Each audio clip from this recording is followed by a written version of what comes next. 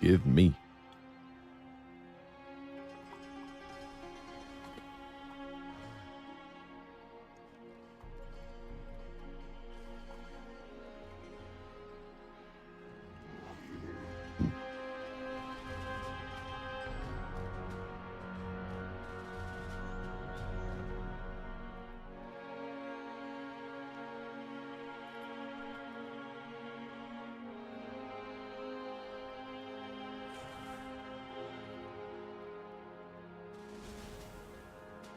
Couldn't you warband that gold now too?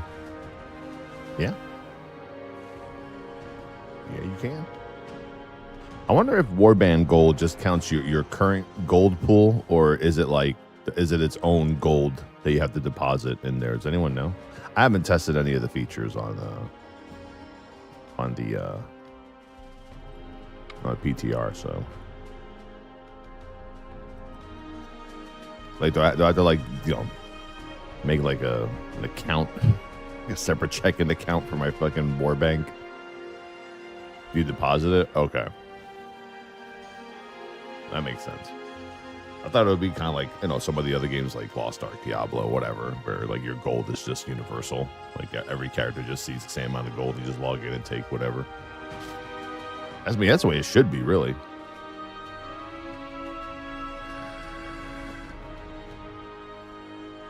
No, you can't. You can only download the game of Tarisland. You can't play it until tomorrow. Tomorrow, 8 in the morning for me. I think 8 in the morning for me, it's like 6 a.m. or 5 a.m. for like EU, and then I think like Asia starts at like midnight tonight. Up, Cable Guy, thank you for the 10 months. Thank you, Mufia, the Mufia from 1980. What's going on, dude? And then the Twitter number, good.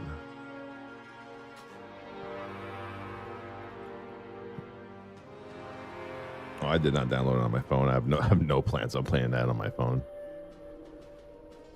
I saw that Max's announcement went pretty well. Oh man, I told you, bro. His crowd is not a Tarisland crowd.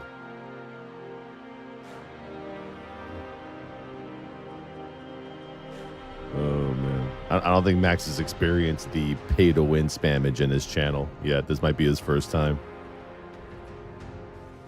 It's like watching an infant get ready to go into war.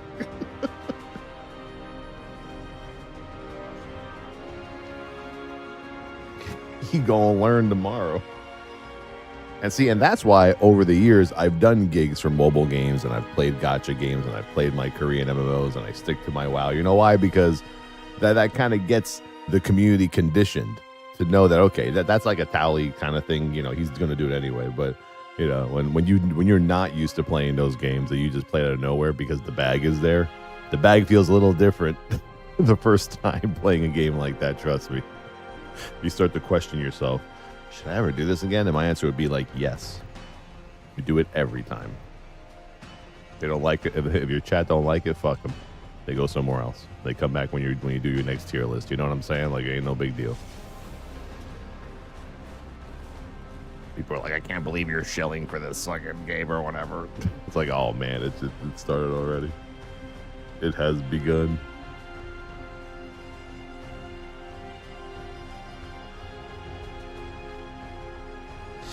Bag has some spikes on it, some big ass spikes.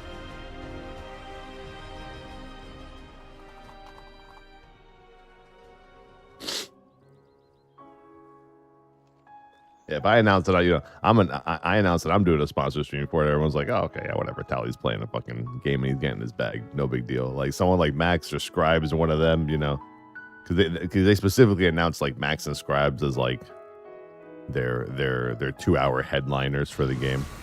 And the people were like, oh, what the fuck are you guys doing playing this shit? Thought you were true MMO players. So one guy's like, Max is down bad. These kids are crazy, man. These kids are crazy, dude.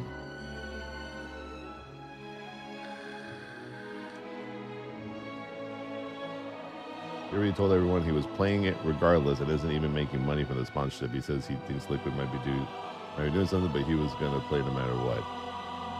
Yeah, I don't believe that at all. I don't believe that one bit. What the fuck? Who said that? He said that? Damn. Out of the goodness of his own heart, huh? That's crazy.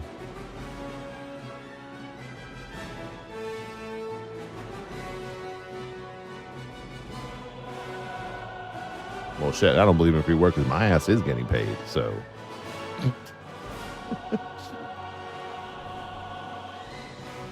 Just like tag target MMORPGs. What's tag target?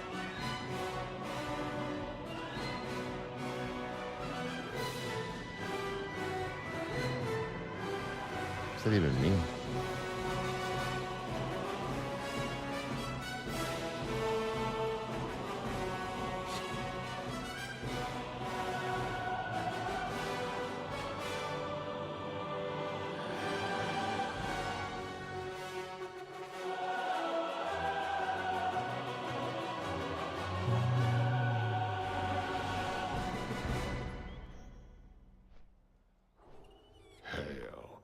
It's about time.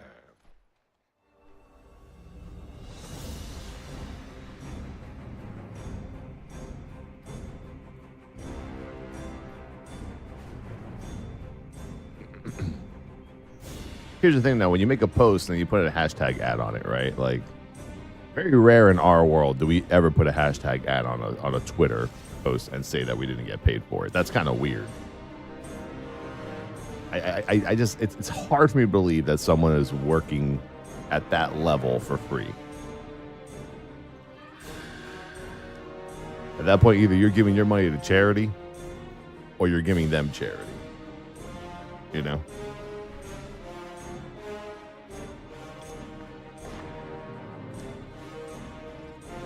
This dude told you he hasn't posted anything. He did, bro. It's on his Twitter.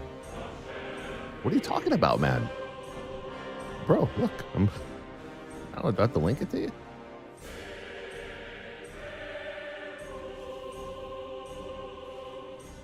It's right there, bro. Look. Am I crazy?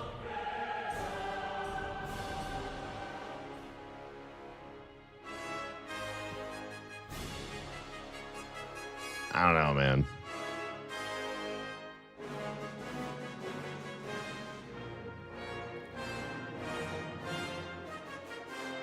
Well, he did, so that's all I'm saying. Okay, bro, it's okay. Brother, we all gotta take that bag, you know? I mean, shit, look, yesterday there was a clip of him saying that he didn't even know that he had a sponsor stream. Right? Am I right or am I wrong? I think I can go through his bot and check. I'm pretty sure he said yesterday he found out yesterday that he had a sponsor stream. Same with me. I didn't find out until like 2 days ago. Obviously, I was going to play it because I already played it. Vengeance Demon Hunter stonks dropping fast. Nah. Dude, they're still great, dude. Dude, they're still like giga damage, giga control. Look, man, when your own Vengeance Demon Hunters out in the community are saying we're too powerful, that always means you're too powerful. Like, very rarely do you see like a DPS say, we're out of control. You got to fix us because you're going to nerf us to the ground anyway. Might as well do it now. You rarely see that. A lot of players, DPS players, don't like that shit because it's hard to tell with all the DPS specs who's like really one, who's really two. With tanks, there's only 6 of us. You could tell easily out of the 6 tanks which ones are out of control and which ones are not. That's why tanks have been pretty good over the last couple of whatchamacallit years in terms of balance. Sure, there's a meta, but I mean overall, we're not that far apart. You look at the number. I think a couple of tiers, druids were down bad. Warriors were down bad. They kind of fixed that a little bit now. They're not down as bad, but you know, like I said, monkey see, monkey do era of wow, that's what we got to deal with now, you know.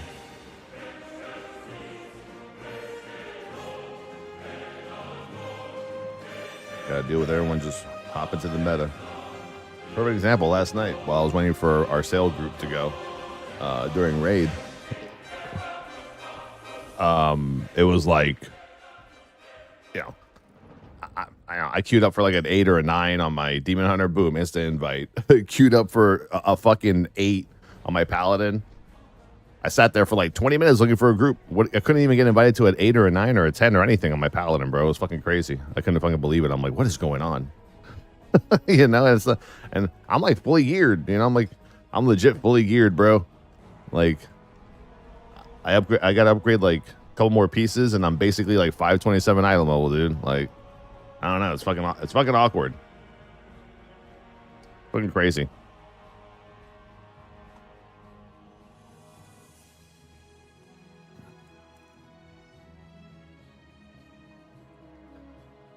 Wait, what do you mean Vengeance Demon Hunter nerfs yet again? What do you mean again? Yeah, you got the sigil nerf. Yeah, we talked about it yesterday. That's the right thing to do. 100%. All right, here's that Ian. And is there a video of this interview, or was this interview all done on paper? It must have been one of those like send questions and then they answer everything kind of situation. Not Vengeance, Havoc. Oh, I don't know shit about Havoc, bro. Maybe it's Vengeance's time to shine. You know? Maybe Havoc gets to take a back seat for an expansion. Well, luckily I got a big ass. Nice little pally half jug of water to drink while I do this.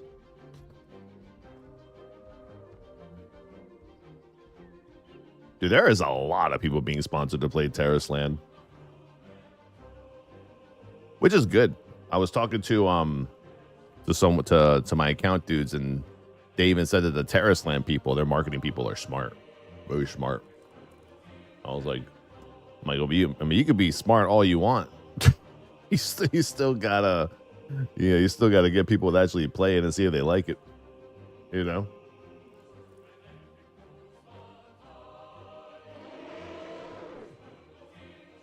These are my two favorite advertisements: Scripes and Max's. Look at these two. Dude, they look like raid leaders, don't they? Like, you look at these guys and be like, yeah, you know, it's like those old ass European football players. You know how every European football player has like that one legend that's still on the team. He looks old as fuck, and everyone else looks like they're like fucking 15 years old. Yeah, who stole from who, bro? That's what it reminds me of. This is what peak performance MMORPG boomer gaming looks like, boys. It looks like me. It looks like that. You know, that's what it looks like. Compare this to like a League of Legends like 18-year-old pose. Like you can tell the fucking difference in the boomerness of these pictures. This is what it looks like when you're like a 65-year-old retired like baseball player and shit or whatever, right? And they go to the signings and shit. You know, but the picture of their signing is them when they were younger. But when you meet them to get the ball autograph, they're like 90 years old. This is what it looks like. It's fucking great. Biddy 17, thank you. Oh man.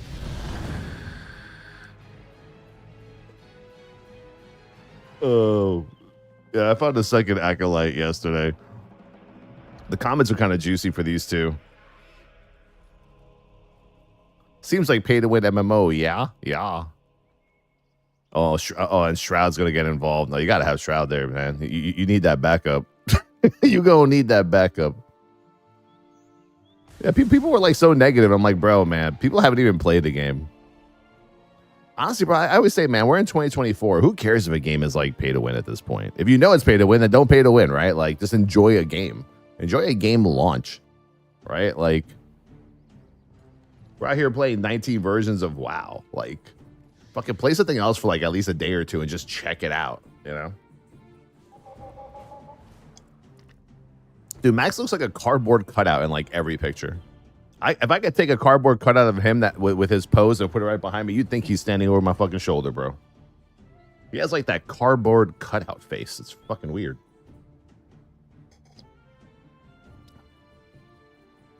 Looks like people care. Yeah. Well, they're gonna care a lot tomorrow.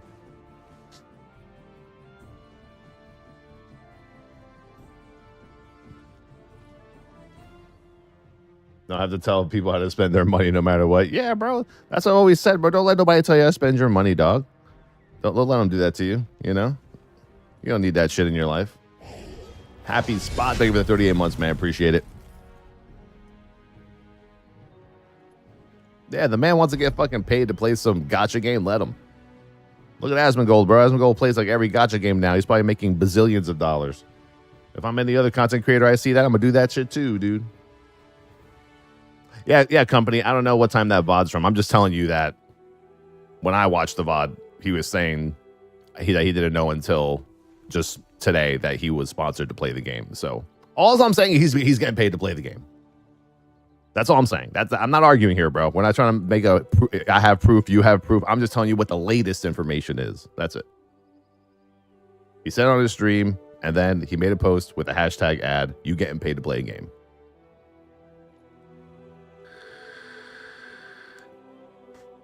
I'm saying we cool, bro. We cool. Are you excited to play the critically acclaimed MMORPG Tarisland tomorrow? I am, dude. I think it's good. Have you seen the Paladins, bro? The Paladins look legit in that game, too. And they feel like regular WoW Paladins. Hold on. Before I start this, you all haven't seen the Paladin gameplay? The only thing I don't like is the level gating. Level gating sucks. Hopefully there's enough for me to do for like 24 hours. It's weird because it's like you have to level and then you have to stop and then you have to wait till tomorrow, like Saturday, to level again for like what, 6 more levels. Then you got to stop. Then you got to wait till Sunday to get 4 more levels. Then 4, then 2, then 4. Right? I mean, I understand like gating leveling so that everyone has a chance to like play and be on the same level, but it's like the game is really not that competitive, bro. Like I guess because maybe the game has leaderboards, they don't want people to just be rushing to like the leaderboard shit like immediately. But yeah, man, I'm like, bro, like I think of maybe 3 classes that I want to play. That's about it.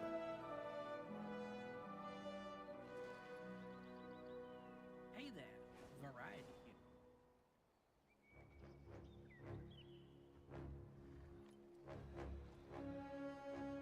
Let's see, this person is playing a paladin right here. Is this person like pressing like? I actually tried the DPS. I remember we did play DPS. DPS was kind of cool because they had a big hammer. It's weird because this game, you could say, okay, this game looks obviously like a mobile game. You could tell from the nameplates and the fonts of the numbers, right? Like, but it does have like obviously an MMO element to it, right? Like there's a Trinity system. They have raid frames. They have an in-game DBM up here for damage meters and healing meters. Like every encounter has like a DBM. Like it has its own in-game DBM. So like you know what you have to do. Yeah, but then you see like the mobile aspect of it, like up here, like the fucking text like floating across your screen, the people in your chat. It's like a combination of like both, you know.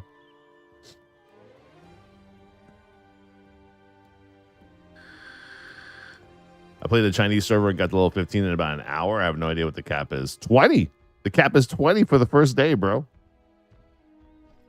Yeah, you can hide the thing. We had to do that when I played it.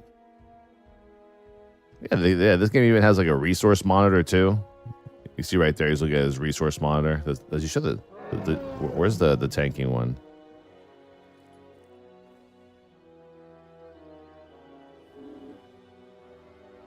Yeah, I'm in it for the fucking tanking and the skins, bro. Crazy part is you can macro your entire rotation to one button. I'm gonna try that too. I'm gonna try to see if I can macro my entire rotation into one button. Pretty sure you can. Absolutely, you can.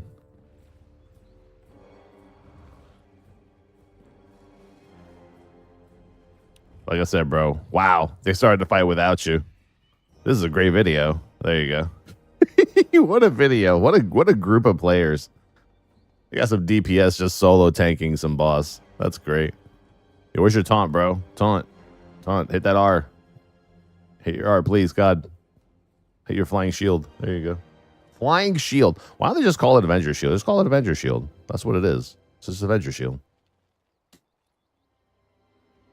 Well, like I said, I'm going to try to put together a one button macro. I'm going to have 2 buttons, one for single target, one for AoE, and then a taunt, and then my CDs.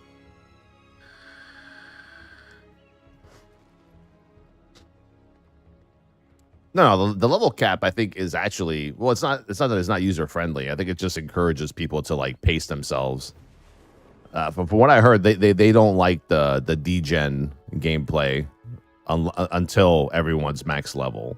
Like they don't like, you know, like 2 groups of guilds that are super powerful getting all the content done in like one day. I think because the leveling is so easy in this game that you could get to like level 40, which is the max level, in like literally like a couple of hours. That's what I'm saying, man. Like I wanted to do an entire weekend of playing Tarisland, but I really can't because if I only want to play a paladin, like, and I only could get to level 20, then what else am I gonna fucking do? You know, like, I don't know. It's weird.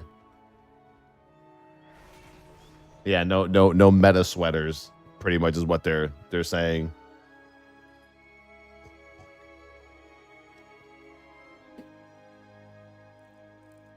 You see how it has like an in-game DBM, worker bees have appeared, do this, do that. It puts up the nameplates for like all of the enemies on the map. It's kind of cool. Like if this game had like non-mobile graphics or non-mobile feel to it, I think it'd be fucking super solid. But like I said, it takes a lot of money to make an MMO that's not gacha at all, you know? That's why I don't blame companies for making their Eastern games like this. It's just easy money, but but this one actually has good gameplay, which is like the crazy part. And if you've watched all the recent videos about like the pay to win shit, is it? Yeah, sure. Right? Like it's 100%. You can make it that way. You can't go into the store like before and just buy gear, which is ridiculous. But now you can, like, you know, you can buy the crystals. Crystals can sell as gold. You take the gold. You can go to the auction house and buy all the shit you need. Like WoW, right? Like in WoW, we do the same thing. You know, when a raid tier starts, I'll buy like $200 worth of tokens. I'll get myself 5 million gold. I'll get myself a BOE. You know, it's like that pretty much. Yeah, the actual store itself doesn't have like pay to win, but because the crystal exists and you can convert it to currency that could be used in the auction house, then you can buy yourself like, you know, gems and random, you know, I forgot what they call their enchants in this game. They call it something, ornaments, I don't know, something like that. Don't compare WoW to pay to win. No, I'm just telling you, it's the same concept. It is the same concept. I'm not saying WoW is pay to win. I'm saying the concept is the same. You're going into their store, you're buying a currency, you're taking that currency, and you're making gold out of it, right? You're selling the token for gold. You get the gold in the mail. You take the gold. You buy your shit. I'm just saying. Yeah, I mean, I don't consider WoW pay to win, but, you know, the only thing you're really winning are, you know, boosts from top guilds and BOEs that only come in groups of like 3 every raid tier.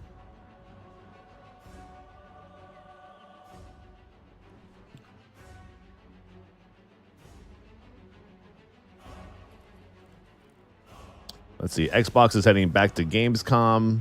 Oh, Xbox at Gamescom is going to be covering War Within, Diablo Immortal, a bunch of games. How big is this game going to be? Tarisland? Not that big. It'll be a good, like, 1 week, 2 week game for a lot of people. You know? I'm just trying to give you all realistic expectations. I mean, don't expect this to be some kind of game that's going to like launch and then it's going to be like the best game for like 2 months that everyone's going to play. I mean, it's free to play.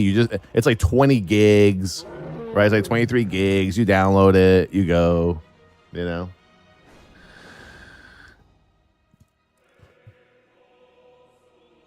Oh, where is are the servers even up?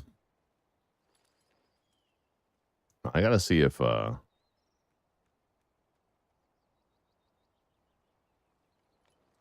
think just the cinematic is up.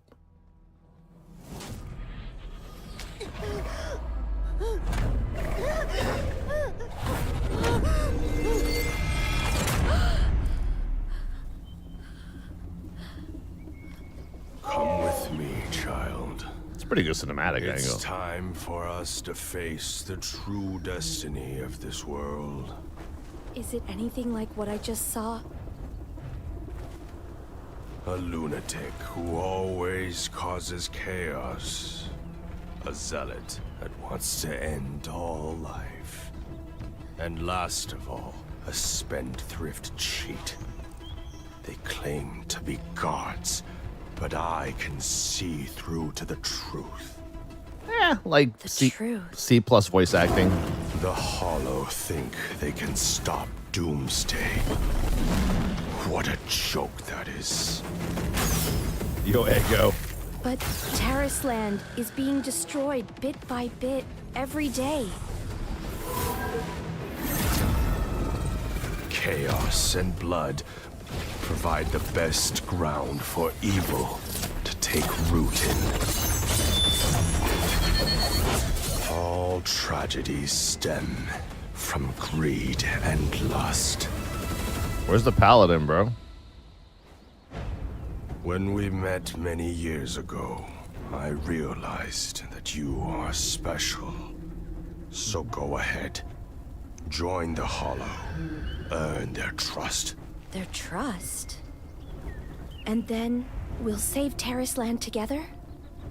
The world doesn't need salvation. What it needs is a true god.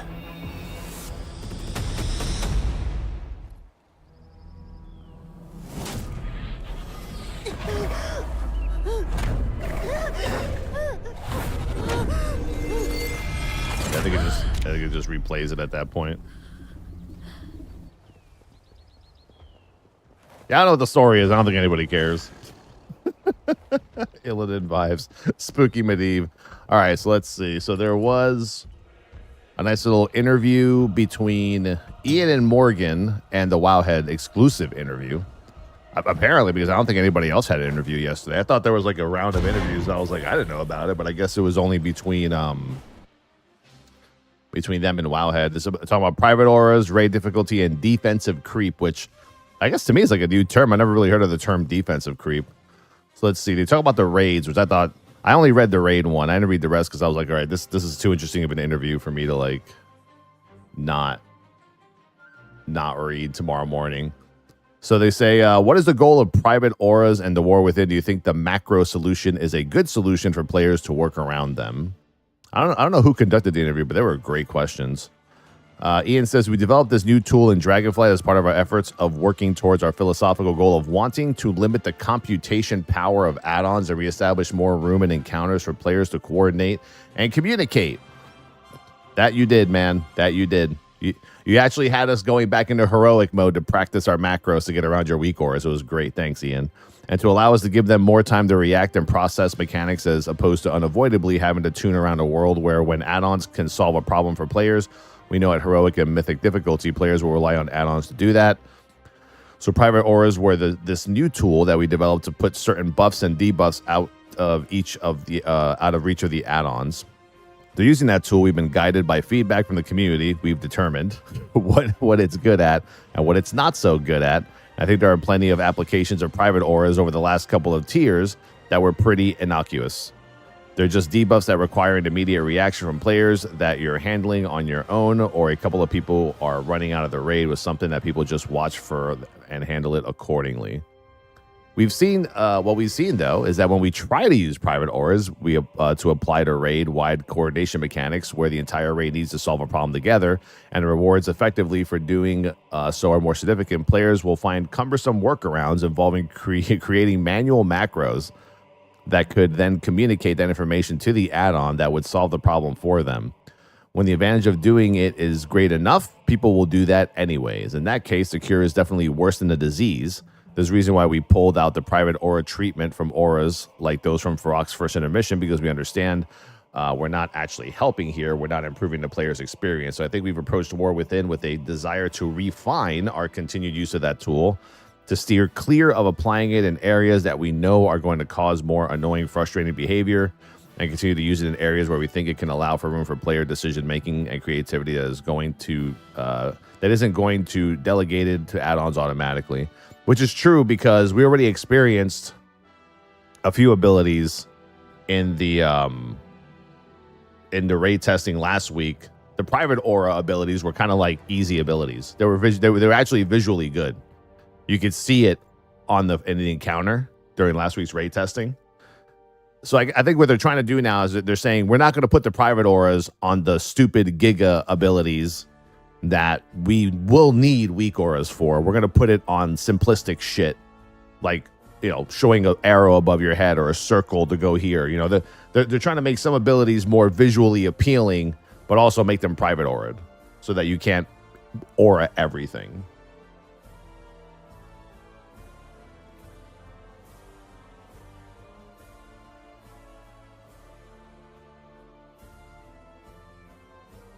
I'm playing a 1 macro ranger, right? Domingo, bro. The pay to win term is just banned from the channel, bro. Everyone gets banned for saying pay to win. Just leave it alone. No one's arguing with you, bro. We're not arguing with you.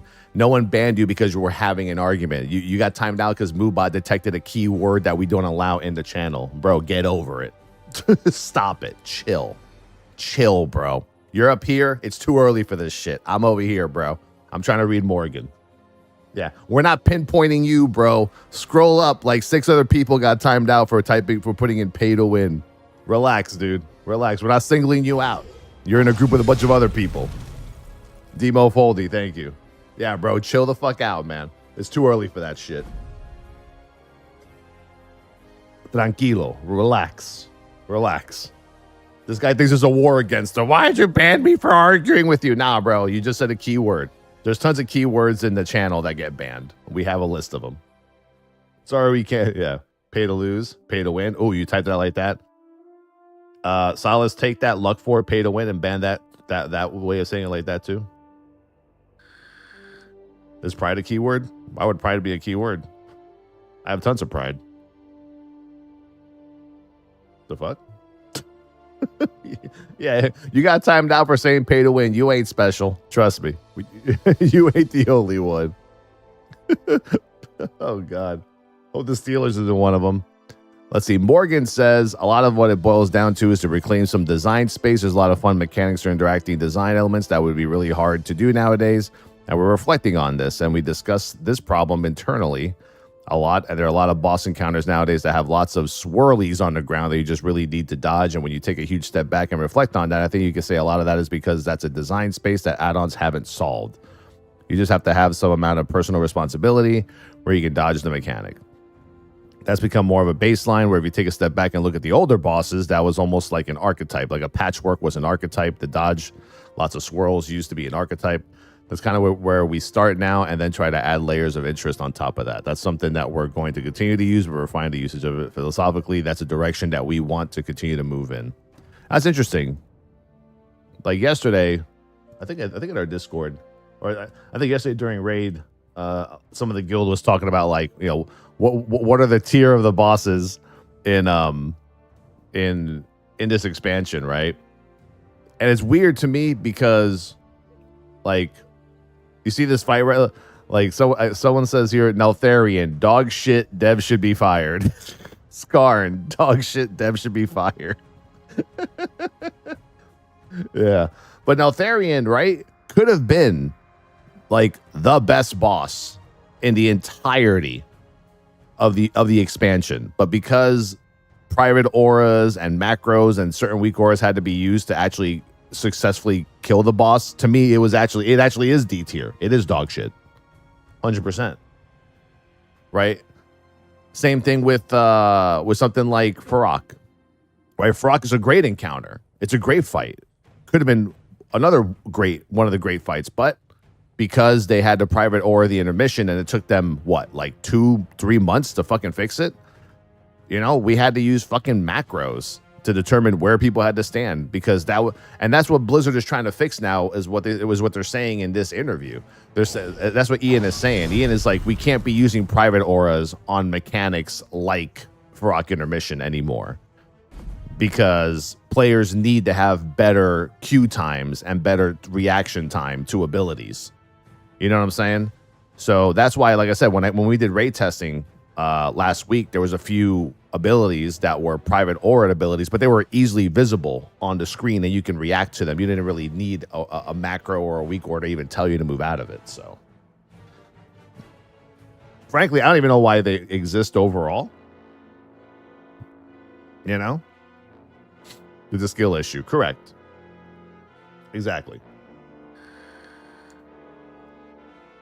But yeah, I mean, you saw one of the fights, right? The fight with the Void chick with the with the whole with like the Farok lines, right? Like that looked to me like a Final Fantasy 14 boss.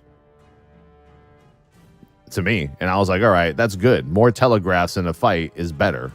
You know, if you remember Wildstar, rest in peace. Wildstar had great raid encounters, and all of them were easily, doable because, the telegraphs on the ground would tell you what to do. Everything would tell you where to go.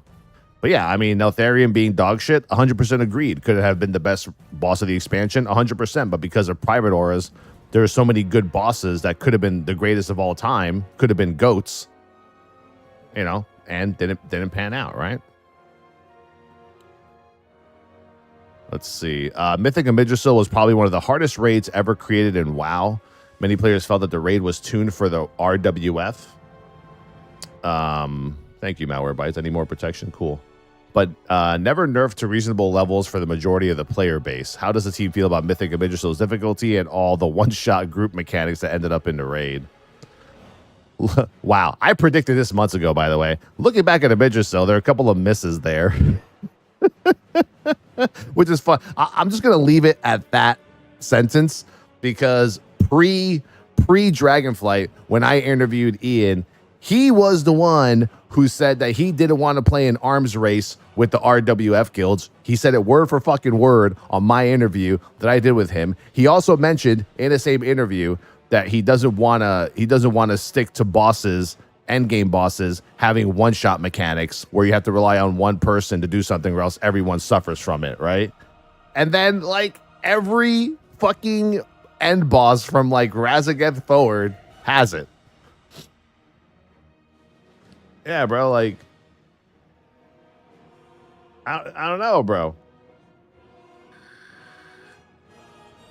I don't know.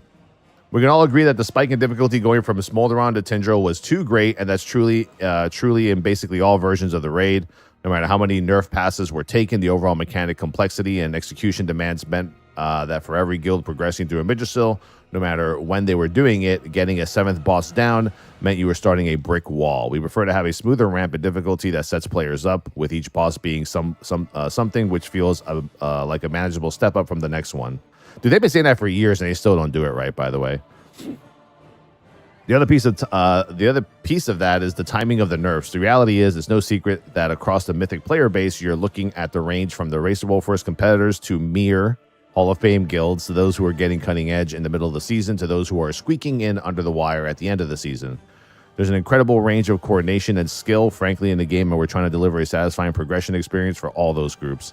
Some amount of nerfing is going to be required to achieve that, and that's something that the WoW team has done with our raids for as long as WoW has existed. You can go back to Black Temple and Illidan, more accessible 17 years ago, but we probably could have been more aggressive with a couple of them and dropped them a bit sooner. The thing we do need to be mindful of when we do that is we always want to make sure that we're not undermining guilds' progression experience that are already partway through the fight. We actually were urged by a number of Hall of Fame level guilds going into the end of last year not to take too heavy a nerf bat to those last couple of encounters because they were enjoying the challenge. They just wanted to make it a bit more consistent, but they didn't want something that was suddenly going to undermine all the effort that they've put in getting as far as they did. So all those factors that we take away from Midrisil and we apply it to all of our raids going forward. By the way, I don't know what feedback he's talking about, because I think the only fight that they're talking about with this, with nerfing bosses while people are in Prague, was probably Halundris. Halundris is the only boss I can remember that, a ton of guilds, including ours, we're doing it pre-nerf. Obviously, there was like the Racer Wolf first nerf. Then there was like the fight.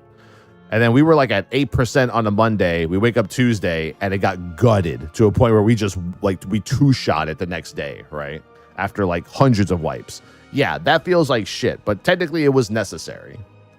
I don't think Blizzard can look and say, okay, there's 30 guilds on one fight and they're all at like 10 and 12%, you know, let them go for a week or two more and let the rest of the Mythic pool suffer as well, right?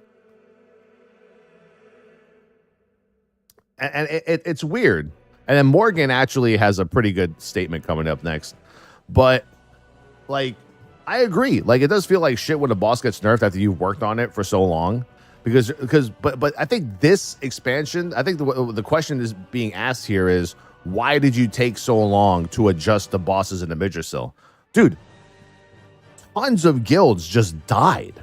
This raid tier and probably the end of Aberrus has killed more Mythic raiding guilds than I can remember. Probably the most guilds I've seen like fucking disband since probably Sargeras Avatar, you know, back in Legion. The problem isn't that, you know, how they're handling what the nerfs are. The problem is that they just sat there and waited way too long, because even the Hall of Fame took way longer. Cutting Edge for most guilds took way longer. 2 to 3 day raiding guilds weren't even close to their normal progression in the Midrisil, and most of them just quit. Most 2 to 3 day raiding guilds just said, "Fuck it, we're just going to wait till the big nerfs come in, and then everyone just come back and log in, and we'll kill it," because it's just too much. So either they have to do a better, because they've been saying that for years, right? Ian's been saying it for years. Yeah, we want every boss to feel like a smaller, smooth up, ramp up in ability from the previous one. But then you have raids like a Midrisil where they just don't follow what they say. And that's the biggest problem, I think, with the WoW team when it comes to raiding, is that they say something at the beginning of the expansion and then they just don't follow through with it. They don't follow through with what they want to do. They never do. Right? And I'm not saying that they're catering to the Racer Wolf first competitors. I mean, in a way, they kind of have to. That's their biggest draw, right? When it, from an event standpoint, the Racer Wolf first is the biggest draw of every 5 to 6 months. Other than that, no one cares about, like events for WoW. Like Racer Wolf first is hundreds and thousands of viewers and people watching all the guilds going for the last boss, and Blizzard needs to make sure that these guilds can put on a good show. And I think sometimes that vision of them having that mentality causes some of these bosses to be a little bit over the top, so that they can kind of puppeteer, as I say, and make sure that they dictate how long the race is going to last. And then the rest of the guilds suffer for it, right? Because then they don't make the proper adjustments for the actual guilds that can only do 2 to 3 nights a week, not 7 days, 24/7, 16 hours, whatever a day.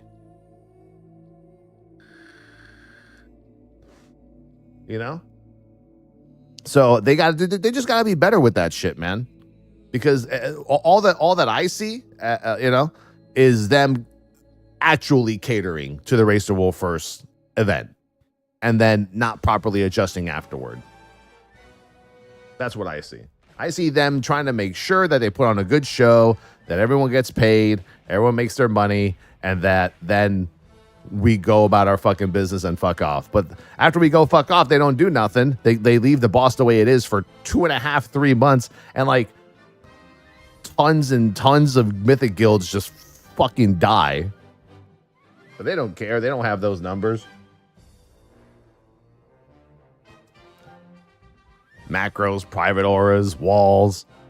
Let's see. Morgan Day says, ultimately with Tindril, it kind of reminds me of Tomb of Sargeras, where Fallen Avatar almost felt like an end boss in itself. I think there were probably some of those really big swings that we took later on.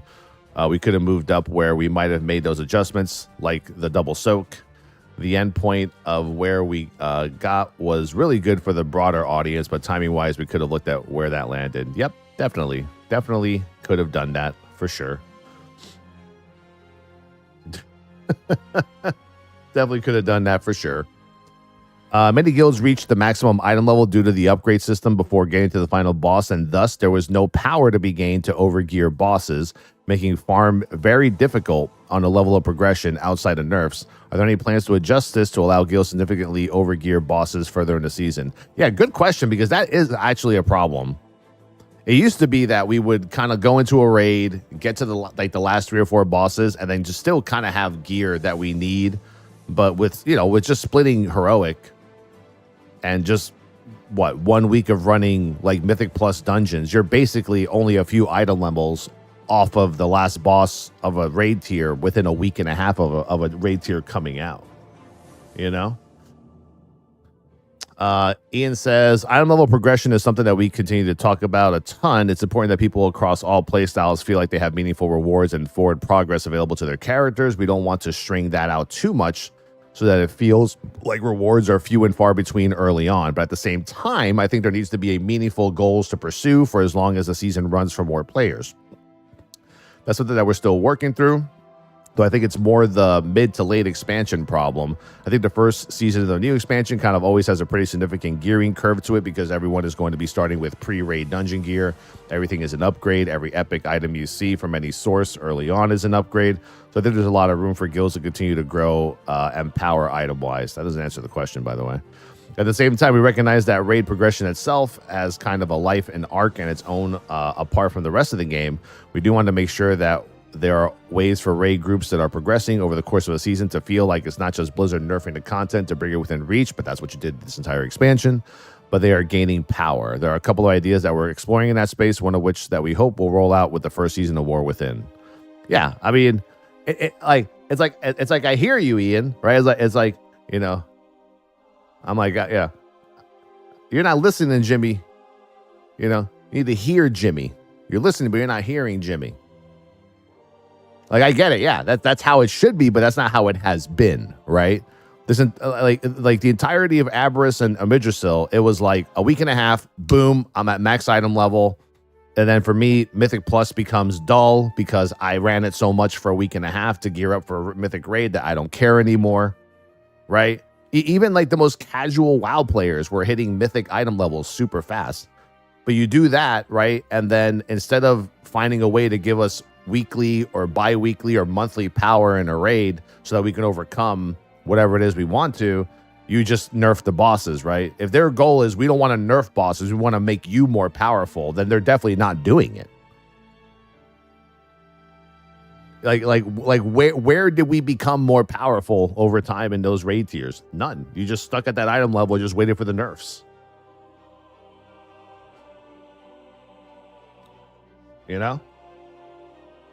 Morgan says that was a really fantastic forum post a few months back where a pretty prolific Mythic guild, their guild leader made this really great forum post, and we ended up talking about the post in length, but a major part being the feeling of progression. And Ian mentioned ultimately we want items to be the thing that is nerfing the raid over time. Oh, was that that Nascent, the post by the GM of Nascent? I think we went over that post. That was a good one. It was a good post. But as we discussed, especially when it comes to Mythic raids, there's just multiple audiences. I think I could argue there's probably 3 different audiences that are experiencing the Mythic raid at different times. And when they get to different bosses, can depend on what the tuning for them to have a greater experience should look like. Ian alluded to it, but I'll take a little bit more. I'll talk a little more about it. We're discussing introducing a system that has similar vibes to the Reorigination Array back in Old Deer, the first raid tier of BFA, except we'll be leveraging the quest system. It'll buff players over time. Right now, we're looking at the buff capping at about 20% increased player power while you're within that raid, and that will also apply to your warband. Ooh, that'll be cool. That'll be something that if you come in later on, with your alts, you can have that extra power across everyone on your account for that content, so that raid. Depending on how that's received and how well that achieves our goals, we'll look to expand the system to try to tie it more closely with our itemization system. There's a lot of ways we could expand this that itemization, but we wanted to try to do something for War Within. No, they're talking about the Reorigination Array in Old Deer. Remember? Like, I forgot how that... I thought they were supposed to do that. I think pre-DF, I swear to God, there was an interview. I don't think it was mine. It was somebody else's where I think even Morgan said that they wanted to like buff the raids with like a reorigination array style. I think the reorigination array was like a weekly quest or something, right? Or it was like a buff in the raid, and like every week in the raid, like your stats went up by a certain percentage or some shit. Something like that. Might have been a Azurite power item. But dude, having that fucking buff being your warband for everybody, yo, that's crazy. Yeah, defeat one or more powerful foes within Old Deer to fully activate reorigination array. Critical strike increased by 109, haste by 109, verse all the secondary stats. Defeat 3 more powerful foes within Old Deer to increase the effectiveness of reorigination array. TLDR, Azurite armor from Old Deer has a zone trait that is selected enables the reorigination array inside Old Deer. Doesn't scale with item level, so a raid finder and mythic piece have the same benefit as far as this bonus. Buff is a permanent increase to your highest stat while inside Old Deer. Buff is dynamic, meaning temporary effects change which stat is selected. Every week there's a hidden quest to kill 3 bosses in Old Deer that increases the effect of the array up to 10 times. Yeah, I remember that. Yeah, so they're probably thinking about doing the same thing. So for that first Narubar raid or whatever, it'll probably be the same thing. There'll be a quest, kill the first 3 spider bosses, and your stats go up by this amount. And then every week it'll just keep going up and up and up, and then it'll hit a cap eventually. But yeah, I mean, if Ian's gonna keep saying expansion after expansion, that giving us these broken promises, then at some point we just got to go back to the old school way of doing things in a raid. And the way you buff the community is by just giving them more stats, like they buffed ICC, like they buffed certain, with the percentages and shit. Because without borrowed power, like we've had in Legion and BFA and most of Shadowlands, there is no item level power increase that you can get past a certain amount if they decide to tune the bosses in a certain way. Right?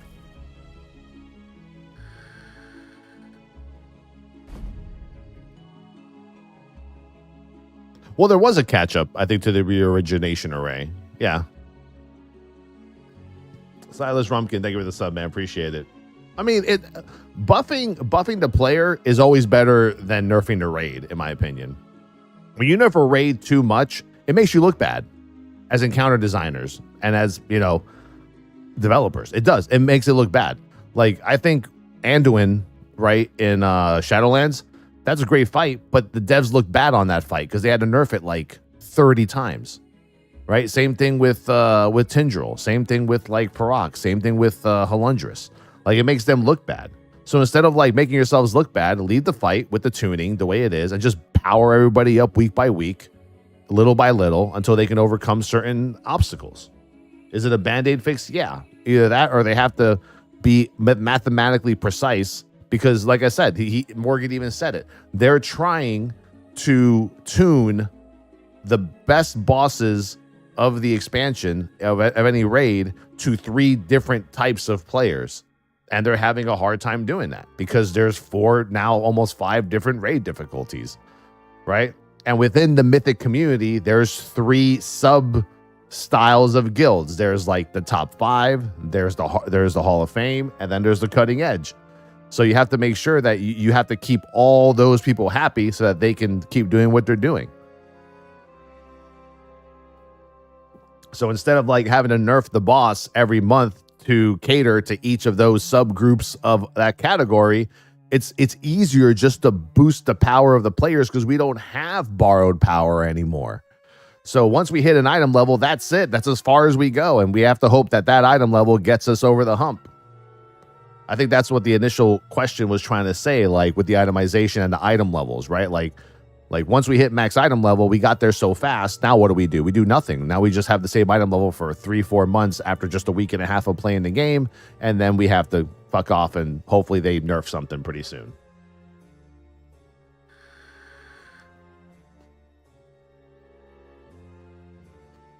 and you get bored. Yeah. Like, dude, I literally, like I said, Dragonflight, one of the best expansions ever for casual players. But for me, it was the fastest I've ever geared. Ever. Crazy. All right, now I got Mythic Plus questions. Affixes have continued to be a controversial topic. At this point, it seems that the closer that we get to an affix that does nothing, the happier people are. Do you still think that affixes are needed to change week-to-week combat? If so, what changes would you feel like affixes need to make in order to be more fun for players? Oh, this is probably going to be a long-ass fucking response. And thank you, Do Rebellious. Appreciate the 15 months. Ian says this has obviously been a huge topic in the community in recent weeks. It's been a huge topic within the team in recent weeks. We're far from done when it comes to the current state of beta. We're looking to roll out a couple of more pretty significant swings in how we approach affixes in the Mythic Plus system. As testing continues in the coming weeks, I don't want to get ahead of spoiling what all those will be, but stay tuned for some forum and blog posts in the next couple of beta builds. So probably not this one. I'm assuming they're gonna do a fucking seasonal test where they're not gonna use Tyrannical and Fortified. That's what I think they're gonna do. Maybe, I don't know. Part of what we've been talking about is the increasing divergence in the approach that the Mythic Plus audience takes to the content. We look at affixes like bolstering and raging, and for the average Mythic Plus player, to the extent that there is such a thing is the person who is just running Mythic Plus for loot, for filling out their vault row, and just to have fun running dungeons with friends. If you're running a Mythic 8 or whatever, we're seeing consistent participation and success rates week over week. For that audience, affixes continue to serve a valuable purpose in varying that experience week over week, slightly changing the puzzle that the group needs to solve. We've heard feedback from the community that asks, if there's just there to add difficulty, why are they needed? We have health and damage increases to add difficulty, and we agree the primary purpose of purposes is not to add difficulty, it's to add variety. Which I agree. Like I said, just get rid of Tyrannical and Fortified for a season. You got rid of seasonal affixes for a season because no one liked it. Well, the reason to be fair, the reason they're seeing so much success rate in 8s is because 8s is a fucking joke. You don't even have the second affix at an 8 nowadays, right? Like, don't forget, in the War Within, you need to do what is it, a 9, right? You got to do a 9 at the start of the season, which is the hardest season to do out of any expansion to actually get your mythic crests. They changed it. It used to be 6, right? You can run any 6+ keys now and get mythic crests. Now you got to run a 9. That's gonna be. I think that's like the most horrible change they've done. Honestly, I think that's gonna be terrible. Yeah, 9 has 2 affixes, yeah, instead of 10. Now, for people who are playing Mythic Plus at the highest end of the system, people who have long since gotten Keystone Hero and all their teleports and are pushing potentially for the season titles or to improve their personal best, and the only thing that they're playing for in the system is raising that bar, is raising that personal best. And so, at the cutting edge of the limits of any system, when you have variation from week to week, there will be some outcomes that are more favorable than others. For groups that are pushing their limits, if they realize that they are able to achieve a new best on a push week, like bursting or whatever, and the next week's cycle, and even though they could complete dungeons, they know they could not beat their absolute best time this week. It makes the whole week feel dead, and it feels dead because of the affix. And who is responsible for that affix? Blizzard, the World of Warcraft team. Yay!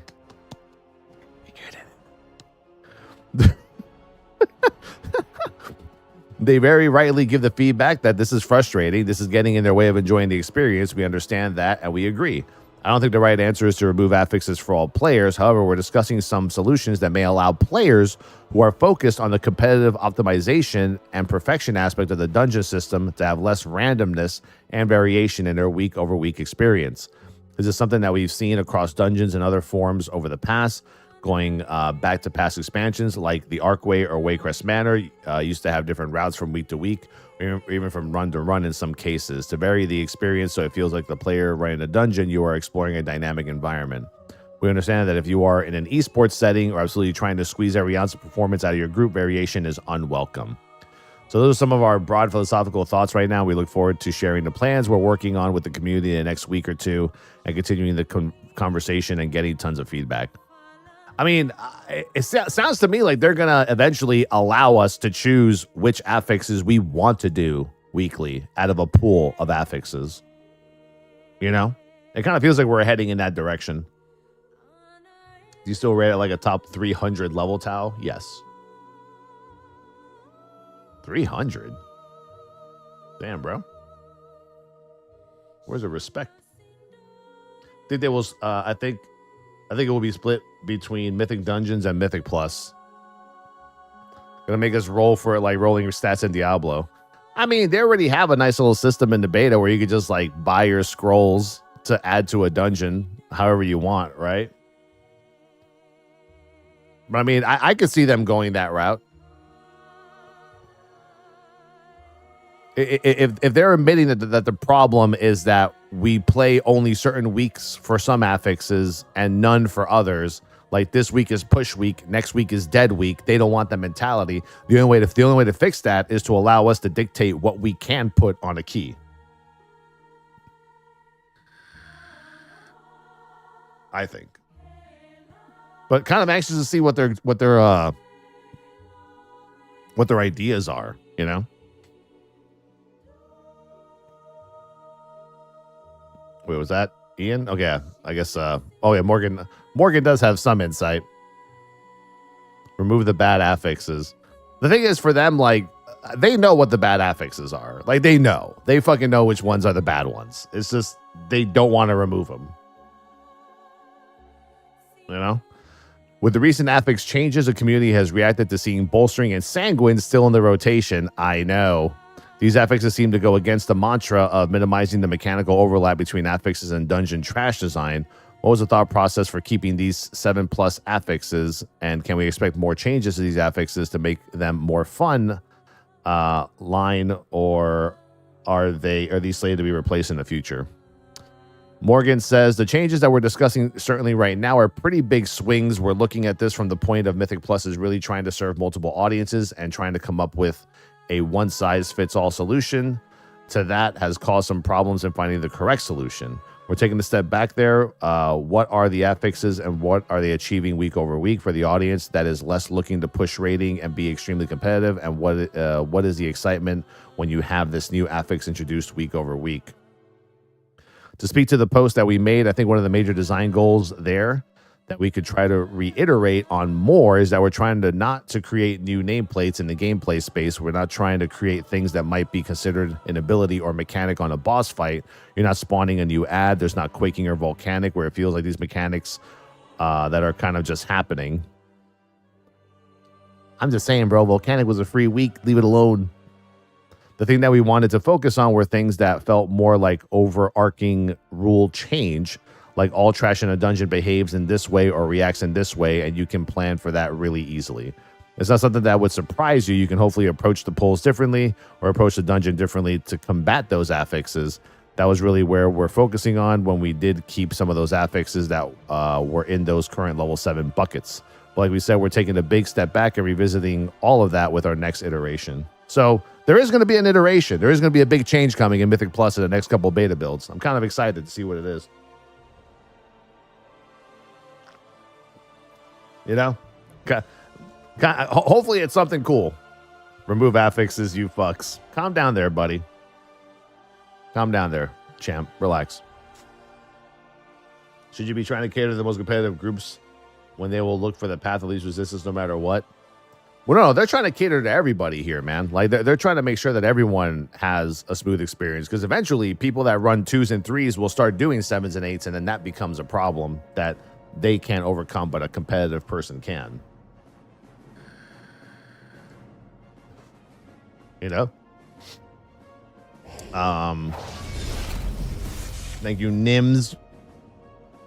Ian says, again, looking at the data that is informing our decisions, there are meaningful differences in how people experience the content based on the level that they are running it at. An affix like storming, that was considered a free affix by very high-end players, had a noticeable impact on these success rates in the lower ranges. Something like bursting, that again is considered far easier than bolstering or raging in terms of pushing keys at a higher end, has a heavier impact on key success rates than bolstering or raging at the lower end, because the strategies that are being used are different. And so I think for players at the high end, a lot of what is fun about the system, at least we understand it, is pushing their limits and employing really aggressive strategies to try to fight as many things at the same time and move through the dungeon as quickly as they can. And affixes that maybe feel more punitive to the particular strategies that are the most effective at that high level end up being the most frustrating ones. But players who are playing at a different level, at a different meta, using different approaches to the dungeon are having a totally different experience. And so that's a lot of what we're trying to navigate as we think through how to evolve Mythic Plus going forward. I don't know, man. I'm pretty sure, I think at all levels of play, people don't like bolstering and sanguine. Now, maybe it's just me. I don't fucking know. Like, I feel like if this is, I don't think this problem is like a high-end, low-end, high-key, low-key thing. To be fair, like, casuals who run lower keys just don't like affixes, period. Right? Like, like the high-end meta players, obviously they won't like some certain affix weeks, but they'll figure out how to overcome it and then min-max it, meta slave it. Yeah, I think just the lower end players just don't like affixes at all. Period. Like, that's it.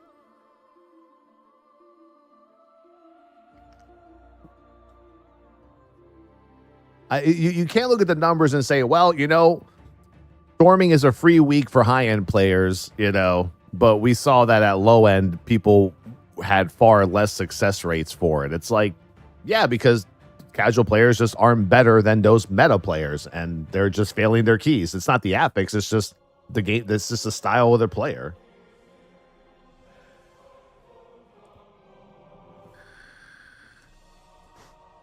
You look at something like Spiteful, right? Spiteful is like one of the worst affixes ever created, right? All it does is it just makes dungeons last longer for no fucking reason, right? And it's easy to counter at a high end, but at a low end, you know, keys take like 4 or 5 minutes longer because people stay and they DPS the ads down. Like, I don't know. Yeah, success rate and fun are two different things. But yeah, the main issue is lower end players just don't want affixes, period. And I don't know how they're going to fix that, you know? I'm telling you, I think we're moving closer to just tyrannical and bolster and fortified being gone for at least a season to try it out. I've seen a lot of, like, even, you know, high-end Mythic Plus players on Twitter yesterday saying, dude, just give us one season without tyrannical and fortified, and leave your affixes the way they are, and then we'll see how that goes. You know? Yeah, they got an uphill battle, bro. In Dragonflight, stops, disorient stuns have been used to cancel almost all casts in Mythic Plus dungeons. This has put a significant imbalance on classes with and without AoE stops and players who can use and don't use them, with the damage intake between a group who uses stops and groups who don't is massive. How do you feel about this? And are there any changes for these in the War Within? Dude, these are some great fucking questions, aren't they? That Wildhead asked them? Jesus, fuck. There's some great ass questions. Like, good Lord. Ian says, this is also something we've been talking about a bunch. The role and importance of stops in Mythic Plus is something that has kind of grown organically over the last couple of expansions. The ability to stop casts from completing is something that has always been part of WoW, but generally an enemy that was knocked back or whatever would instantly begin to cast again. You had to use a kick or counterspell to truly put it on cooldown, so those were more limited in value in the past. The team had started designing specific abilities in dungeons to go on cooldown when the spell cast began, no matter what. So if you stopped the cast in any manner, whether it was death gripping or mob CCing it, it would go on cooldown just as if it had been interrupted. That is still appropriate in some circumstances, but the increasing proliferation in dungeons is what kind of created this incredibly powerful utility that has been seen to dictate perceived optimal comps in the last couple of years. So we've been designing War Within dungeons to move back closer to how things used to be in that regard, still doing it where it's appropriate, but not defaulting to have all abilities go on cooldown when the cast starts. These tools should still be tremendously powerful, tool for disrupting, for managing, for relocating enemies in a dungeon, but they shouldn't be the answer to nearly every problem that you're presented in a way that reduces viable comp diversity. I see where this is going. Morgan says it also just creates a disparity between how the game works and how Mythic Plus and Dungeons worked. In some cases, spells only have a cooldown when they're kicked or when they complete their cast. That's my expectation as a player. That's how my character works. As Ian mentioned, taking a step back and essentially reevaluating, not treating that as a different experience from how the rest of the game works, also provide an opportunity for us to look at this and evaluate other things. We don't want to just make this change in a vacuum. We wanted to look at the, all right, these spells that are considered must stop, what's their cast time? What's their recast time? Let's make these changes and look at how dangerous these spells are with more intentionality. Because it's very, very easy to just have them recasting or have quick cast times when there's interrupts that are being thrown around more commonly.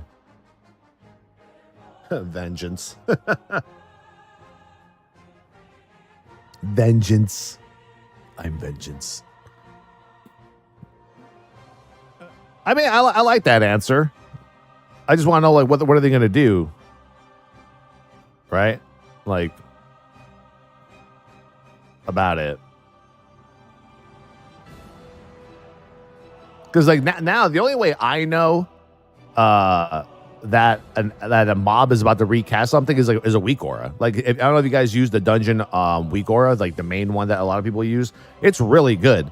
It if you're a tank, you can use the auto marker weak aura, so you auto mark the ads, and then once you auto mark the ads, there's a little I have a little box in the top left corner that after a mob casts an ability, it'll tell me what the cooldown of that ability is, so that I know when it's going to go off again, so I can interrupt it again, right?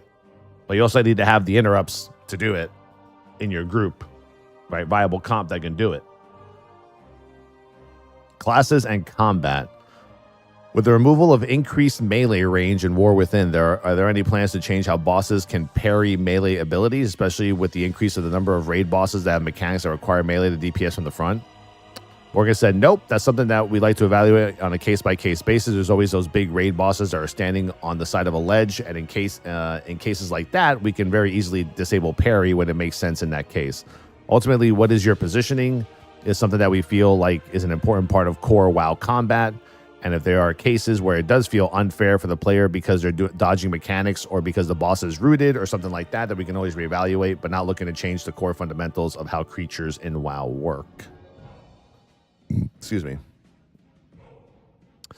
Raid buffs incentivizes class diversity and a feeling of being more powerful when you are in a group. We've seen more classes get raid buffs in Dragonflight, with Paladin getting a second and Hunter's Mark, leaving just DK and Shaman. Is there a reason that these classes don't bring anything specific buff to the raid?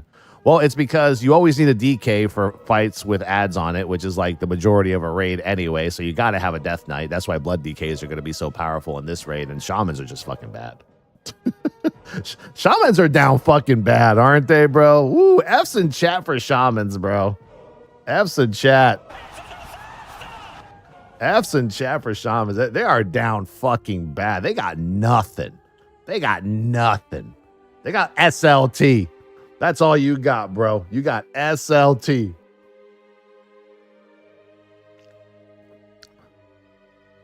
You know? Oh, my Lord. Shamans are true masochists, right? Ian says, ultimately, our goal is broad spec representation and class representation across the different roles. I think we're hesitant to add still more raid buffs that might risk feeling redundant and yet another thing to manage, or that might too heavily force less choice in composition forming. Ideally, though, if you're a pug leader, if you're putting a raid or mythic raid group, you should want one of every class, and then once you have that covered, you should go look at who's available and how you want to fill out the rest of your roster based on your people and the content that you're facing. That's not the case, though, Ian. You know damn right that's not the case. We need to look at diversity and want to make sure that classes like Shaman and Death Knight are bringing tools to the raid that make them valued members of a raid group or valued in the dungeon groups. That's not to completely close the door on a new raid buff ever coming to them, but our hope continues to be to use the other knobs that the team has at its disposal to get them to a place where they feel equally valuable without just needing a raid buff. No, you're not understanding the question, my friend. Every class can bring something to help buff the entire raid. Those two don't bring shit. You know what I'm saying? And the only time you bring a Death Knight nowadays is either when they're cracked out and overpowered, like Unholy was for a few tiers, or you have to have a Blood DK because they have mass grips, and they can they could Death's Advance mechanics that push back and not make the boss fucking move. You know? Like what can you possibly do to a shaman that's going to make you want to bring a resto shaman to a raid over someone else that brings a buff, right? Especially, and let's say if you're running in like flex groups, you know?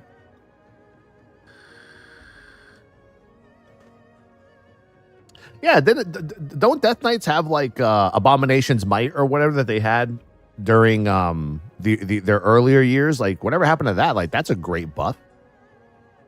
Is that still a thing? That's not a thing, right? Anymore? A-Bomb's Might? Horn of Winter. Well, is it any good? I don't know. Yeah, shamans are down bad, dude. Shamans are down bad. I hope shamans get like a 10-page fucking beta update next week, like the hunters did. I hope they get all that. I hope they get it, man. God bless them. God bless them. God help them. Fuck God bless them. God help them. May Tyrion shine his light upon shamans in the next coming weeks.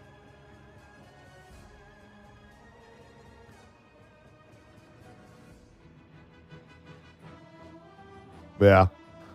Class balance is an important aspect of the game to many players. What do you look for when deciding how to balance classes and when? Morgan says, we touched on this briefly as we were discussing raids and raid adjustments coming. We actually try to create a pretty consistent cadence for when our combat team looks at class balance and sending hotfixes as the season progresses, and we will continue that philosophy going into the War Within. We feel like that was very effective in Dragonflight in terms, in terms of what we do look for. We often talk about, not too dissimilar from what Ian was just talking about, different strengths and weaknesses for classes. We'll often ask the question, if we can have a magic wand, what should this look like? Whether we're looking at a specific raid encounter, what should the damage meter look like? What should the healing meter look like? Who should be winning this, and are they? We'll often come up with these high-level philosophies that really guide our tuning in terms of where should this class be on this? Is this their strength? Should they be winning here? And letting that direct what kind of adjustments we would make. I like the fact that they were actually buffing and nerfing classes like in the middle of like races and in the middle of progression. I like that because before they would just wait until like an entire raid tier is over to buff or nerf. Now they're doing it like as the season goes, which is the way you should do it. I mean, or you could just get it right from the start and not have to change anything. But in every MMORPG, balance is always an issue, so that's always going to be a fucking problem. You know, it's always going to be an issue. Hero talents are one of the premier features of the War Within, with some of the specs having some fairly stunning visuals attached to these new spells and abilities, while others is a bit more subdued. Like the Dark Ranger fucking hunter bullshit. Will we see additional visuals coming to those specs with fewer new animations? Could we see more hero spec integration and visuals and cosmetics in the War Within? Something like tier sets or hero spec weapon transmogs? Oh? That's a hell of a question. That's a super interesting idea. That's I love Morgan. Morgan's always like that. He's like, that's a super interesting idea. We should do that. I'll talk about the first part. Hero talents are an evergreen addition to the World of Warcraft, the same way that we might revisit some existing class spells to bring them up to modern standards. We totally plan to revisit hero talents and add some additional polish in the future War Within patches. So that's definitely something that's on the table. Okay, so we know that's coming, but not at the beginning. We actually want to be really careful. One of our anti-goals, as it were, early on was to not create a multiplicative number of specs. We don't want to end up with 108 specs in the game. So we want to be careful not to do too much there that will make it feel like I am a Herald of the Light Paladin. I'm not a Rep Paladin. It's something we want to be really careful to avoid. So we're adding awesome new visuals is something that is in the cards. How we leverage that new fantasy is something that is really deliberate and careful as we move forward. What a calculated answer that was, dude. Woo-wee. Calculated. All right. We saw some late expansion changes to healers in Dragonflight, and healing has been mentioned as being a problem. What is the design goal of healers in the War Within to further address these issues and or to make healing more fun role in WoW? The answer is to not have healers. 1 tank, 4 DPS, have fun. You know, that's the solution. You know, just take healers out. That's it. You know, healing continues to be a major topic among the combat team and the encounter team. Those are the two sides of the coin here. We've taken the opportunity to do something that we weren't able to do mid-expansion during Dragonflight and rebalance the overall size of health pools that players have relative to incoming damage. Their healing tools, their personal percentage-based heals, and so forth in a way that effectively is nerfing healing. It's always one of the paradoxes of this debate that nerfing healing sounds like a bad thing. It sounds like a thing that should make healers unhappy, but reducing the relative power of healing in this case, as players have done a great job of highlighting, has improved healer gameplay overall because it slows down the pace at which healers are emptying and refilling health bars and allowing for more triage and the decision-making about where your healing is going, as opposed to a world where players can top others off with a single GCD or two. Bro, I'm a prop paladin, and I could top off anyone in a raid faster than the healer can. Just saying. Then the only way to threaten players' lives is by damaging them even faster than that, or creating situations where healers have to react or players have to preemptively use defensive cooldowns in order to survive. That's something we're keeping a very close eye on over the course of raid and dungeon testing on beta. We're also looking at players' self-healing and its proliferation across specs and roles. I think the team is in the process of looking at the leech stat and making adjustments to the throughput it delivers, because that often is just a passive self-healing that people are bringing to an encounter that makes encounter designers have to add unavoidable pulsing damage to offset it. At which point, it's just take a step back and mutually disarm here and let healers be, again, in the spotlight. Wait, so they're adjusting Leech because... Wait, so they're creating AoE abilities on bosses because Leech is too good? Is that what I just heard, or am I crazy? I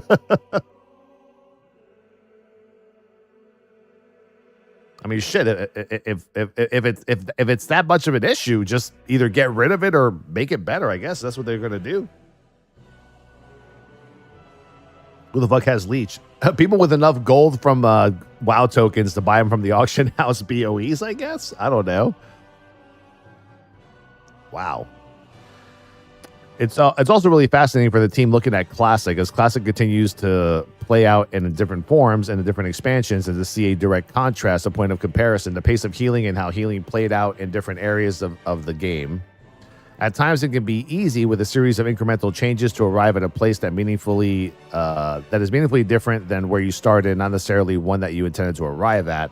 But being able to look back in time and how different systems and sets of tuning values interacted can help form the discussion on how healing should feel today. I don't get how Classic is in this conversation at all. At the end of the day, we want healers to be responsible for the health and well-being of their parties, assuming the tank is keeping things under control, but not overly stressed in doing so. They should feel powerful in their ability to save and correct the mistakes that their group has made, but also that they're not spinning so many plates at a given time that if they make a single mistake or take a breath for a second, something is going to collapse. That's the space we're continuing to navigate. Testing continues, but healing stats and breakdowns are something that the team is looking at every day.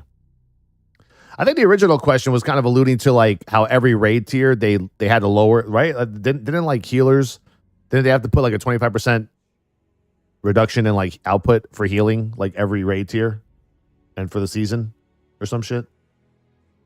I thought that's what the initial question was about, really.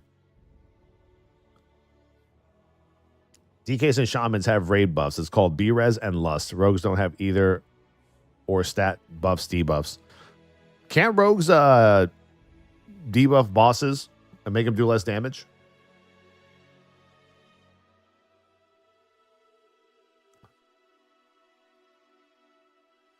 Right. Yeah, don't raids have... Yeah, I thought rogues had a couple of buffs they were given in Dragonflight through the talent system.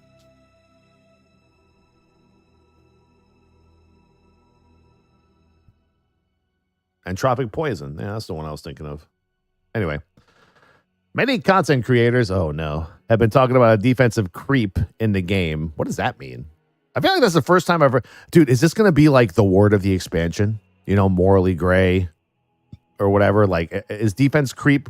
Like, I feel like, I don't know. Like, I know what it means. I just never heard the term defense creep until I saw it in a few posts last night on Twitter. I don't know. Pull the ripcord. I don't know.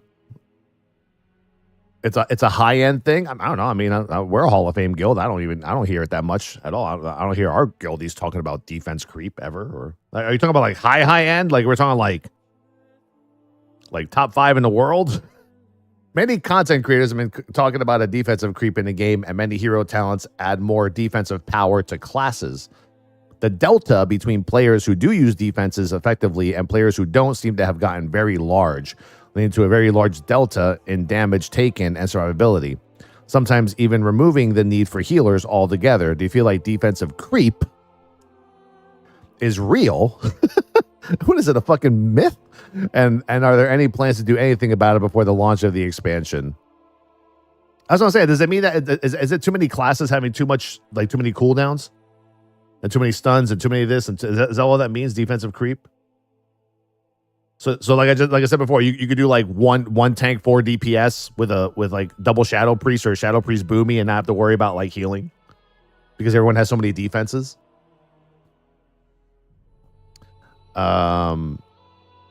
It's definitely real in some forms. I think objectively, Dragonflight and the talent system added the ability to opt into more hybrid utility, more defensive and self-healing tools for DPS specs, and maybe part of hybrid classes in particular. On the one hand, I think there's some cool fantasy there and underscoring the utility options that are available to a class, and the fact that the solution to every problem shouldn't always be damage, even if you're a damage dealer.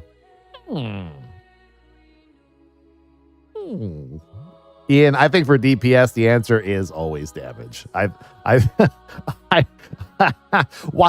do you think every Mythic Plus group and their fucking mother right now wants a Vengeance Demon Hunter as their tank? Because they don't want to spec into their utility. They want to spec more into their damage so they could do more deeps. You know what I'm saying? Like, no. For DPS, the solution is always more DPS.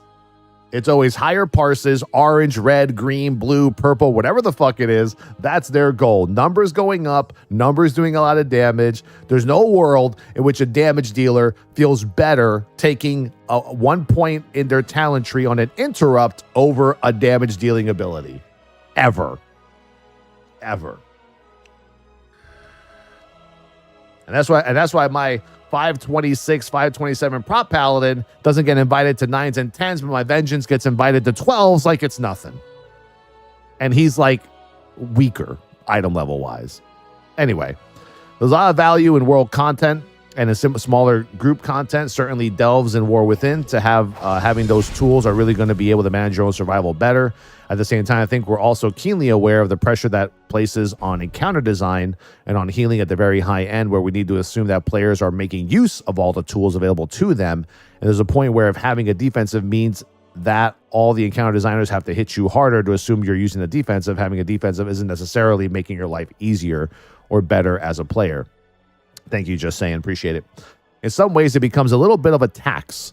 So I think we're not in a position where we're going to go through and rip out a whole bunch of abilities for War Within in the coming weeks. But I think we are looking at what an ongoing disarmament there might look like.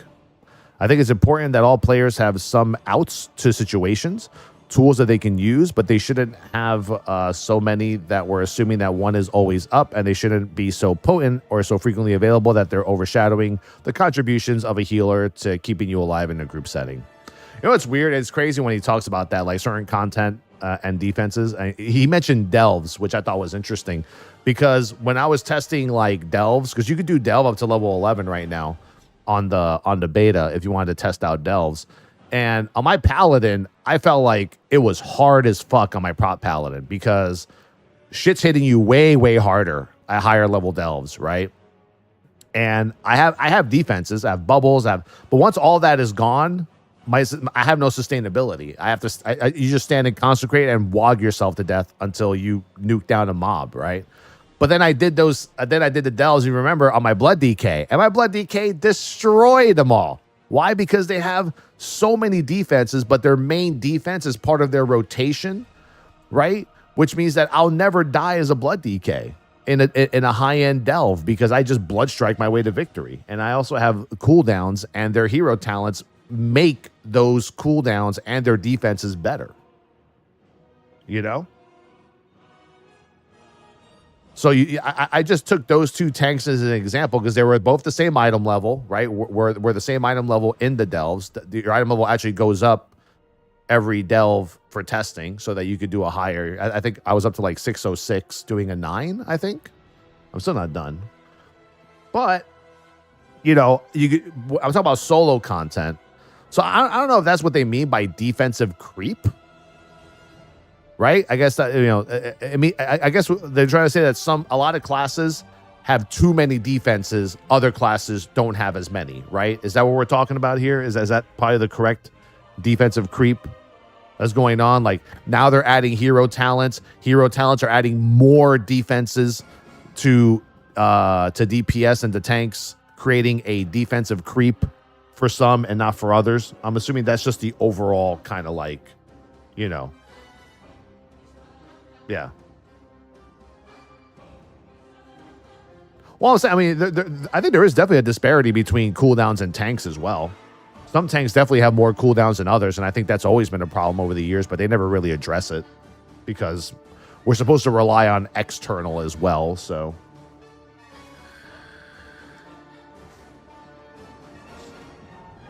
Too many classes have a ton of defenses, which means they have to adjust damage output, which also makes healing terrible for healers. Okay.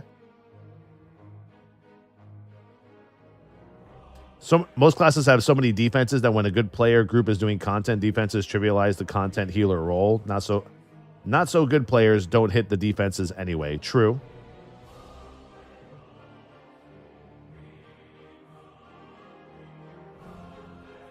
If you do an 18 Tyrannical Key, you have to press a defensive on every shit the boss throws on a DPS or you die. That's defensive creep. Gotcha.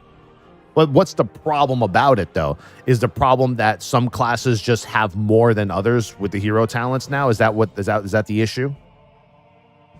Or is the issue that the design of encounters and dungeons and raids are done so that some classes shine more because they have more defenses than others? You know what I'm saying? In your 18 example.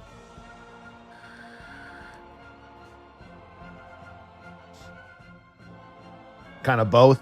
Okay.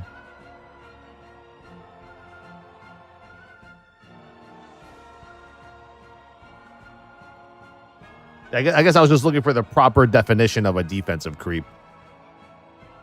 But yeah, because the question was the delta between players who do use defenses effectively and players who don't seem to have gotten very large. All classes have too many, which means to make it challenging, they have to do damage profiles that are more bursty. Like the leeched comment. Morgan says another area we're looking at here where I actually think there's a bit of an outsized impact is actually augmentation and Mythic Plus in particular. Oh boy. We look at a lot of the representation in raids and their damage contributions, and it's significant, but it doesn't feel outsized compared to the survivability benefits that they bring. Especially in smaller group sizes, it's really significant to the point where it might take something that could otherwise be unmanageable by a group. Even a group that is using their defenses really effectively couldn't do that. But with that extra bump from AUG, maybe they can. So that's another area where the team has been looking pretty closely at that, and that's a space where we'll look to maybe make some adjustments also before the War Within launch. Dude. I can't tell if augmentation was a mistake or not. Oh, I guess that's the next question. Okay. Next question. Segue.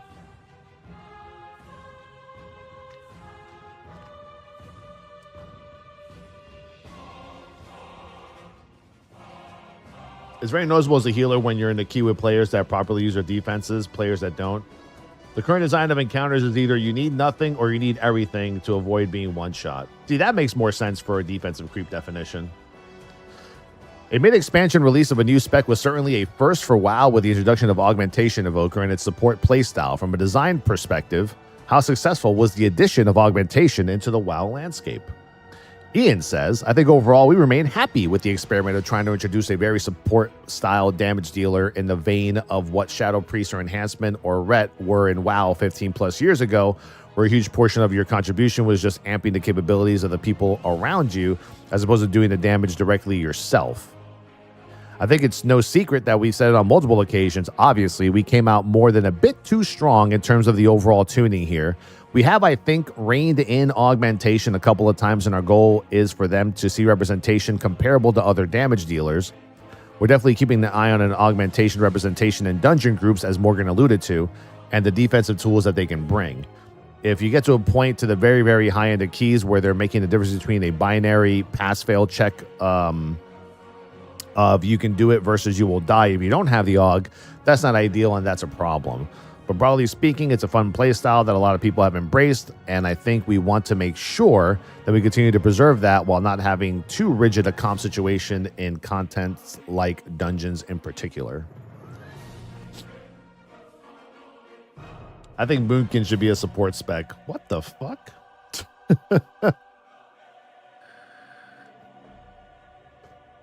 I mean, I'll be honest with you. As a tank, I always feel safer with an augmentation evoker in a group.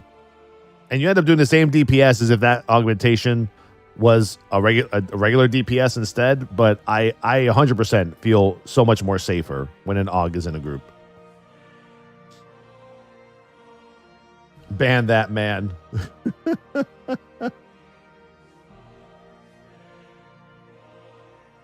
I mean, shit. Look at the Lightsmith for Prot Paladin, bro. Lightsmith Prot Pally, I think, is going to be like the next iteration of an augmentation evoker in a raid.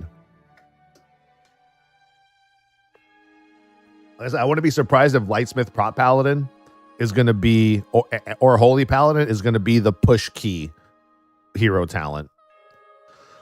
How do you feel like the reduced range for Evoker has played out in practice?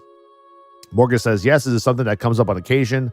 I know the team recently was discussing that as it was a hot button topic, and ultimately, this gets back to what we were discussing about creating unique strengths and weaknesses, especially as we continue to expand. New classes in World of Warcraft, sometimes you have to carve out new design spaces in areas where we can find fun gameplay for a spec or a class. And ultimately, we're pretty happy where that's landed. I always like to point out to the team, if the reduced range feels like a significant detriment to the class, then let's make sure that the strengths counterbalance that. Let's make sure that when there is an area where we're a bit clumped up or the fight space is a little bit more close quarters, that they really shine in those circumstances. And then also making sure that as we add hero talents and as we expand other class utility, that evokers continue to feel like they are a highly mobile class, then they're not falling behind in that aspect either. So it's definitely something that we think has created some fun gameplay and some really unique design spaces for the team to chase, and we want to continue to pursue that. Is it the isn't the tier set for evokers giving them more range? Or is that a new talent that they put in or something? I know y'all got more range. This expansion, I thought. Right? Talent gives 5 yards. Unfortunate. Some specs seem to still be reeling from the AoE cap tuning in BFA, especially on large pulls. Are there any plans to look at the AoE caps of all the specs again? Ian says, no current plans overall. We're continuing to tune specs against each other to the representation against each other. Understand that in dungeons in particular, at the high end, all pull sizes trend towards that upper end of the spectrum. That can cause balance issues. If loosening or recalculating how AoE caps work for specific specs end up being the right way to address some of those imbalances, that's a decision the team is going to make. But I think from a philosophical top-down perspective, the way we're looking at it from our positions, we're not looking to overhaul the way that works across all of WoW. It's more of a surgical spec-by-spec basis, ensuring that there are different damage profiles from single target to cleave to sustain, to burst AoE to sustained AoE. The different specs have strengths and weaknesses, and that no one is so far outshining the other that it feels like it's the only solution to any given problem players may face. And that's why sometimes like some abilities are uncapped for AoE and some are not, right? You see, like even now in the beta, there's abilities in the hero talents that Blizzard is now capping some specs at like 8, 5, 6, right? Because they're probably doing too much damage with it overall. Roughneck, thank you for the 35 months, man. Appreciate it. Mage is always meta. I feel like mages have no cap. Do mages have a cap in how much their shit can hit? I feel like their shit hits everything. At least that's what the meters tell me. You know? The meters seem to tell me that's what they always hit. everything.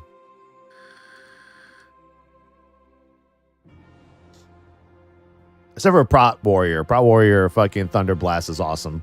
That's going to be giga fucking damage. Sucks that the survivability sucks. Mages also have like 12 defenses. True. Visual clarity. Regarding visual clarity, are there any plans to create an improved swirly graphic that still signifies get out, but has a clear border that doesn't expand with the size of the swirly?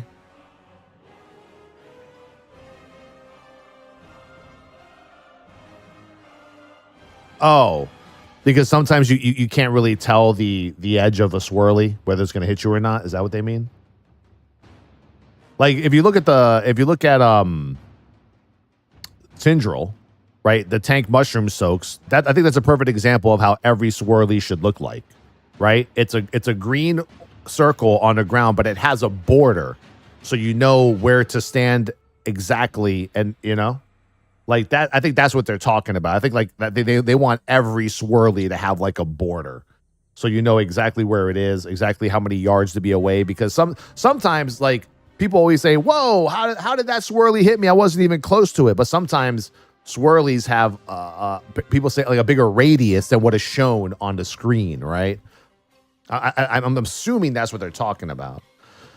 Morgan says, absolutely. We're always looking to improve visual clarity there, and we're actually cooking up some stuff for the War Within that might not necessarily be in for the initial launch, but we're looking to make improvements over time with that. I alluded to this earlier. Those visuals used to be a bit more rare than they are now. So as we use them more frequently, we want to kind of view not only how the player experiences them, but how we build them ourselves. Fun inside baseball talk from a tech perspective. We build all that by hand, right?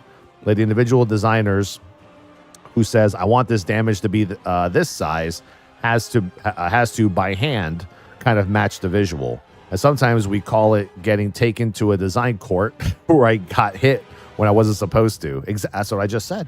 Ultimately, that's something that should be more kind of programmatically solved, and will create a more consistent experience for the player as well. And that's areas that we're looking to improve on.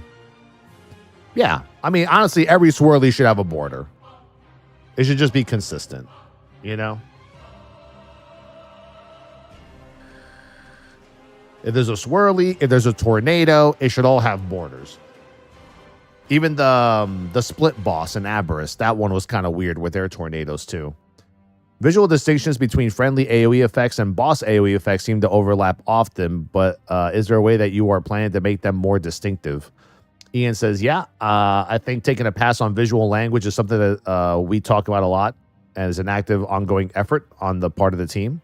A lot of those changes, unfortunately, that we're working on likely aren't going to be seen right at the start of the War Within, other than specific one-off raid mechanics that we are designing to be as readable as possible. But the broader solution to how does this look like something you're supposed to soak? How does this look like something you're supposed to get out of? How is this friendly versus hostile? We have some subtle cues there, and players who've raided in recent years probably recognize the vertical element to a soak mechanic that goes away once you're standing in it. And when you see the little like vertical fiery wisp across the raid, you're yelling at someone to go cover it, but that's not necessarily as intuitive as we want it to be. It's not as obvious as we want it to be.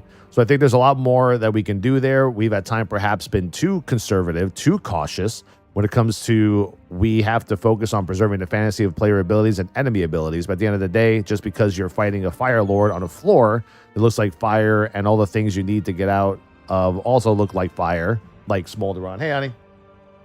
That is thematically accurate, and it is in keeping with the fantasy, but it is poor gameplay. And so we know we need to do better there, and that's something that that's a focus going forward. I find it hilarious that people bitch about range evokers when you're within that short range during raids in Mythic Plus because of mechanics anyways. I feel like evokers have to deal with everything, right? Like, you're not as far back as a hunter, so you don't have to deal with some shit, but you're like that middle bitch. You get hit by everything. Because you can't be that far range without doing damage, but you also can't be that close. But sometimes you are so close to do damage that you're getting hit by something that the tank can experience as an evoker. It's kind of funny. I mean, it's not funny for them, but I think it's funny. Morgan says, and finding a way to thread the needle on our side, like Ian just mentioned, the Fire Lord. But what if it's an ice monster? There's going to be a blue visual probably, and we've been working really hard on collaborating amongst our different art partner teams to make sure that if I do know this is an ice monster, we can also make sure the floor isn't the exact same color as the VFX, question mark. And we really do want to avoid a situation where just everything has those big red, almost UI, has gamey aesthetics that are overlaid on top of our ice visuals. We feel like we could try to find solutions to those problems using more in-game fantasy forward cells. What the fuck does that mean? I mean, I know what he's trying to say, but I mean, Smolderon, Tindril, a lot of bosses in this expansion had like a floor colored red and then all the swirlies were red, or a floor was purple or dark and all the abilities were dark. You know? Nimue says hi, go stand in grass. Are there any plans to add visual filters, allowing you to turn off friendly spells that are just visual clutter? We're definitely still doing a pass on some of these, especially some of the new visuals that we're adding. I was doing a dungeon on beta recently, and there was a holy priest that was using what looked to be a pulsing priest halo visual that was just kind of going for quite a while. And I was like, do I need to see that? I feel like I don't need to see that. I agree. The Archon Halo, is that what that's what they're talking about? And that just speaks to the work that is still going on, where the team often takes a pass at a lot of those visuals once things have become a bit more finalized. We're also looking to improve our systems for this. You're essentially asking for player-defined filters, but we also feel like we could have better tools at our disposal to leverage some of those aesthetics that maybe don't need to be seen. Often we found that there are only a couple of culprits that can really lead to a lot of visual clutter and confusion in the gaming space, and sometimes we can strategically hide those for other people. Honestly, for me, bro, it's fucking mages. Mages fucking blind me when I'm doing a Mythic Plus dungeon. It's just like fucking splashes of fire, explosions, phoenixes flying everywhere. Like, mages, I think for me, are the biggest culprit. And fucking warlocks, too. Warlocks just have the whole fucking kitchen sink and the kitchen and the bathroom and the bedroom and the backyard, and they just throw you ever play with a fucking cracked out demonology warlock in a dungeon? You can't see shit. It's just pets and fucking things flying at the bosses and at the trash, and you don't even know what's yours anymore. It's insane. Chaos Bolt is the size of my ass. Why does it have to be that big? Am I right or am I wrong? Chaos Bolt is such a big visual. I get it. It has to look epic. But do I have to see a fucking goddamn world-ending meteorite on my screen every time I'm tanking a fucking trash pack, man? It's insane. It's nuts.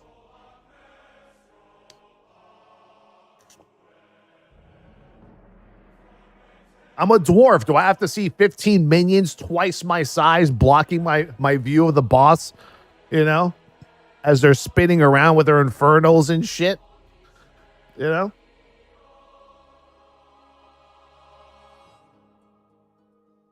Yeah, get bigger. Bro, it's crazy.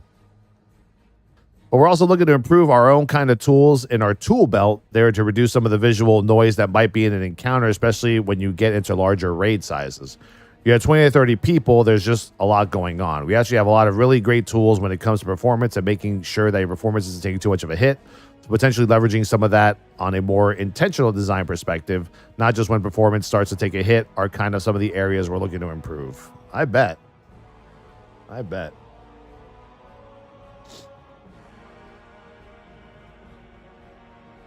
like how in Diablo, necro pets from party members have almost completely transparent. That's also good.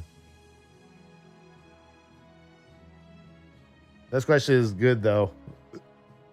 When I see a fire mage proc on proc with meteor as well as a screen on fire. It is, dude. Let's see. The expansion had a lot of large bosses, and players used dust to turn the bosses translucent in order to see mechanics under the wings. This was disabled later in the expansion. Why was this done? Yeah, like fucking Farok. People couldn't fucking see some of the shit on the ground, so that they were fucking popping seeds. You know, that's a very specific example. Dust was something that would affect other players, not just yourself, and we really want to make sure that you are not impacting other people's experience. So we want to give players the tools for them to kind of create the best gameplay experience for themselves without negatively impacting others. We have actually added some pretty cool new options in the War Within. There will be an option to add a highlight if your character is behind some collision in game. Is that in the game right now in beta? So if your character is very obscured behind a wall, there will actually be an option to add a highlight for your character on that as some new UI options to affect when your camera will change positions. So sometimes maybe if you're fighting that tree boss, you can have a little bit more control over your camera, and that's how it affects or is reacting to some of the gameplay spaces. So that'd be fun to get those tools in the player's hands, and those are things that you can change for yourself rather than a solution like Dust is affecting it for everyone.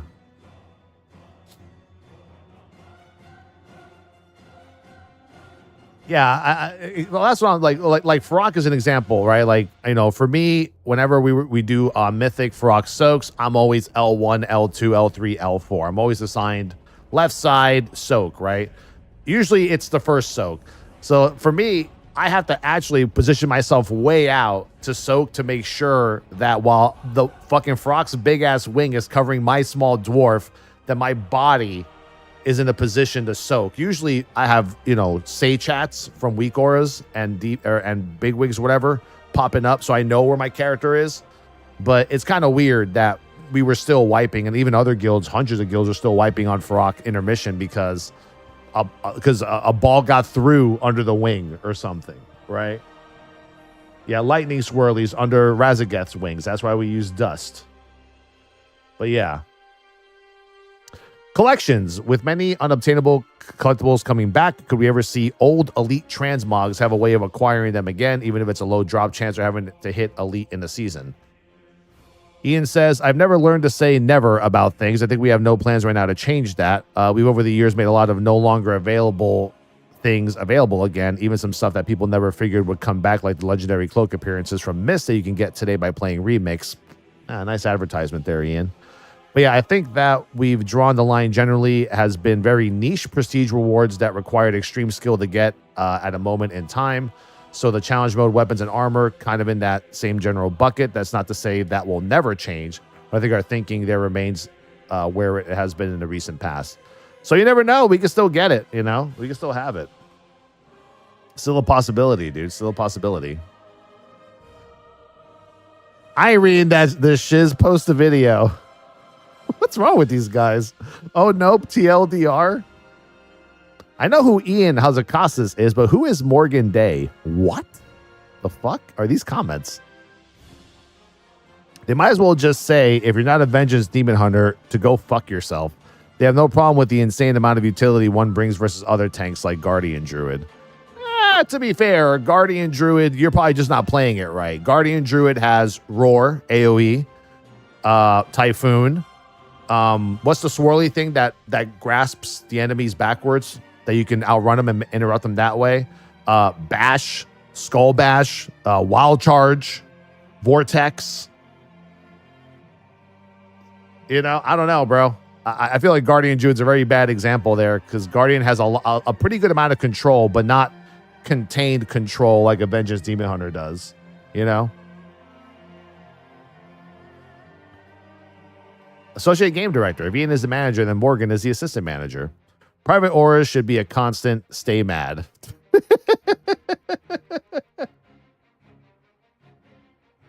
Oh, that's great. Wild choice to write this all down. Ain't no way there's no audio for this. I don't know why people are complaining that this wasn't a video. Just fucking read, you illiterate fucks. What the hell, dude? Like, these guys know they can read. They know they can read words. Read the words. Some people in this world can't read. And that's fine. Because that's just a thing. But these guys can read and they just don't want to read. Reading is hard. Why do you ask them so many dumb questions? Fuck this, bro. This was probably the best questioned interview in the last year of interviews, if you ask me. I don't know who the fuck that person is. This probably had the best questions out of any interview in the last couple of years. Every question was a fucking heater, bro. Agreed. No, the answers were good too. The answers were fine. We have stuff to look forward to, which is great. You know what I'm saying? Private auras are an absolute plague in raiding, and now Mythic Plus Edition is going nuts. Many top guilds that compete in the top 10 to 20 world race that have already created their own add-ons on weak auras, interactions that bypass private auras, which they do not share with the rest of the world due to the advantage which they gain via that. Technically, those are made public literally after the race is over, to be fair. You know, I'm just saying. I like their new philosophy that the private auras are going to be put on abilities that are just like random ass shit, nothing too crazy. I think that's the main thing. When you put private auras and then we have to create macros on major intermissions or major abilities in a fight, like, you know, the end of Neltharion, intermission Farrak, whatever, then that's where private auras become stupid and not even needed at that point.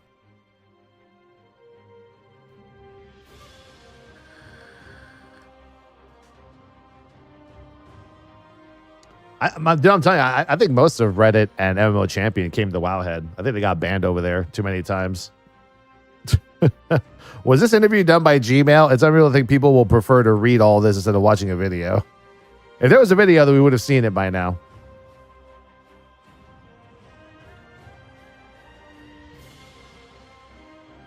Defensive creep, shaman chuckles, I'm in danger. I'm in danger.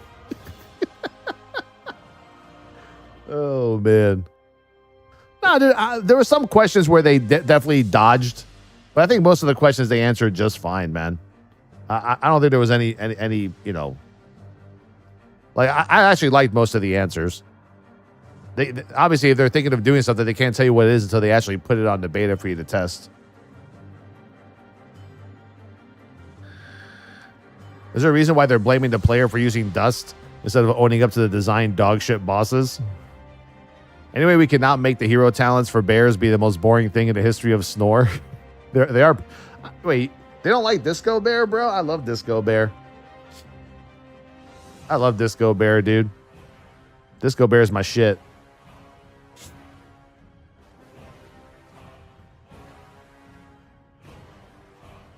Yeah, this would have been like a video. Definitely would have been better, but I don't know. I don't mind reading. Bunch of lawyers speak as usual from Ian. That's just the way he talks, bro. The dust answer was so bad. I don't think any player could ever say it negatively affected other players. What negatively affected players was not being able to see under Razageth's wing. Their new tech still won't help with this. No player was confused about where they were. They were confused about that whirly they couldn't see under the boss's giant wing. True. True. These questions are probably pre-approved or provided in advance.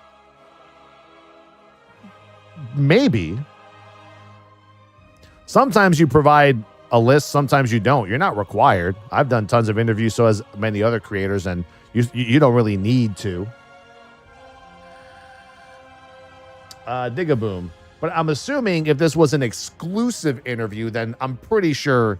I mean, with how intense the answers were from Ian and Morgan, I would then assume, yes, this might have been a situation where the questions were probably presented to them in advance so they could prepare big answers for it, you know?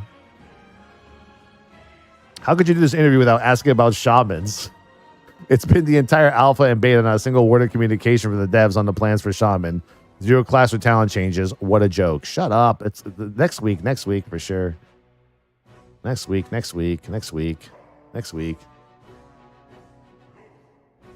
What shaman? Shamans exist? What? As someone who mostly plays tanks and the occasional healer, I love to be able to turn off the visual of group abilities. Like, I don't care that a mage is casting a fireball when I'm trying to pay attention to what's going on. Too much visual clutter and no setting the spell density to import only, or whatever the setting is called, doesn't help. I agree, honestly.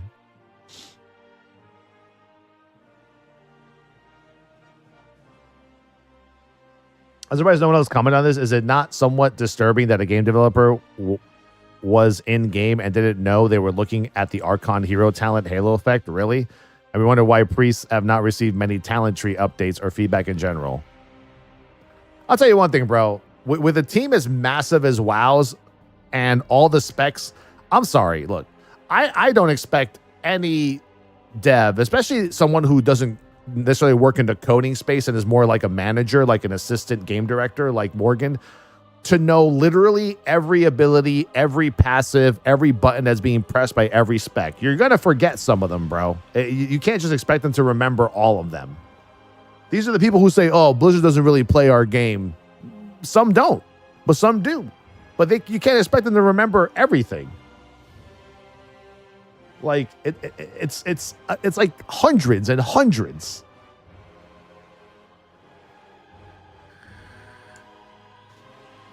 People understand that the WoW team is like 250 plus people. It's so many different teams doing different things.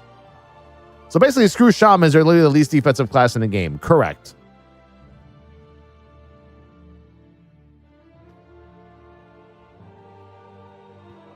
No plans to adjust target caps. Get bent, Fury Warrior. Shadowlands Season 3 was actually the best we had it, with Double Blade Storm and Merciless Bone Grinder.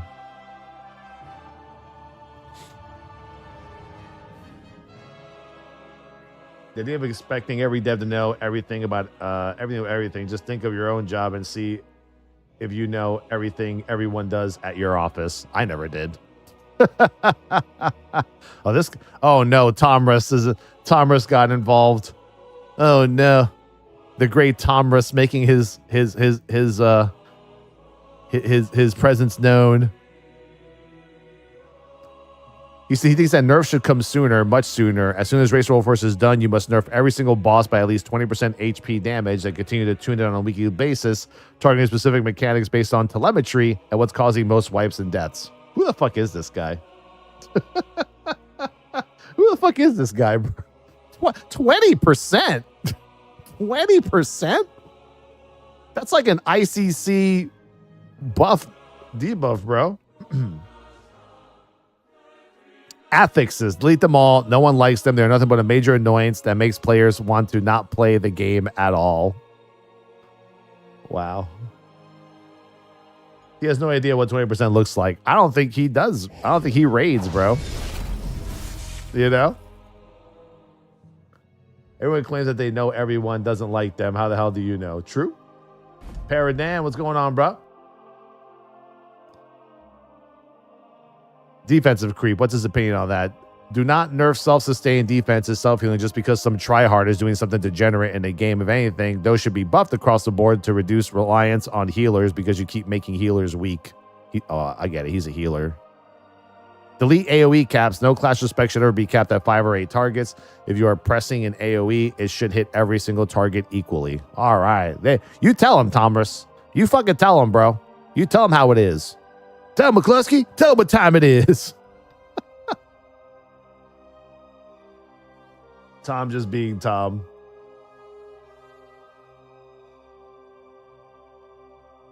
Yeah, dude, like the way they turn off spiders and crabs and turn them back on is kind of crazy. Don't prune self-sustain for the sake of the 1%. Leave defenses alone. Damn. This happens every single expansion launch. It's always the 99%ers versus the 1%ers. At the end of the day, it's the developer's job to do their fucking job. You know? I don't know. It's always them. Oh, great. Now I got to read through Wowhead, taking each question they asked and making it its own post. You know?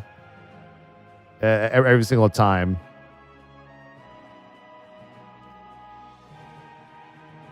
Tarisland Barbarian Tank Time. No Paladin, bro?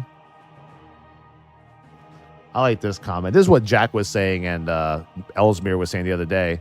Affixes hurt mostly tanks and healers. Damage dealers don't care much about affix mechanics, to which they die, after which heals and tanks are to blame. Mythic Plus is the most toxic place in this game, and on top of that is a thing that burns people the most besides overtuned raid bosses, which caused many guilds to disband. Wow, that was a perfectly structured 2-sentence comment. I think all of that is true.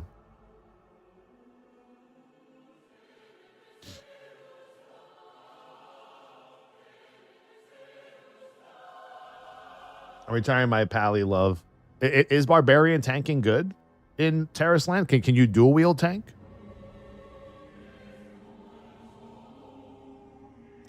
How can they be that far removed from reality? Bolstering or Sanguine aren't adding difficulty. Do they even play the game themselves? These affixes are cancerous.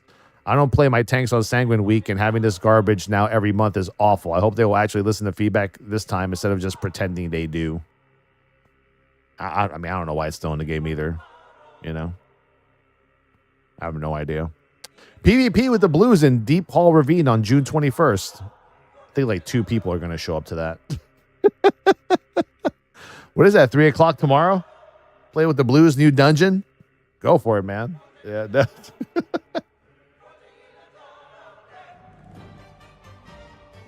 last time they did that on retail, where they did like a BG play with the Blues thing, bro, it was like 10 people showed up. You know? Like 10 motherfuckers showed up, bro. Yeah, they added new icons for hero towns. We already knew that. Like I said, good interview. I mean, I think those were some, as you would call them, heaters of questions. 100%.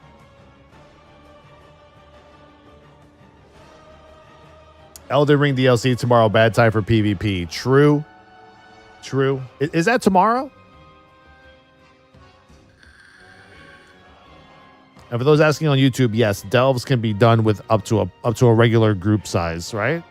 Wait, is it capped at 3 or is it a full party of 5?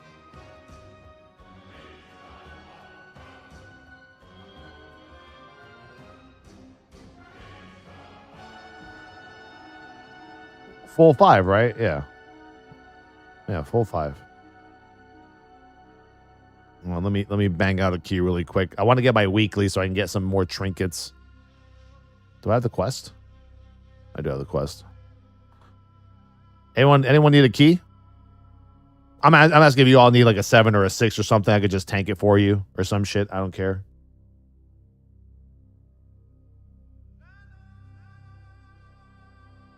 Why Friday? People are at work. It should be weekend PvP event. 4-time Ruby works. Yeah, no, but I mean, I also want to just do a key normally. I don't like doing Mythic Zeros. They're like way too easy. I can heal it as a 460 Holy Paladin. Jesus, Paradin. That's a bit. Oh, here we go. Ruby Life Pools. That's an easy one.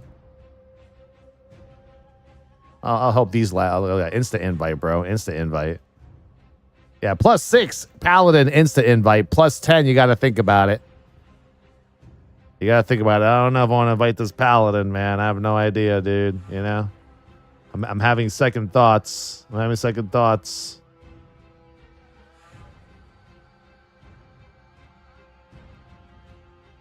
Do I not have a portal for a Ruby? Or am I crazy? Didn't I just complete a 10 like the other day?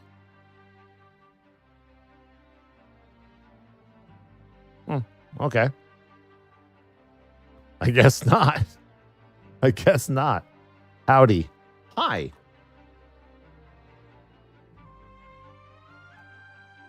My man said howdy. We're ready to go, dog. We're ready to go. Scrub. Word. Bet. Glizzy Guzzy bet. Bet Glizzies and Guzzies. Is it 8 o'clock yet? No. Let's say, when is MOP Remix resetting? We could probably get all our MOP Remix raids done today, right before Mythic Plus opens on beta. Mythic Plus should be available on the beta at 10 a.m. today, like it was last week. Unless they open it earlier. Is anyone on the beta right now? Is anyone on beta? But yeah, tomorrow the plan is to, I don't know, I'm not sure how Tarisland works with their launcher. I'm not sure if I could just start playing on an EU server early just for shits and giggles. And then just log into NA at 8 and start off. I'm not sure if you need like a VPN or some shit. Because right now the Chinese version is being played and has launched already, but I can't access that with the current launcher. So I don't know.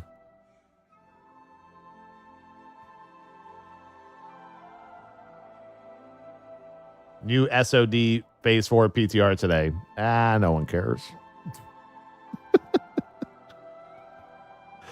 Molten core superheated 2. Let's go.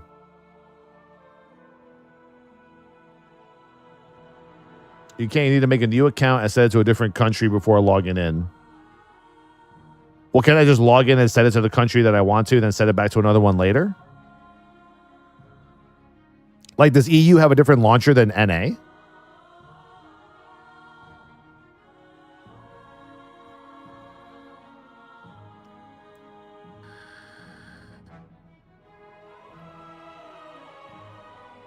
Molten core.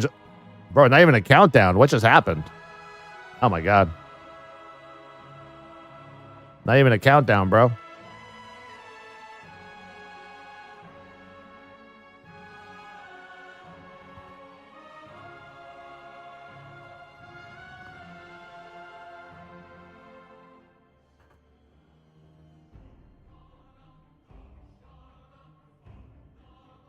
Sorry, guys. I pulled all this shit, but I don't have the interrupts for everything in here.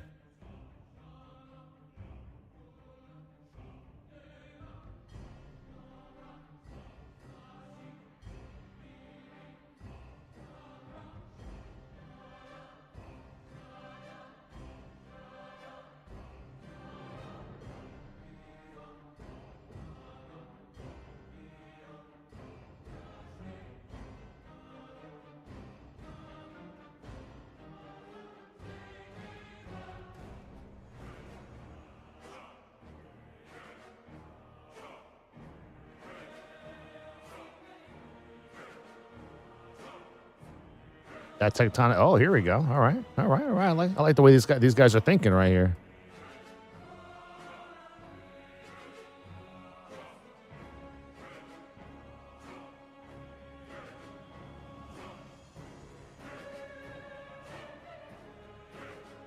This is a 4-5 week. I'd be fucking dead, bro.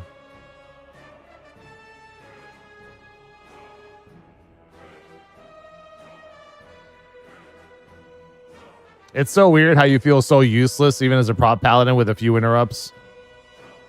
But then I play my Vengeance Demon Hunter and I could just lock down that entire fucking trash I just pulled without anybody else taking any damage. It's kind of fucked up.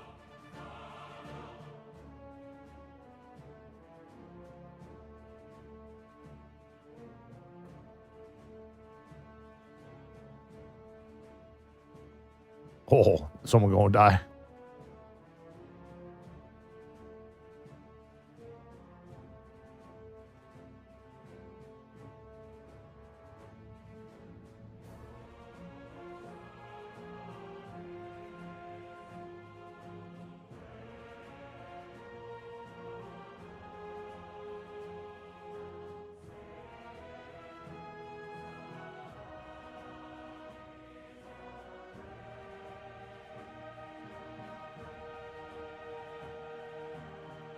Actually, I probably should have used my fucking... Oh. Should have used my fucking Grief Torch there if he was going to die. What the fuck? Where are these whelps coming from, bro?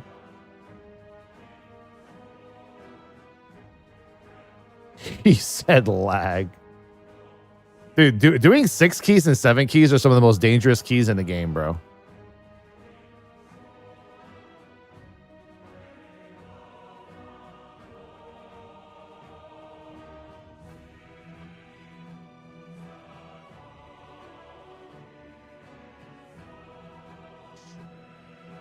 Oh, you're dead.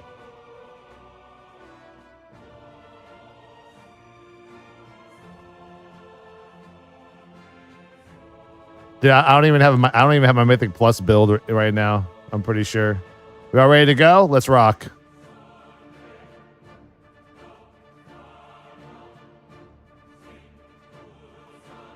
Let's fucking go.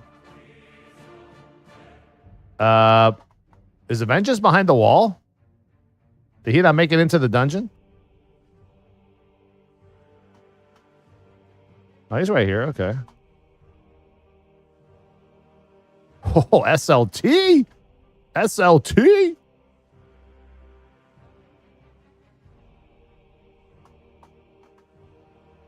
My man's rocking it, bro.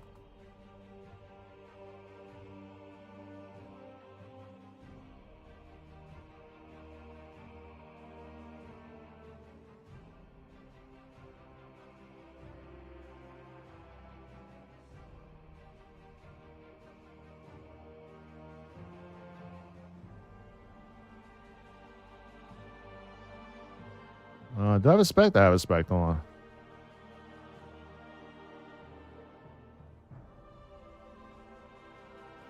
There you go. Just clean the room, you know, just clean the room for these folks. I gotta help this guy. He's gonna get fucking wrecked because he's standing where he is.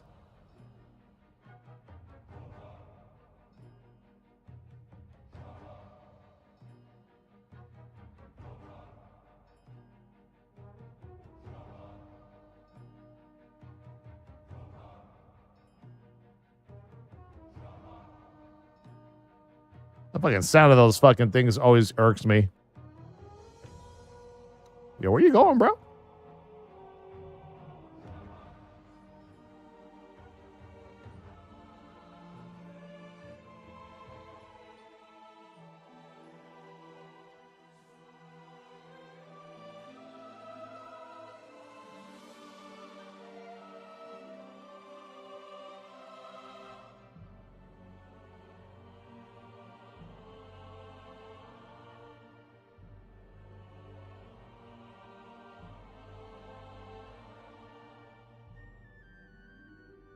We got this, boys. We got this. I believe. I believe. Can I use spell warning for this? Oh, yeah. I can use, well, I say I forgot that I could use spell warning to clear hails too.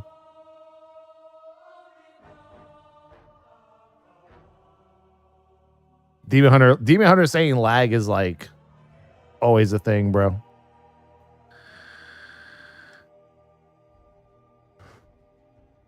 Make it full screen. Oh, I'm sorry.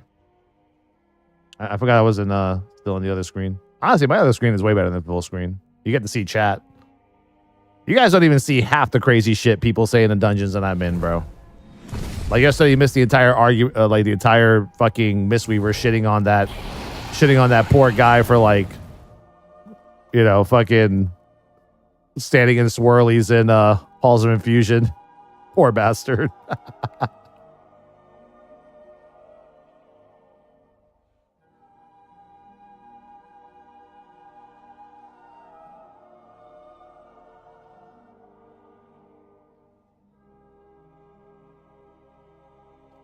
Oh boy.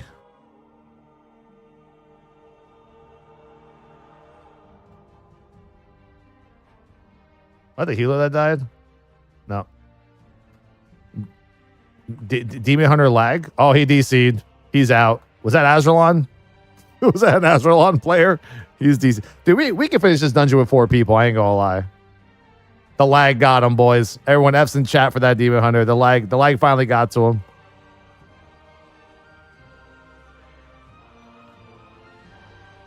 At this point, I just run 6s and 7s for entertainment. You find the best people in 6s and 7s.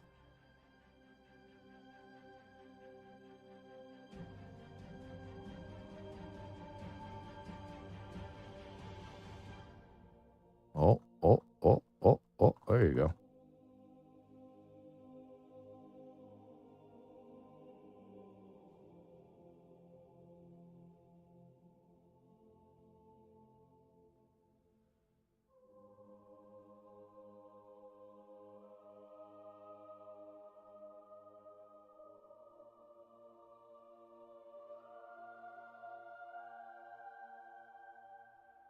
He's offline, goddammit. Okay. Not my fucking problem. I'm good.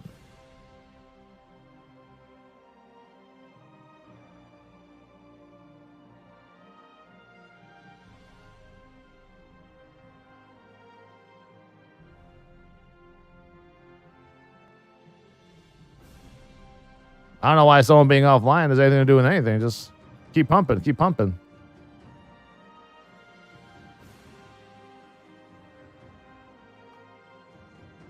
I don't know if he expects me to wait for him to come back. I don't know. Like, I don't know if he's just complaining he's offline. I don't know if the shaman's mad or angry or what's his problem.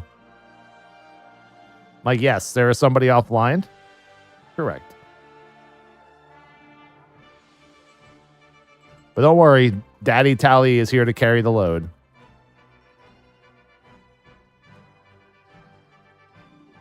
Why you gotta put it right on me, bro?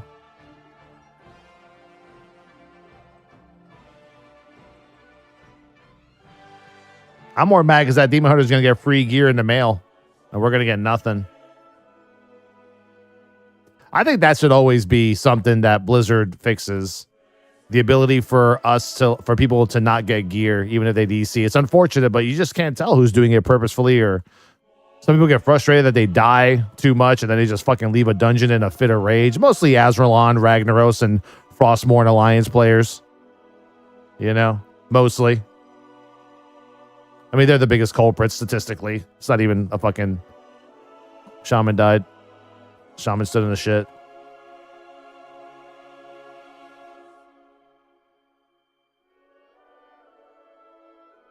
Like, we're cruising, bro. 10 minutes in, like, we're fine. Oh, Quel'Thala's isn't too bad.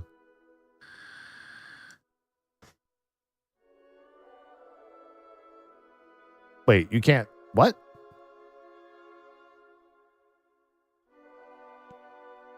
We're fine. We can 4-man.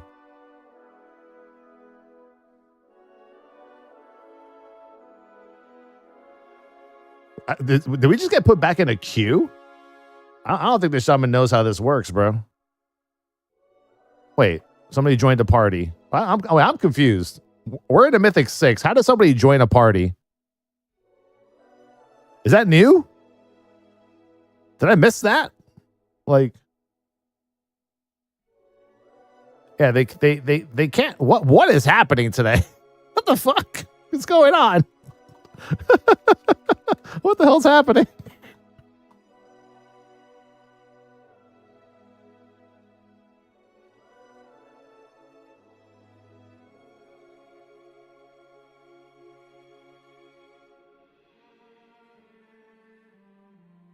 Had to be the shaman that put us in the queue. I'm almost fucking positive.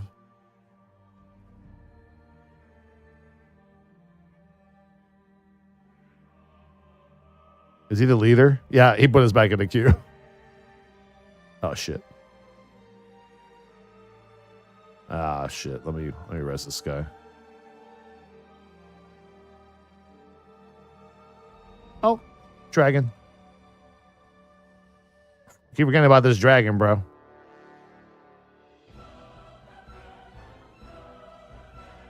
Yeah, like, I don't think that the shaman knows that you can't put somebody back into the dungeon in a Mythic Plus. That's okay. You know, it's like whatever.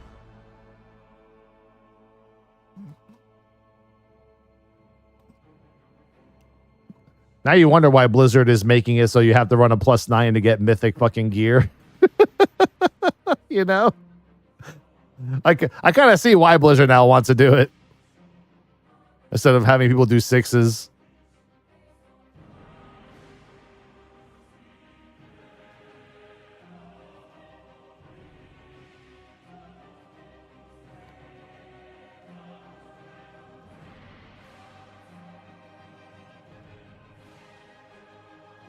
It's currently 8. Well, no. I mean, you get the Mythic... We're talking about crests, right? You get Mythic crests at 6 or above. Am I right or am I wrong? I believe it's 6 and above.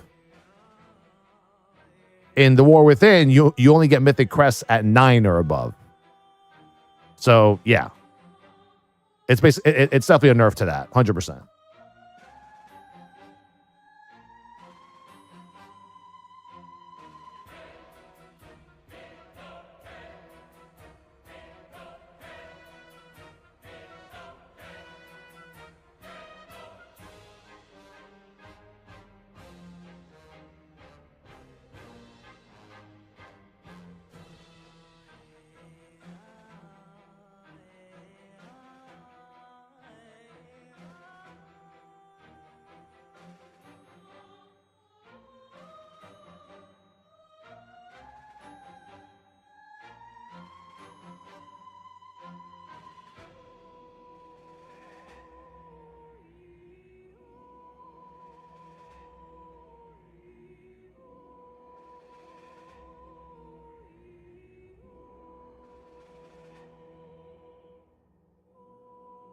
Oh, shit.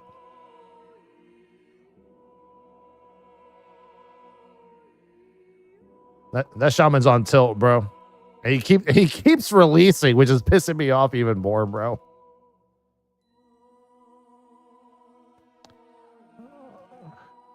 the rep pally is like, you guys are already in the key. What's going on?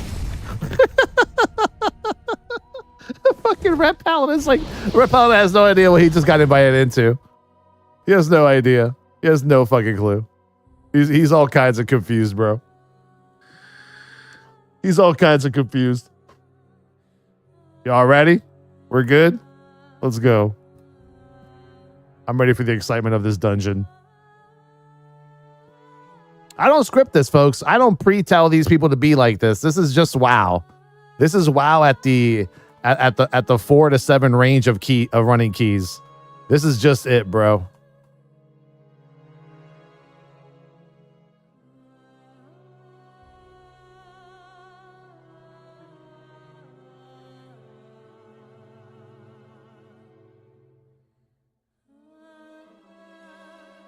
Oh, why would you bait it there? That's the worst place to bait it.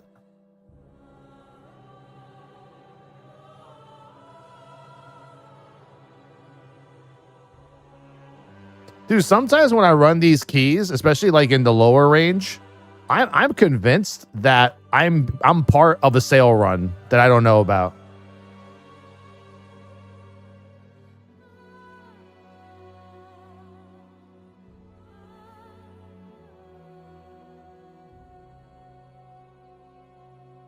You guys are killing me right now, dude. I don't even know where all of these things, like, what's going on right now. Like,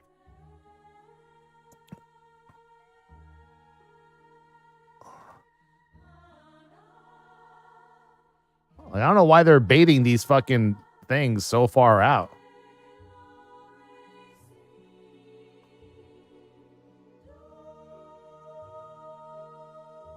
Like, they keep baiting forward instead of baiting back. It's super fucking... Look, like, see? Like, why are you standing in front of me, bro?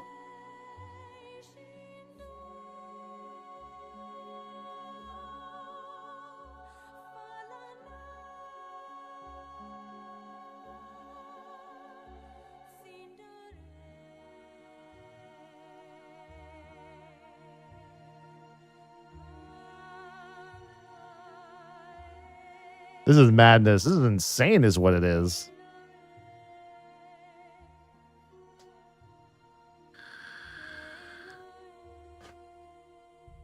Shamans need help, bro. It's over. It's never over.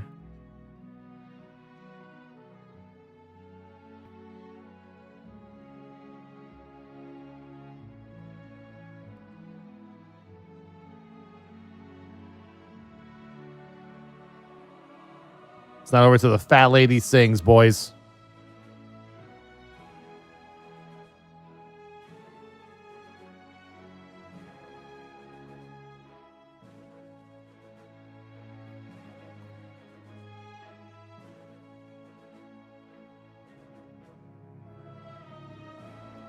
All right, I guess we'll go this way since they're baiting it that way.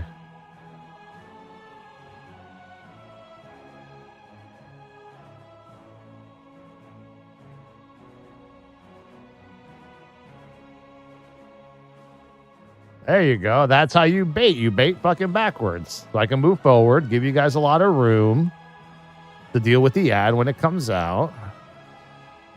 There you go. He's going to spawn there, and then we're going to have another fucking bait. Like, it's not a hard boss, man. I'm being trolled right now. I'm being fucking trolled, dude.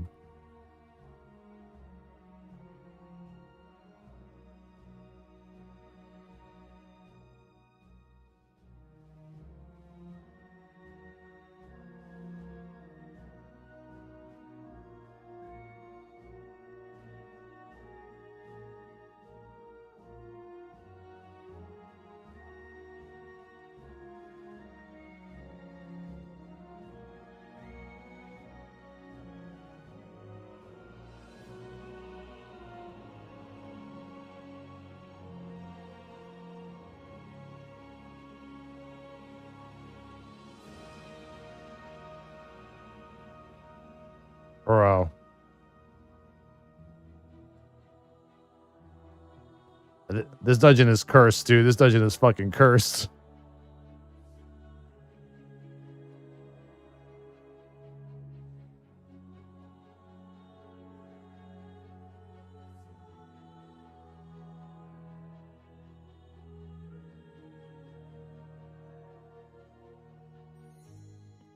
Why is no one interrupting the fucking ad with me? Shaman Shear. Oh, I have no more interrupts left. Oh, hold on. Nope, that's an Inferno. Nope, that's going to go off.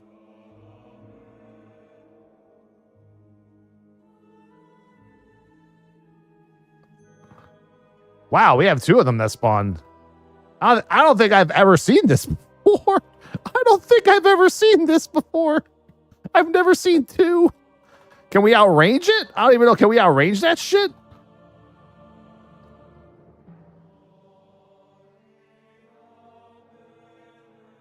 Oh, dear God. I'm going to see if I can just survive this on my own. There's a possibility I could kill this if I run far enough.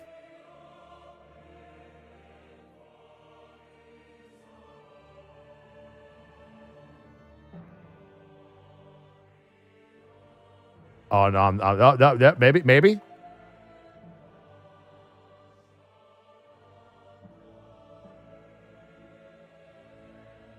Oh, no, I'm dead. I'm dead.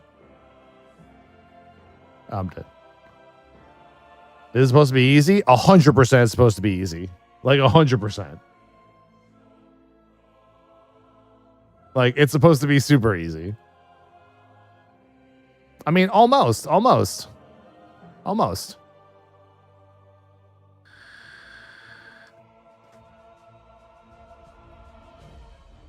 Close.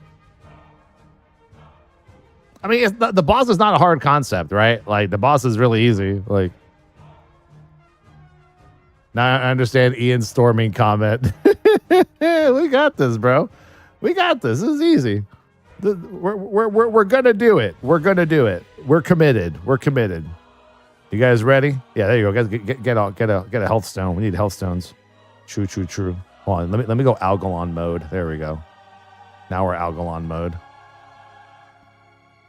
The red's still in there, though. The red is still in there.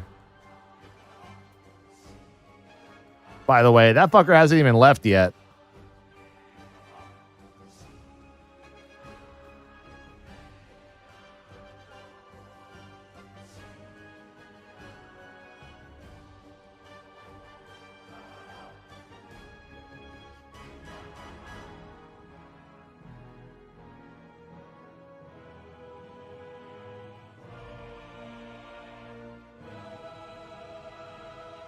Oh, that warlock's in the way of it.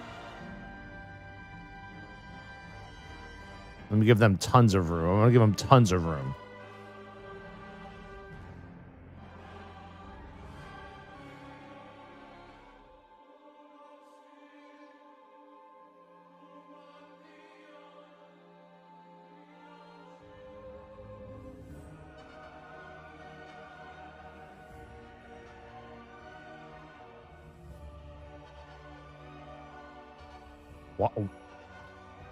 I'm starting to understand why this ad is taking so long to kill, bro. I think the shaman's dead. I got him.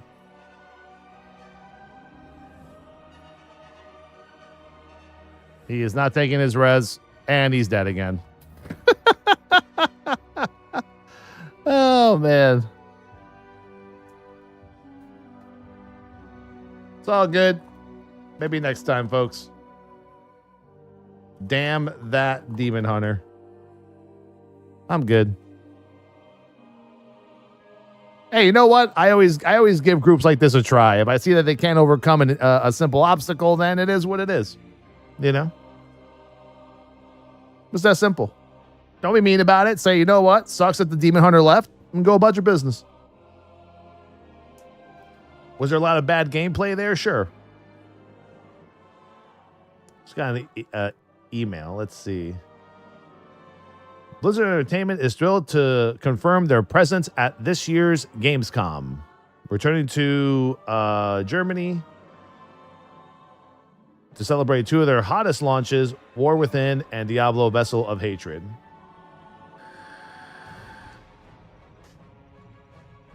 This year's show promises to bring even more excitement. Blizzard Entertainment will have a robust footprint alongside other Xbox game studios in the Xbox booth as they come together to celebrate upcoming games and connect with the community. Cool. So, yeah.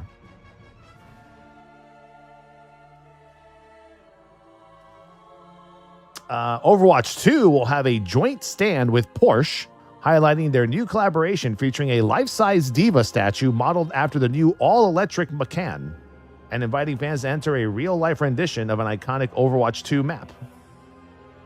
Okay.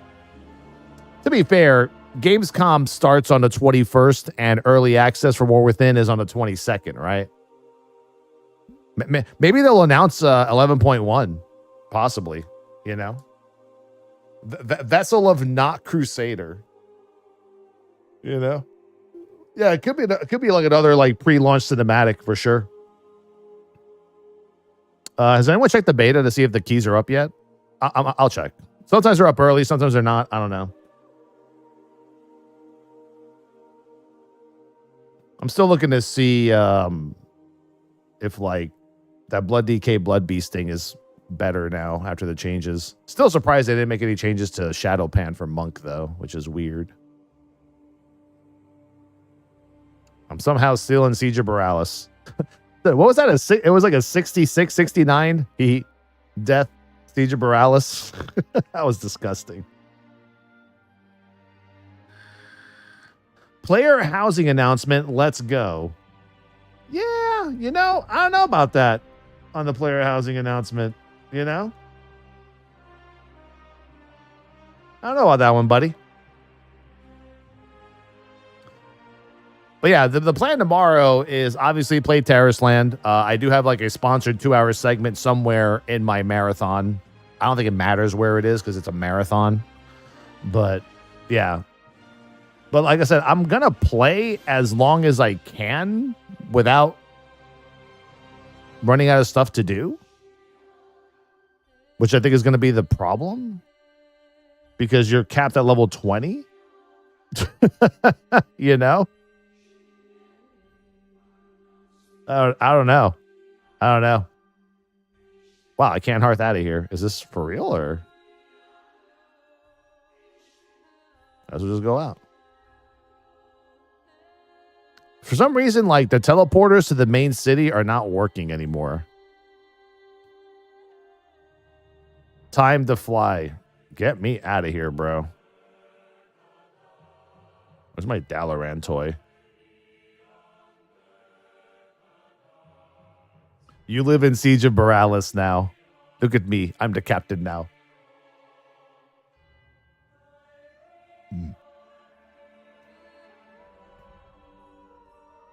Yeah, dude. I didn't even know how many people were sponsored to play Tarisland until I saw like social media yesterday. It's a lot of people. Where'd they find the money? And then I remembered, oh, that's right. Tencent.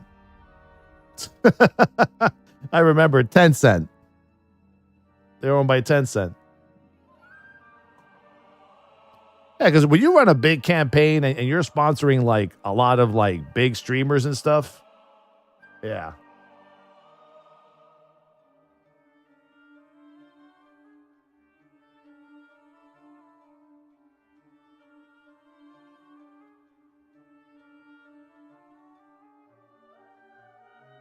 Oh, bro. Okay, so who wants to get a preview of our tip and bit twerking male and female earthen notifier? So for this expansion, our actual tip notifier, and I don't get a lot of tips and I don't get a lot of bits either, but I think we might, just for fun, this expansion will be a twerking female and male earthen, both heavily, one's bearded, what's not. So here is so far the colored version of the female earthen with the beard and everything.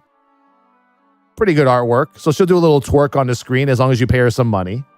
And then we have the male version being done.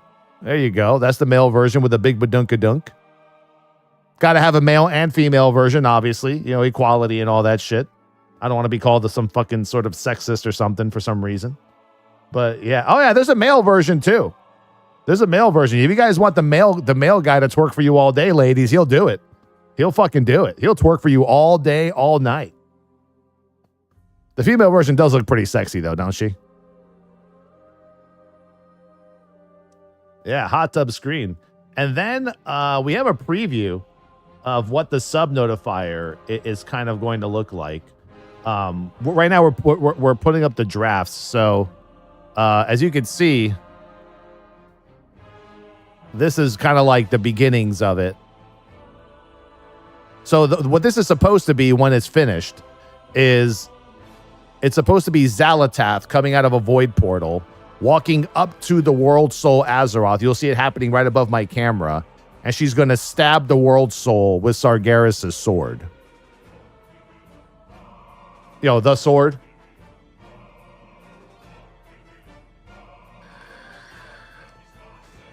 And it's going to look badass. Like the World Soul is going to be like... And the World Soul is always going to be on my screen. It's always going to be above my camera, kind of just glowing until somebody subs, and then Xalatath will show up and stab the World Soul. The voice lines I sent you work out? Oh, I gave it to them. I don't know. They do all the FX at the end of the day. Yeah, it's going to be a super, super badass fucking sub notifier. But yeah, I mean, we're working hard, boys and girls. We're working hard. We're working hard on those sub notifiers. I'll update you guys every chance I get when they give me something cool to look at.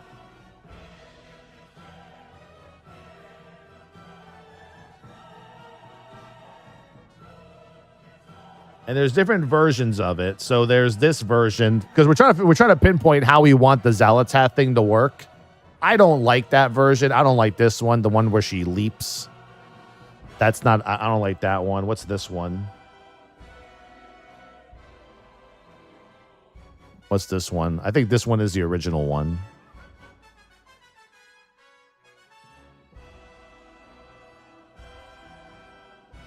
And then there's, then there's this one.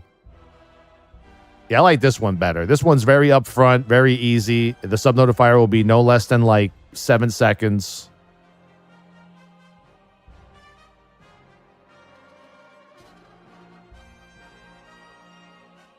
I'll give them feedback later.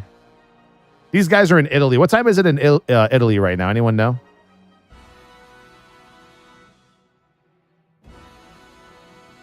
Is it still early? 5 p.m.? Oh, I'll leave him a message.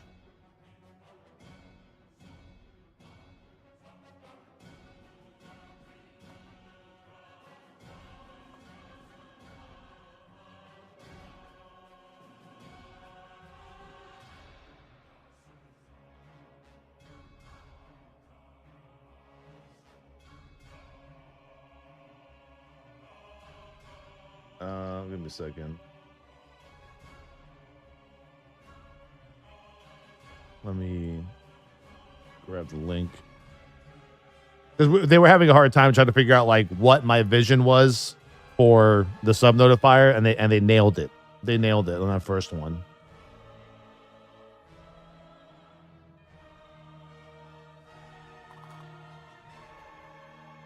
That's how I do, man. Like my mind just has crazy ideas, you know, and then I just have to tell them what my idea is in a paint form, you know, and that's pretty much how it goes. You know, so I went from giving them this as my example of how I wanted it to be, you know. I said, this is how I want the sub notifier to be. Make it happen. And then they made this, and I was like, that's exactly what I wanted. You know? It's beautiful, isn't it? That's the Vincent Van Towley.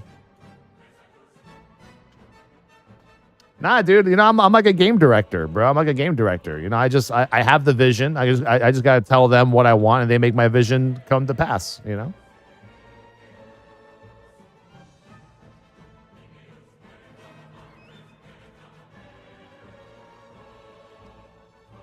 Yeah, dude, the twerking dwarfs are going to be awesome. Oh, you know what we should do? We should make it so if someone gives like a big tip or a big or like a big bit that you see both of them twerking on the screen against each other's butts at the same time. Too much, maybe? I don't know. It's allowed on Twitch, so I don't give a fuck, bro. We're going to have a twerking animated emote too for the for Earthen as well. That ain't going to change. Oh, no, dwarf's not here. Okay, I'll just park right here until the dwarf is ready.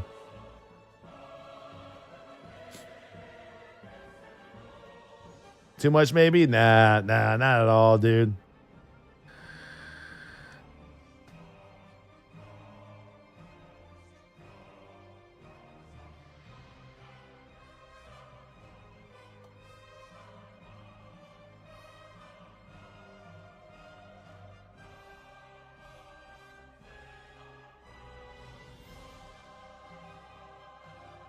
They just had an update for me.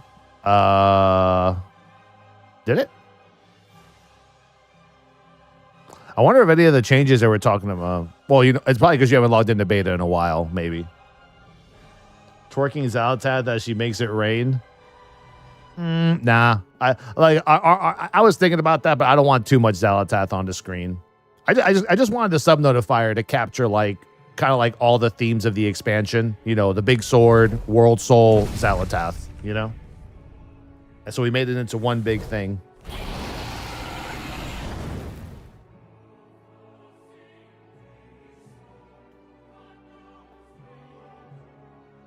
Twerking earthen booties. I'm trying to come up with a Sir Remix-a-Lot joke. Nah, I'm up to date already. Thank you, Not Work, for the 72 months. Thank you, Ezekiel, with 114. Appreciate you. I'm telling you, man, it's gonna be awesome. Our emotes are gonna be pretty cool too. We have like a lot of emotes. Like our Towel Dead emote is gonna be like Khadgar in a casket. It's so fucked up. Whatever. It's gonna be Khadgar in a casket. We're gonna have like Zalatath doing the shy emote. We're gonna have like an animated twerking fucking Earthen. Too soon. It hasn't even happened. We don't even know if he's really dead. That might be like a dead emote if we find out he's not even dead. A CAD skit. Is Blizz sharing beta keys or only with the Epic Edition? Only with the Epic Edition pay to win. What are you winning actually? To be fair. There's nothing you can't do on the PTR besides the new zones that you can do on the beta, dude. It's actually not pay to win. The PTR will have all your hero talents and will have the warband system, and you can test out everything you want.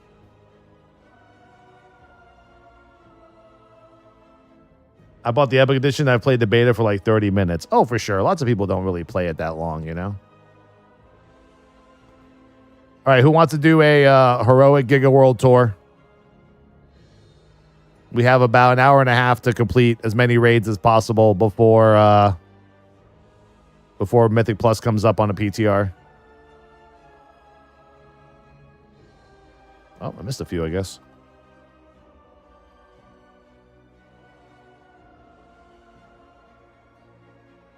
Missed a few. Oh wait, I can buy another. Wait, wrong area.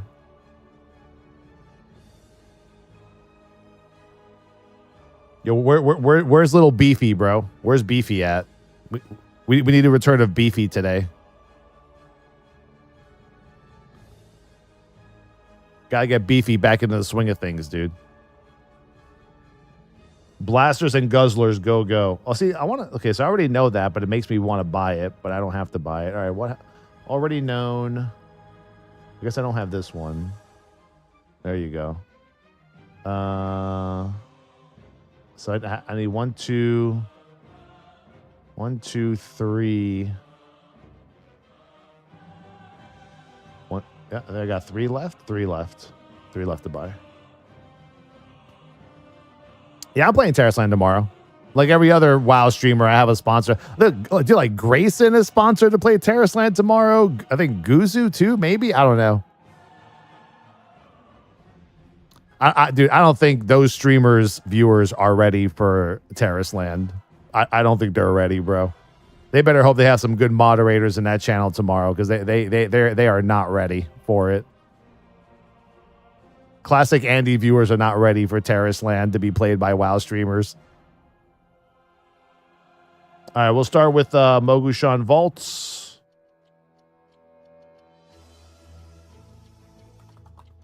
Mogu 10 Heroic into TOES, into Heart of Fear, into Throne. All right, we need juicers. We need juicers. We need more juicers. Well, because it's a bit of a pay to win scenario, and you know how WoW players are with anything pay to win. So, like I said, my chat is usually always civil about those games because I always play them over the years. But when you have streamers that have only ever played WoW and now are going to play this kind of pay to win-ish kind of system in a game, I think it's going to be like those chats are usually not civil about it, you know? I always tell people, look, if you don't like the fact that I'm playing a game that has that kind of microtransaction system in it, then just don't watch. It's not that hard, you know? Yeah. And I'm sure, you know, every streamer that's never done as many as I have sponsor streams in the last 14 years, you kind of know it, right? You know not everyone's going to stay and watch your shit. You know there's going to be a lot of people complaining in chat. That's why you need good mods. You need keywords to be banned at all times. Like if I was those other streamers, I would ban the word pay to win immediately because that's all they're going to see in their chat for literally the entire time they're doing a sponsor stream. It's going to be a bloodbath in most of those streams.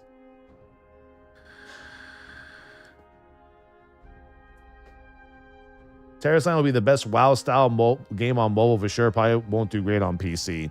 It's that the PC version, I think, looks too much like the mobile version, right? Like the raid frames and the stuff. But I mean, the game overall has great gameplay.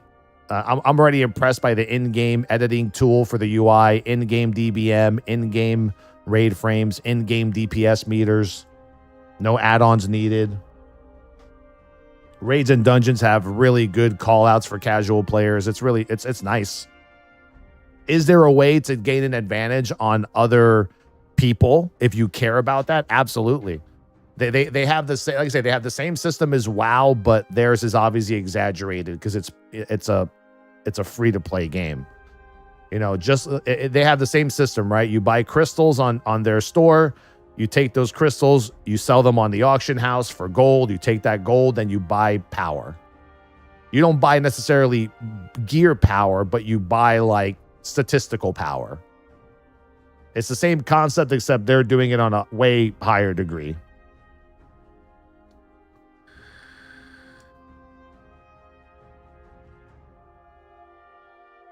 Dude, Once Human looks really good. Any other juicers for a quickie? Sure, we'll bring in 3 tanks. One more DPS. Let's get this Red Paladin in here. All right. Let's summon everybody.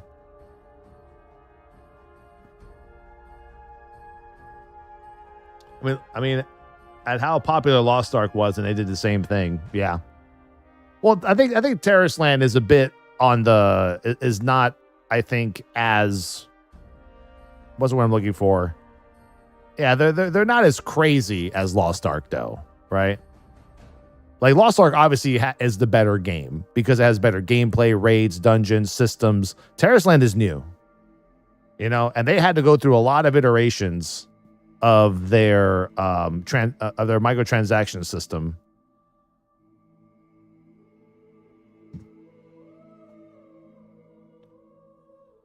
Because they were pretty much full-blown.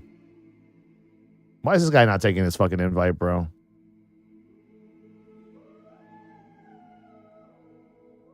Yeah, just one man it. Fuck it.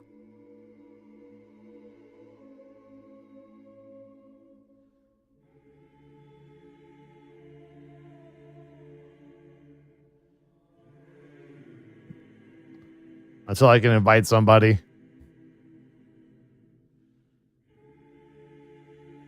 Invite Paladum. I can't because someone is fucking hoarding their invite, and you can't invite after what? You have to wait till he expires. There you go.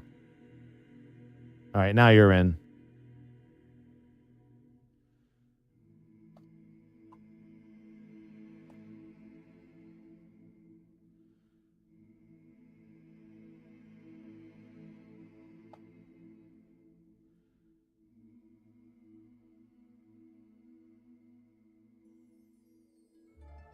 I just watched a trailer. Why is it working at 30 FPS? Because it's a mobile game as well as a PC game. You kind of have to. Most of those trailers will be in 30 FPS. I mean, obviously, you play it in higher resolution.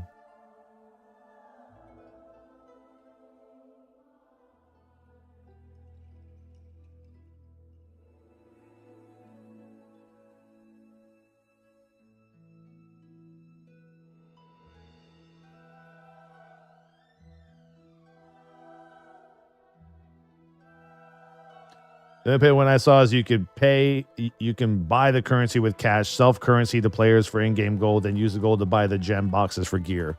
Well, it's not just gem boxes, right? It's gem boxes. It's also the empowerments on the gear, right? You can also buy those as well.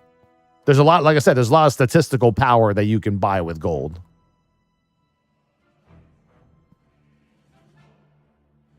But you can get all of it naturally too. So that obviously, you know, people that can buy it, that can buy boxes of gems and boxes of what is it?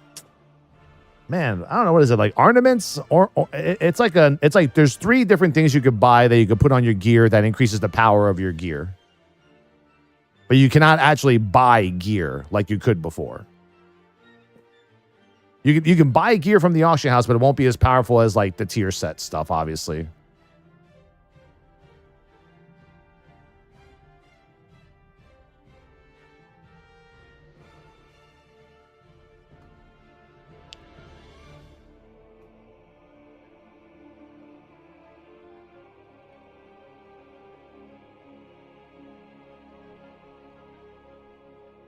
But yeah, like I said, I honestly, whenever those other WoW streamers do their stream for Tarisland, I 100% have to be in some of those chat rooms. I gotta see that shit. I have to see it.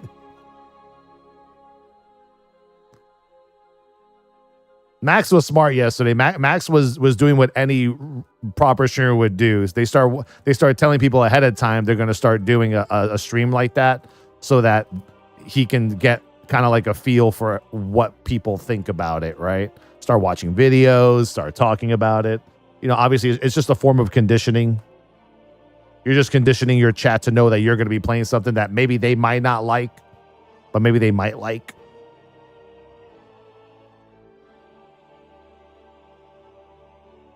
Well, I mean, buying runs happens in every game. I don't understand why that's always been a WoW thing. You can always buy runs in every game you play. People have been buying runs since the inception of the MMORPG video game genre. This is not just a WoW thing. Because if people won't do it for gold, they're going to do it with fucking money anyway.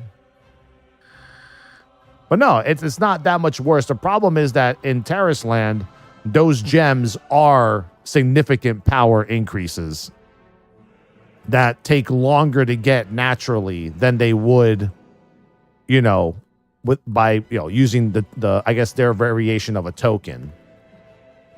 I mean, getting gems in WoW is not hard. Use a jewel crafter, right? Easy. It's different kinds of powers, 2 different kinds of games.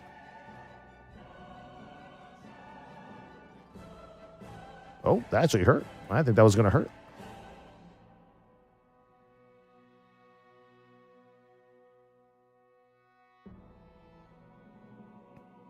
But yeah, as a point of reference, it's just, I've said it, yeah, it's the same idea. I think what people have an issue with is that, like, they advertise their game as not as a non-pay-to-win game, and by definition, they are not. because it is a choice.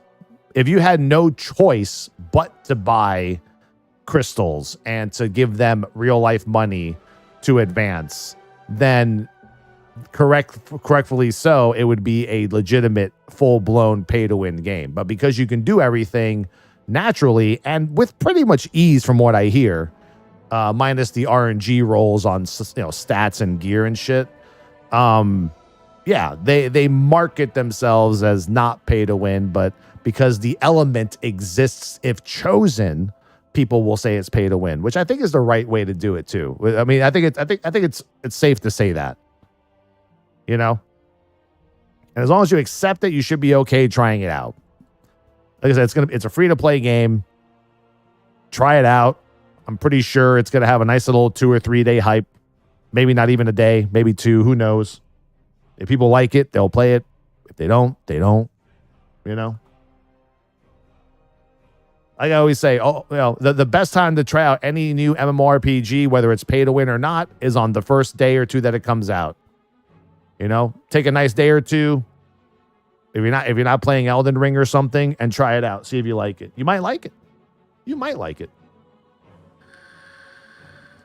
You might hate it.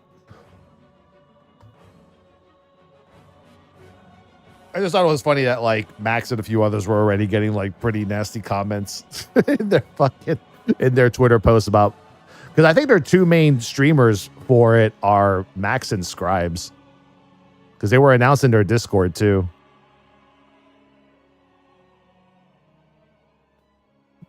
With their old man poses in their picture, which we were laughing at hysterically this morning.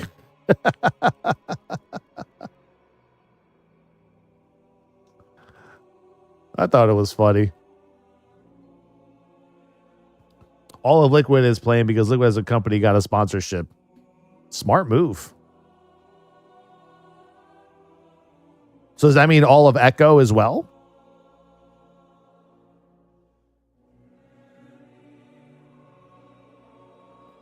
I feel like for me, a game like Tarisland is too slow of a pace for players in Liquid and Echo.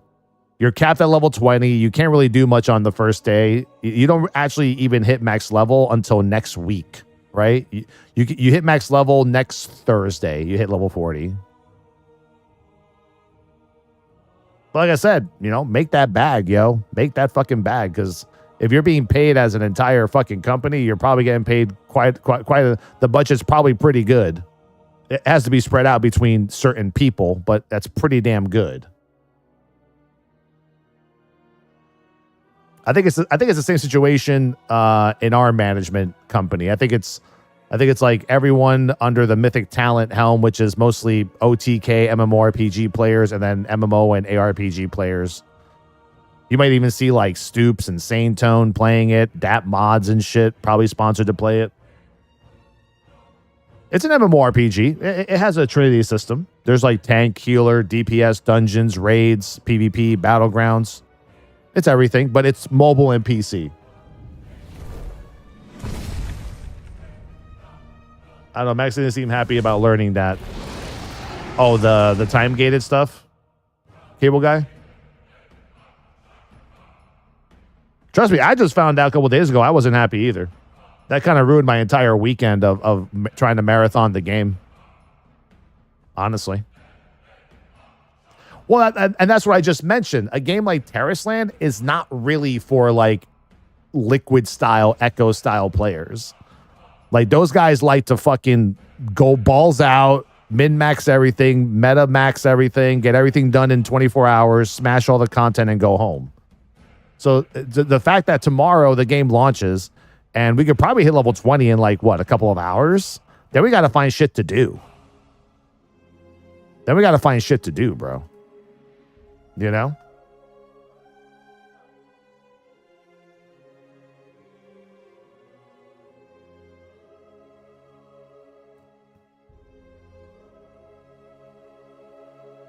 Yeah, Porin, that's correct, but you don't need to do that. That's absurd. You don't need that kind of power to clear the content. Unless you're pushing like solo leaderboards or something. Then it's not really a necessity. If I can get a summon to the next dungeon, that'd be great, please. Thank you.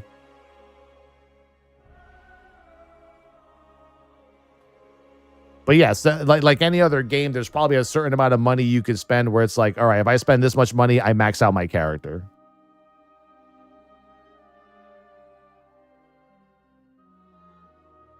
Yes, probably the Spid video that we watched yesterday. Are you playing Elden Ring DLC? I've never played Elden Ring, period. It's part of our subscriber goals for the subathon for the War Within.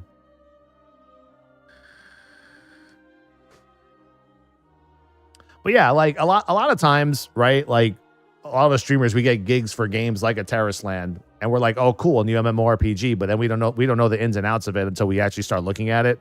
So yeah, I'm pretty sure a bunch of WoW streamers that are being sponsored to play the game are a bit disappointed to find out that there's level caps every day. And even the next day, the level cap isn't even that much greater, right? It's like level 20 tomorrow. It's like level 26 on Saturday. I think 30, right? Or is it 28 or 30 on Sunday? Yeah, so it's like next Thursday you hit level 40, and that's max level. What about Dawn Trail? Nah, no interest this time around. Probably the first time I have not been interested in the Final Fantasy expansion in a long time. Because this is the first time in a long time that there's just too much WoW stuff going on that Final Fantasy is just not getting me. I don't feel the hype either. I don't know. By looking at social media and everything, I couldn't even tell that there was an expansion coming out for Final Fantasy. You'd think it was a patch.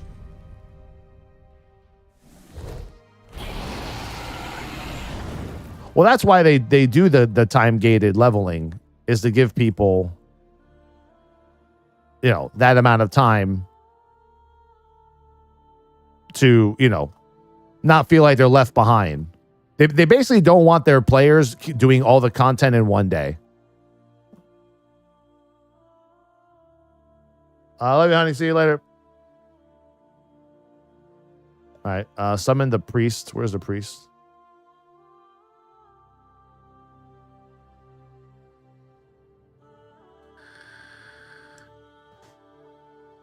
Imagine if WoW did that. If WoW did that, that'd be kind of wild. If WoW were to literally say, okay, for early access, day 172, day 274, day 376, then you can hit max level on launch. Didn't get it, bro. We summoned this guy like 5 times already. What the fuck? Yeah, people would lose their minds for sure. It's definitely not something that that we're used to. All right, let's go.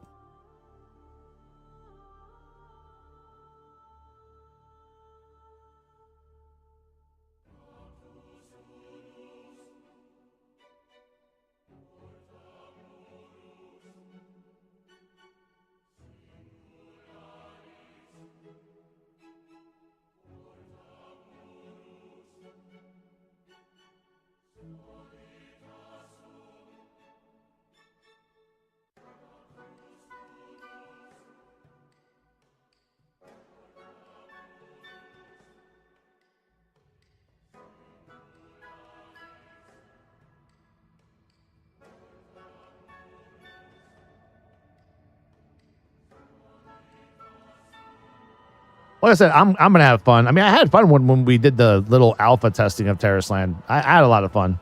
Why? Because I could be a paladin and I could tank dungeons. That's all I need, man. I'm easily entertained. I don't give a fuck about the politics of pay to win, not pay to win. If I think a game is fun and it has the elements of an MMO that I like, I'm gonna play it. Whether I play it for 1 day or 1 month, I don't give a shit. You know? And then I'm going to let you guys know what I think of how it is, and you guys can decide whether you want to play it or not. That's it. It's that simple. You know?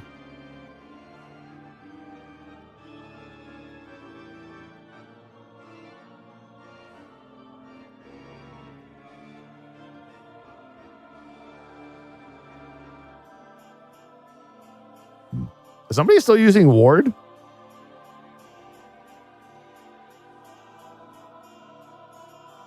I wonder why people don't do Ward and Searing Light at the same time. Like, that feels like that's even more broken if you actually were to use both of them.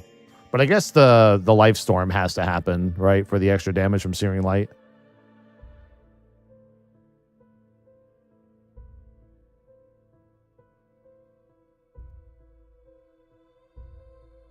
I'm assuming is the overall situation.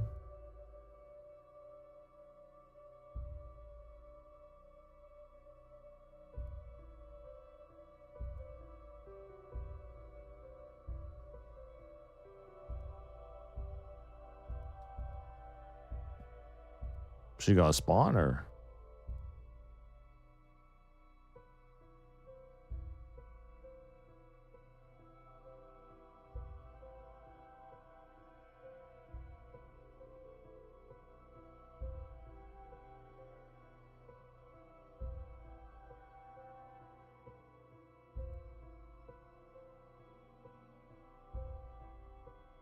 Did I see that? What?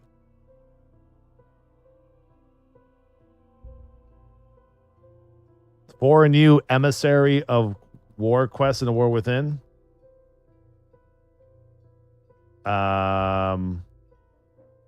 Okay.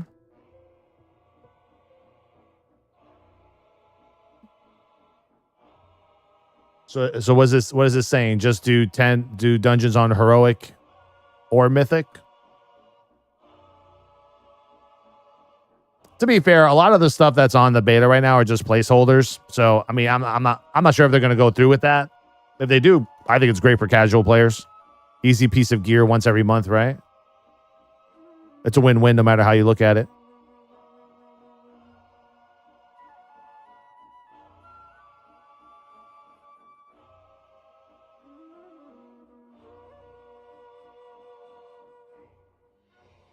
Well, I gotta go to the card shop today. Since I can't go tomorrow. Ugh.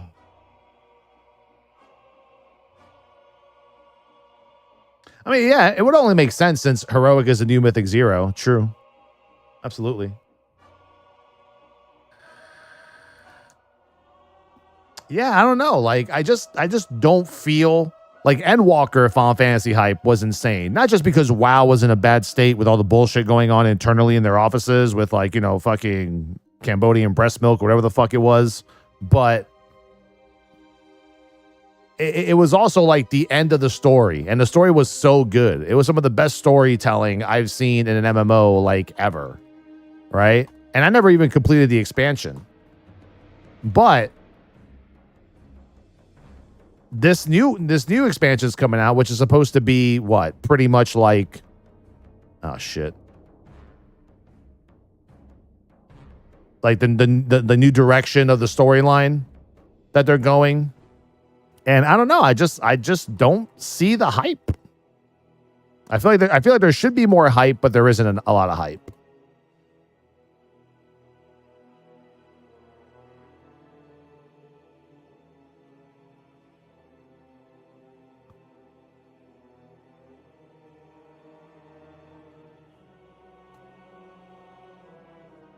And I think a big reason why there was so much hype before too is just like I said, WoW was in a bad state for like 6-7 months, and everyone was playing Final Fantasy 14, and everything was like super duper like exaggerated.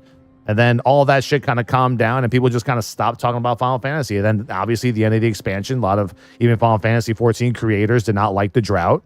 They went through a really nasty drought recently, kind of like a SOO HFC World of Warcraft kind of drought. So I mean, I don't know. Like I don't feel it.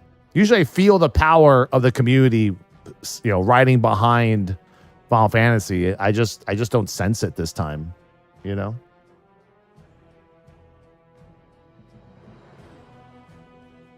Like updated graphics is what people are most excited about.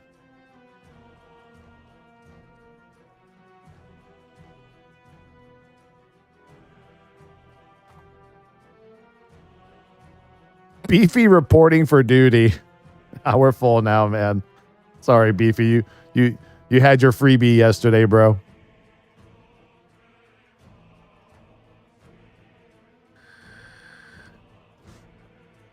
Yeah, maybe that's a better way of saying it. You know, maybe like Final Fantasy 14 kind of just fell off a bit. Even though they're like ultimate and savage rating are really fun.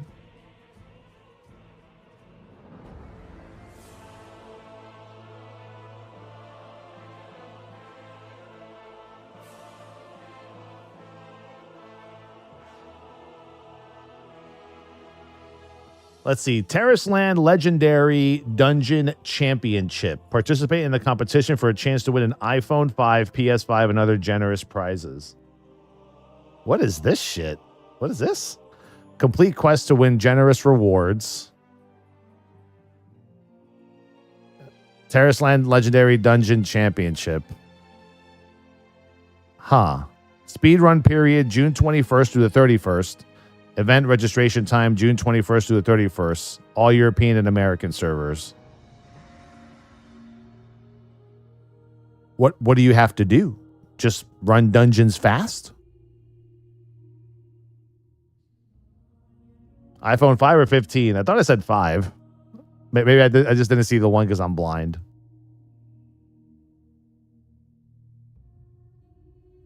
That's the bait to spend the money. Oh, to get yourself powered up to do those dungeons? See, like I said, I mean, to be fair, like I think a big reason why Tarisland is coming to a lot of us WoW creators and Final Fantasy creators and Lost Ark creators to stream their game is because they know their audience. Their audience is Germans, Europeans, and the China market, right? Like, those are the people that are going to whale out and spend money. Like I said, NA has never been very friendly pay to win, ever. Ever. So they could just grab a little bit of us, you know. They would probably, it would be a success for them.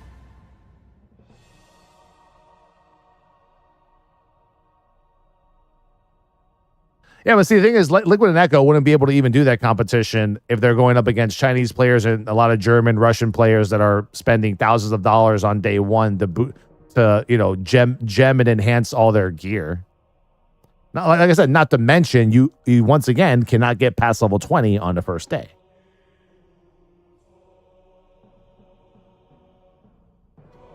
If I'm going to pay for anything tomorrow in Tarisland, it's going to be Paladin Cosmetics. If they got Paladin transmogs, bro, I'm buying all of them. Don't give a shit. Can't have a bad transmog while you're trying to tank, dude. Just doesn't work.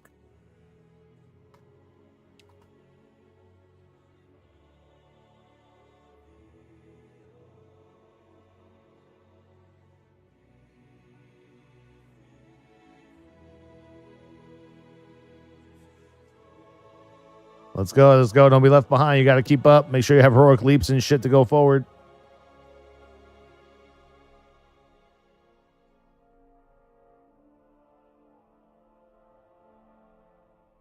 Hear that? It's the sound of mod devs adding 40 Paladin mogs to the game. I want all of them, bro.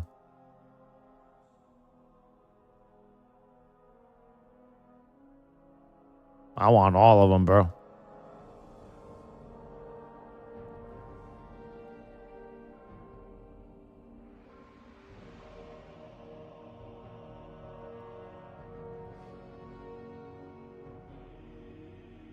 Yeah, maybe it did say 15, not iPhone 5. iPhone 5 would be kind of weird. I'm like, is Europe still stuck in the iPhone 5? What's going on?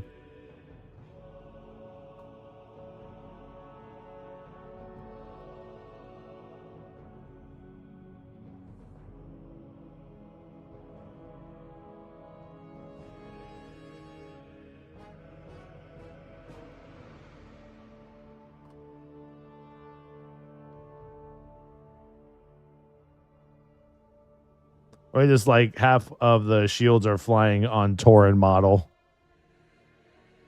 Yeah, their version of a Tauren is kind of a little weird. That's okay, though. I'm probably going to end up leveling at least 2 characters to 20 tomorrow. A Paladin. Well, I think there's only two tanks, right? I think there's like the Tauren-looking tank. And then there's the Paladin. I think they're just called Barbarians.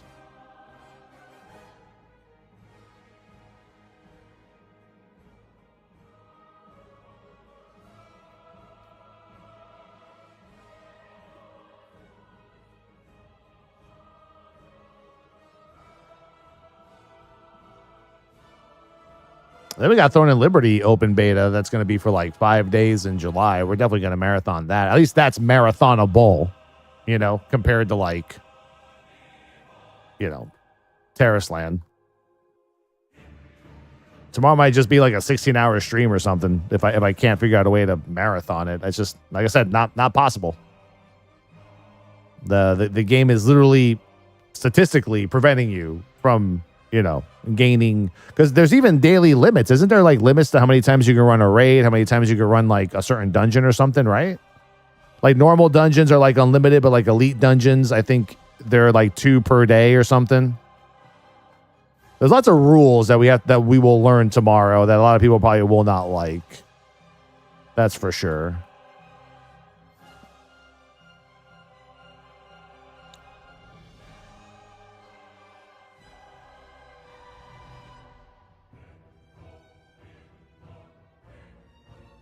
Pally Warrior and Barb Fighter. I thought Barb and Warrior were the same shit. Are they different classes?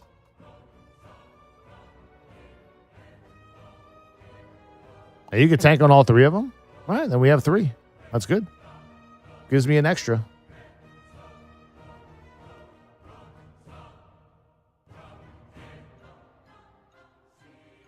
Love all the tennis play as long as you can. Yeah. Then I got to find out what time reset is as well. That way I can figure out what time to log in on Saturday to continue my leveling experience. No drops though, man. No drops. That's unfortunate. Where are all the drops at, bro? No, where's the freebies on a free-to-play game? Makes no sense. Dropfather taking a break tomorrow, apparently.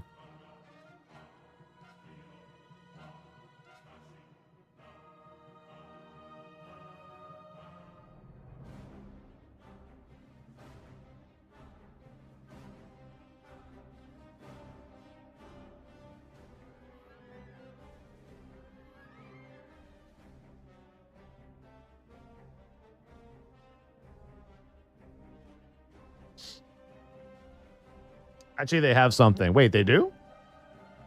They have drops tomorrow? Hold on. Don't make me go drop father mode.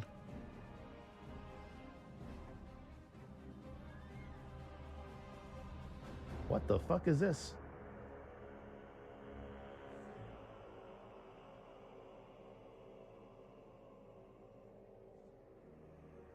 What is this?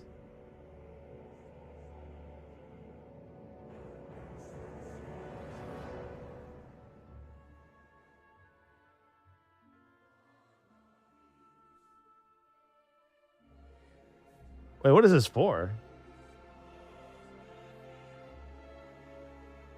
Oh, this is like you have to like do something. You have to like create something. Like you have to do. Is this like art related? Like what is this?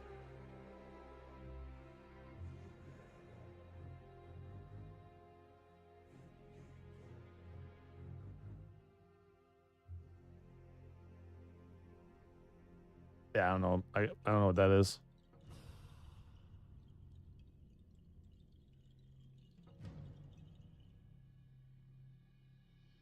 Yeah, I'm trying to grasp the Creator Program Season 0 event. Get officially sponsored rewards from regularly completing creator tasks. So basically, they're rewarding content creators by posting their videos and TikToks and YouTubes of Tarisland. Right? Is that what I'm getting at here?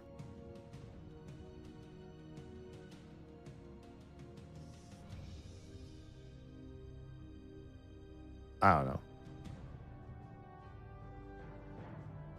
Seems like it. Seems like something in that vicinity.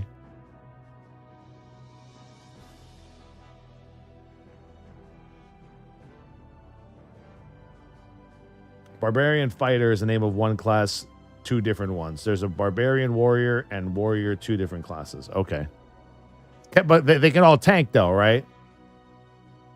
Yeah, I mean, I'm not going to sign up for that.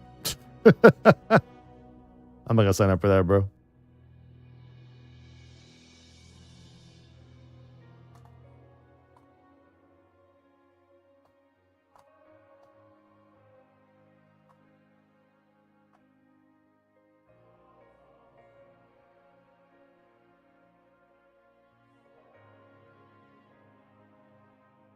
incredibly vague. Agreed.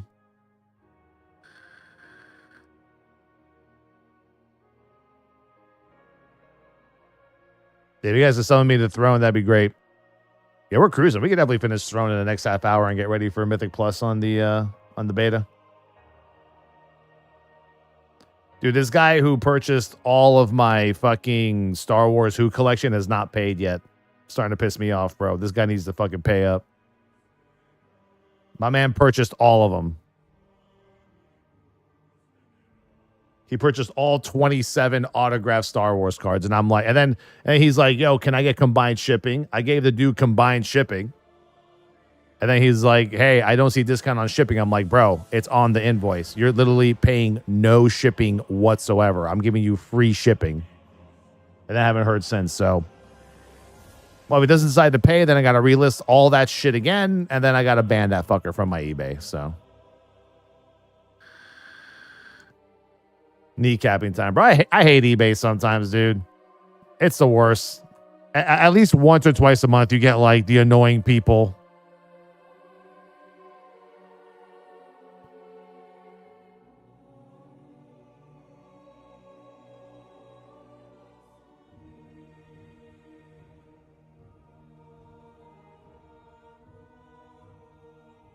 I would do a big report on him if he doesn't pay. That's the thing, dude. On eBay, you're allowed not to pay.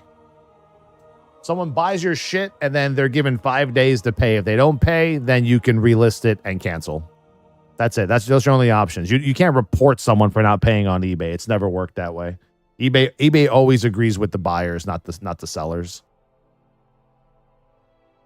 Any kind of situation, even if you ship out a package and the package gets lost or stolen, it's still your fault. No matter what, even though you had nothing to do with what happened to the package after it left your hands.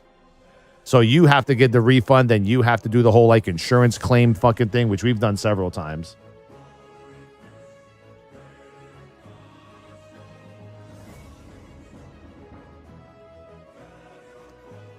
No, you cannot leave them a bad review because they would have some sort of legitimate excuse like my kid logged into my account and didn't fucking pay for something. Or bought something without my permission. Trust me when I tell you, being in this hobby now for 2.5 years and being on eBay for the last year, I've heard it all. And eBay always sides with the buyer every fucking time, dude.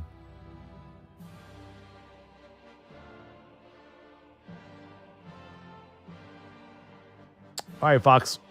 Cool.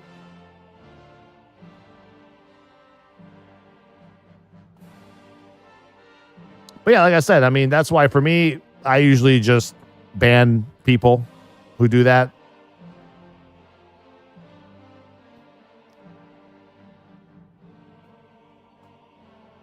Please kill all these spirits. Please kill all these spirits.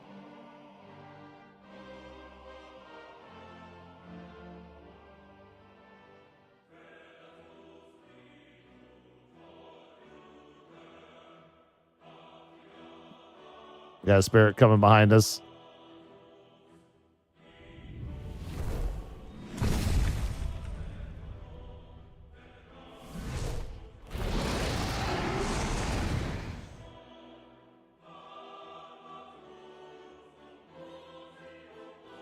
Oh, shit. Oh, shit. Survived.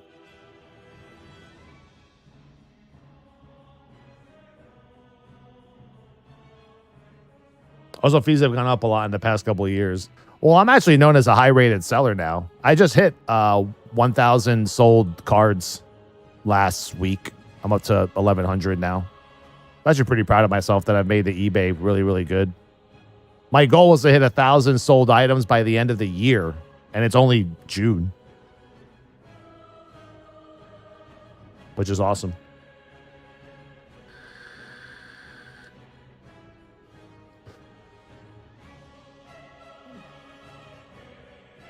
Will do, Cable. They're the worst trash ever put in raid. Pretty much, yeah. I would say. I mean, it's the worst sequence. What do you sell? Baseball, basketball, football, NASCAR, everything. A little bit of everything.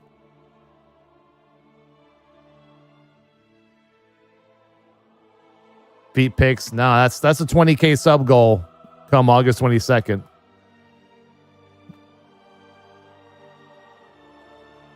Not yet on that one. Y'all got to work for that.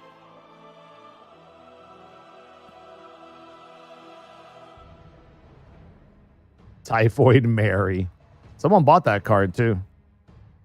Surprised they actually paid for it.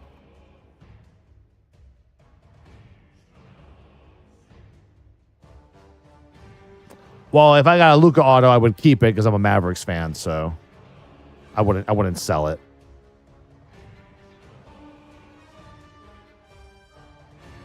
Him and Jason Kidd are my two PC collect cards for Dallas.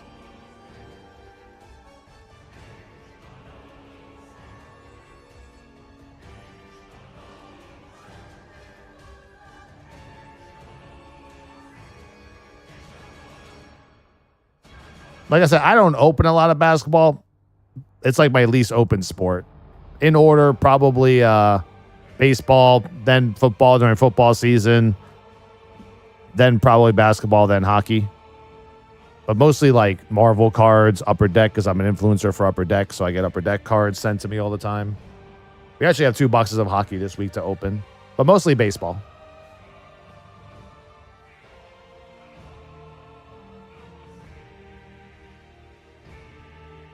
But you can find my eBay on my eBay command. My title will always tell you whether the listings are new or whether they're going to be ending soon. And we ship our cards very securely. You know, anyone who's ever bought cards from me knows how much pride me and Lula take in making sure that the packaging is awesome and then people get their shit. And, you know, the cool part is if you're from the stream and on checkout, if you leave a comment saying you're from the stream, you get a legendary autographed tally card. We call it the legendary foil Rips card. So that's specific to anyone from the stream. Like I said, on any given week, maybe like 3-4 people from the stream buy something or end up winning a bid. Because you guys are competing with the rest of the world, right? You're not competing against the channel. You're competing with other people in the hobby. Got any Astro signature cards? Tons of them, bro. How much do you want? How much you want for all of them? Bro, I got so much Astro shit that I feel dirty having them in my collection as a Yankees fan. I got everybody. You name I go Altuve, Jordan, the Tucker guy, the Hunter Brown, whatever. I got all that shit. I got all that shit, bro.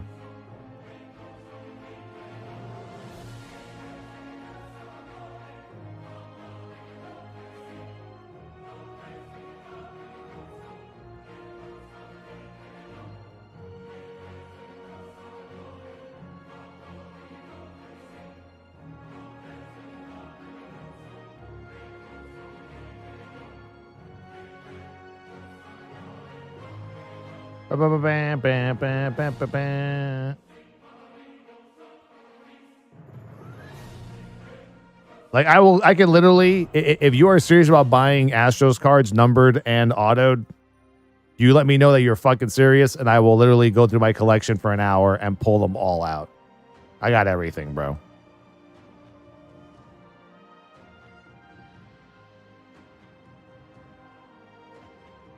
Hockey, Vegas Knights.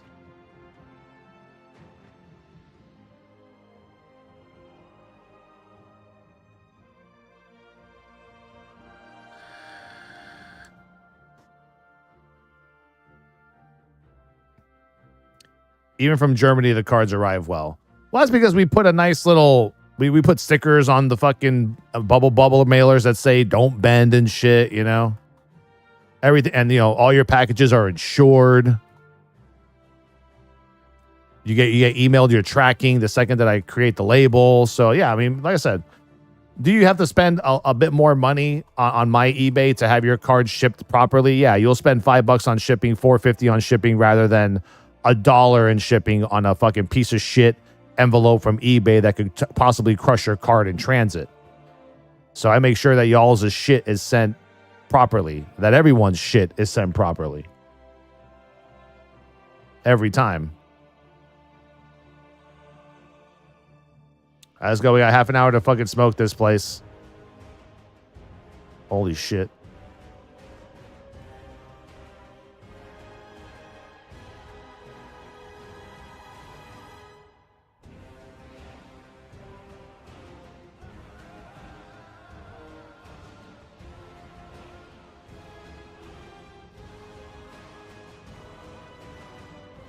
Yeah, we actually just sent the card to like a military base yesterday. Someone bought 3 cards and they're being sent to a military. I've never actually seen a label for a military base. It looks so much different than sending anywhere else in the world. It doesn't even really tell you like what military base it is. It's like kind of like hidden information and shit. It's like fucking weird. I don't know.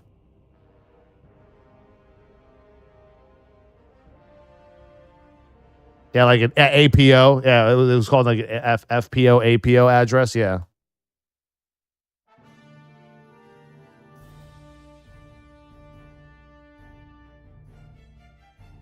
I think the weirdest thing we've ever sent to a place was sending a package from like a marathon winner, sending it to somebody's boat. Like their boat was their house. Somewhere in like some island somewhere.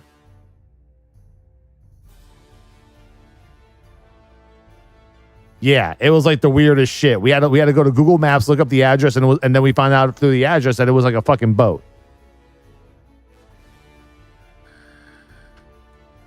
Crazy, dude. A houseboat. Yeah. You know, like the one that Keanu Reeves lived in the football movie.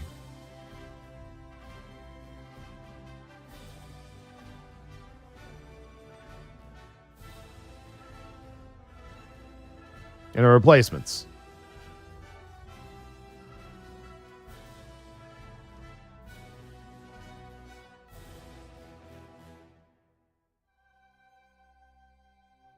Tally airlifting packages to third world countries. Gotta do what you gotta do, bro. You know?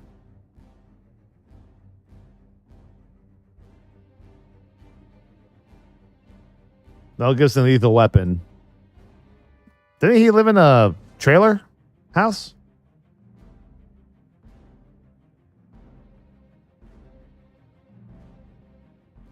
Trailer house area? Where the fuck?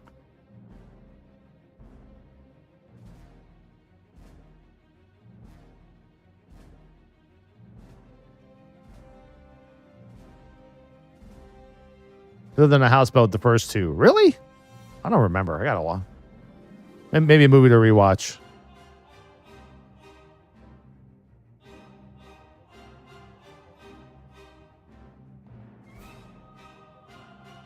Yeah, but I'm only on episode 2 of the Acolyte show.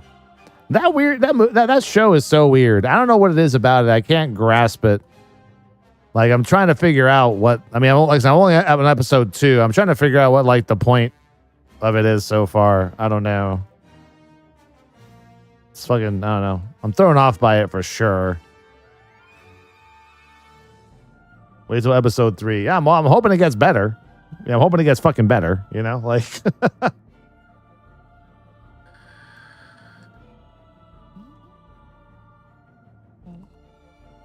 Is it better than Ahsoka? Fuck no, it's not. At least so far, it's not.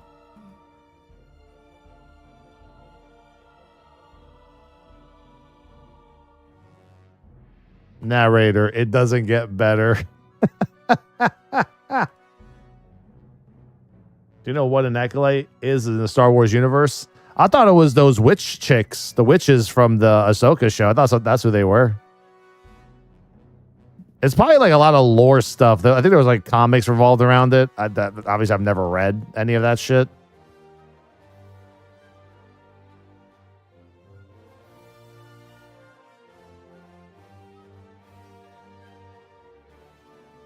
Someone goes, dude, it gets so much worse. Okay. Not what I wanted to hear, but whatever.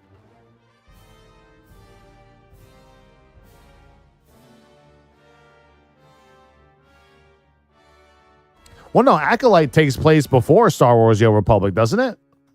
Doesn't it take place before? Even before that time?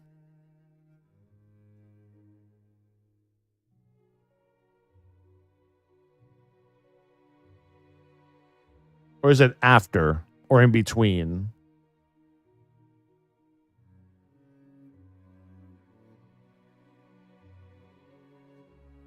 Star Wars is not canon by Disney. Correct. Correct.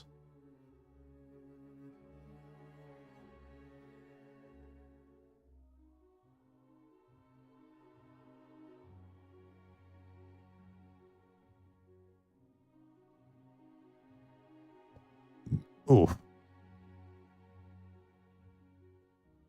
All right, let's go. Where are we going?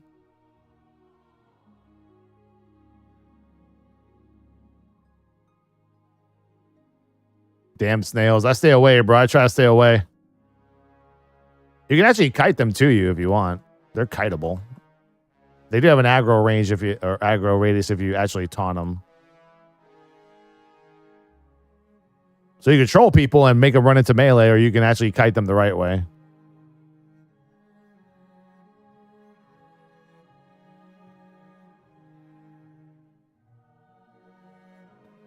I mean, so far, in the first 2 episodes, I just don't find the current, I don't find the current characters interesting. I guess is my thing, you know? I don't find them interesting.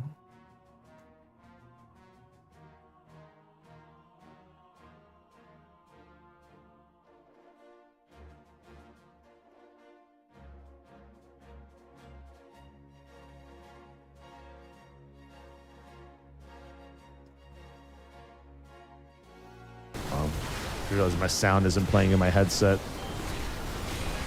Did you watch Fallout? Oh, yeah, for sure. Fallout was fucking good.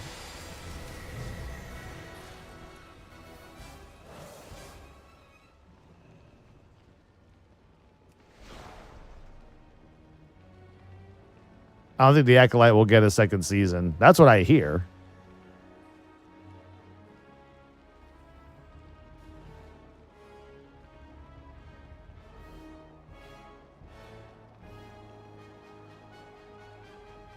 Yo, when's Andor season 2 coming out though? That's what I want to fucking know, bro.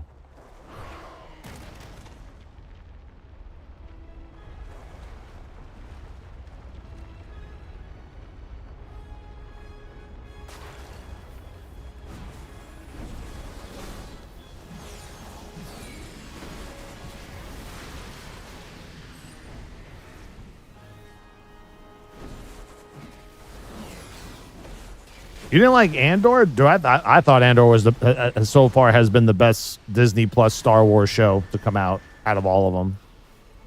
For me, at least. I loved Andor, man.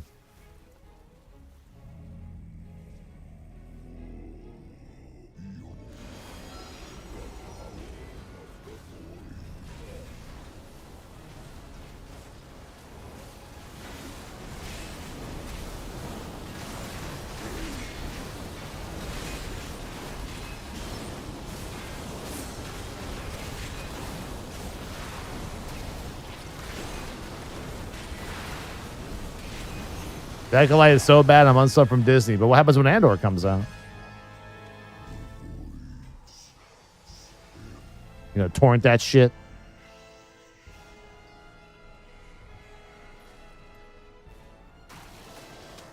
Like I said, I don't think the Acolyte is terrible. I'm just like not as into it.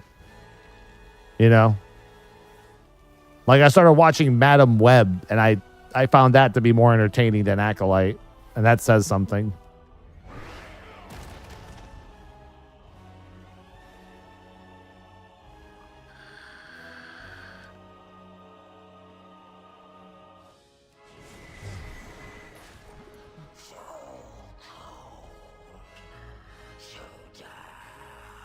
I'm the same. I mean, I'm a Star Wars fan. I'll watch all of it for sure. It's just, you know, I don't have to like all of it, you know?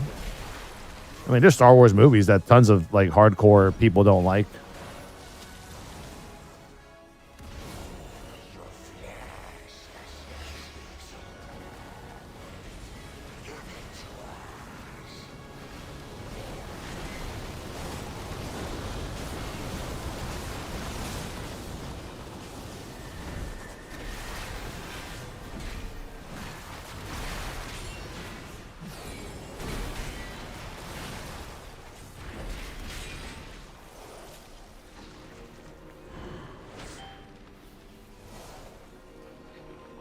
By the time I even get my puddles, I'll be like fucking.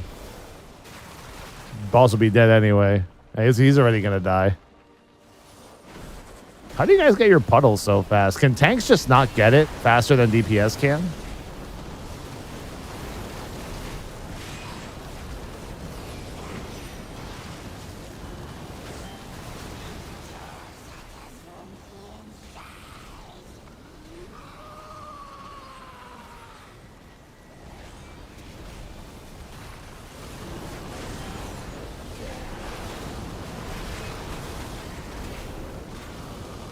Wait, you like solo better than Rogue One? Ain't no way, bro.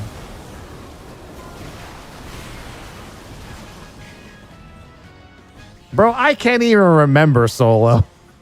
Me and Lulu were like, did we watch Solo? I'm like, yeah, honey, we went to the theater for it. I got the bucket in the kitchen. She's like, I don't remember anything about that movie. I'm like, me neither. I didn't even know Emilia Clarke was in that shit.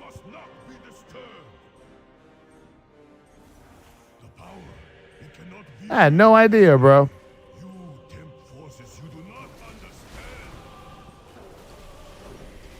The only way I remember Solo and the actor was when I started opening up the fucking cards for it on Rips. I was like, oh yeah, Solo. I remember that shit. Oh, we were supposed to stack up against the wall, dudes. God damn it. Stack, stack, stack, stack, stack, stack.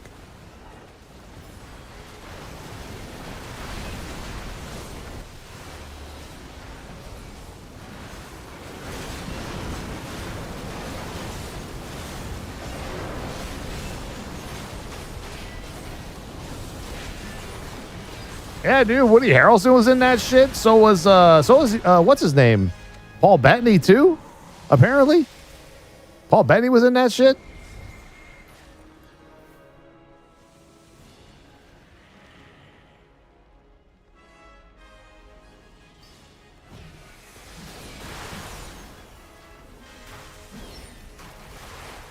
He was a bad guy. Don't remember. Don't remember, bro. Do not recall.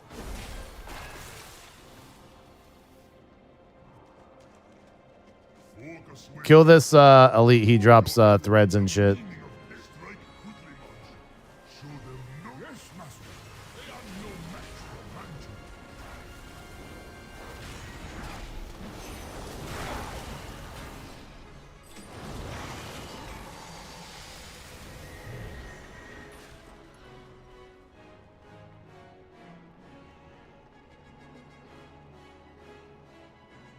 Almost there. We're on time. We're on pace to time this shit.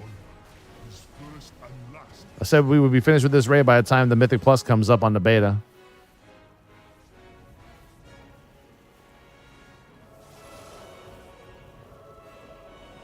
I didn't watch Andor. You should.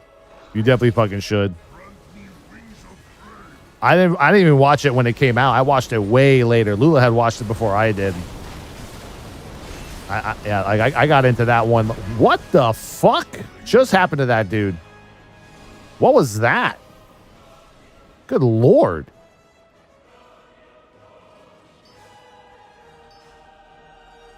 Holy moly.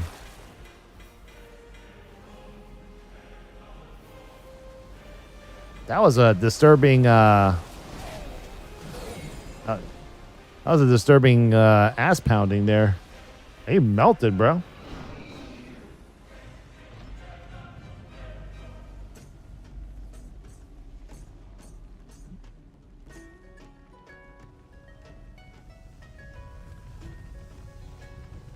kindling for the flame.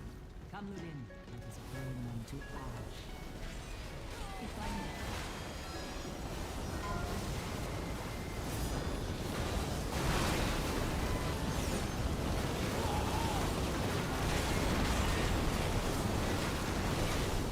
Slay needs a nerf. I don't think that was Slay, bro. That was some other crazy shit. I think Blizzard's pretty much done nerfing Mr. Pandaria stuff. I think they realize they can't win. We're always gonna find a way to fucking nuke shit, whether it be item level or you know powers, one or the other.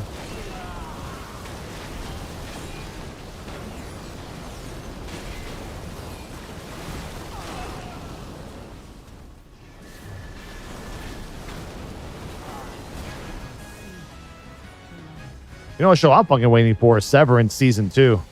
You want to see a good show? Watch that show. You haven't seen Severance on Apple TV, bro? Watch that shit. That shit is fucking crazy. That and Dark Matter, which season finale is next week. I'm excited for that too.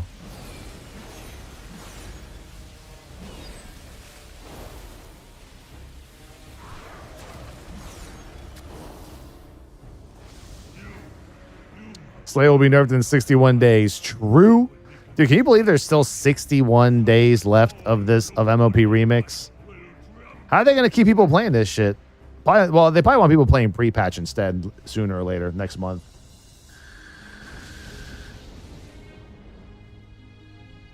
All right, let's go. Don't get knocked off the sides and shit, boys.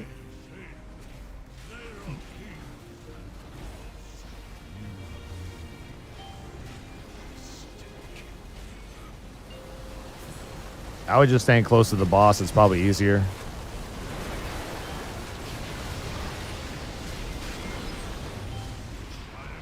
And someone got thrown off.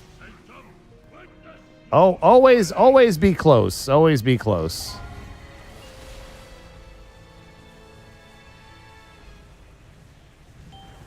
If you want to follow mechanics, soak stuff, and stack on top of the people with arrows above their heads so they don't die. I'm not sure if you get one shot on heroic, but it's like whatever.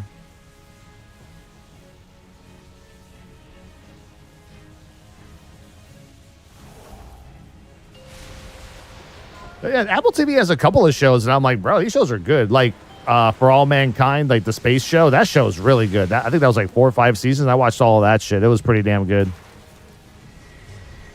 And then, oh, that show with Colin Farrell, Sugar, was a pretty good one. Kind of like a True Detective kind of show.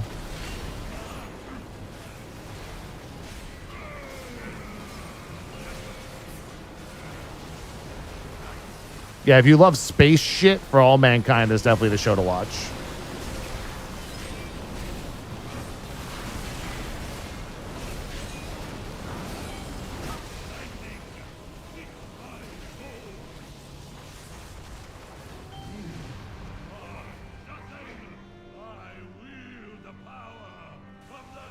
Yeah, Paul Rudd is that, yeah. That's the one with, I haven't seen that one yet, Shrinking. Oh, and if anyone likes Mayor of Kingstown with Jeremy Renner, that season 3 just came out for that. First 3 episodes are out. I like that show. I like that show a lot.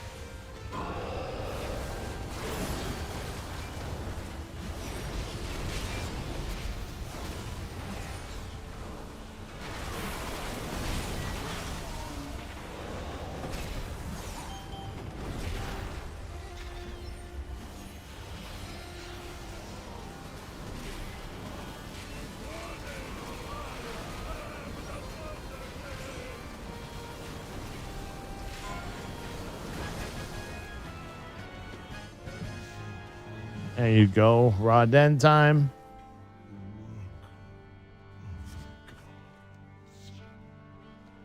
Wait, the fuck? This always happens. Yes. Sometimes, man, there's just too many good fucking shows out there right now, dude. Too many. Too fucking many.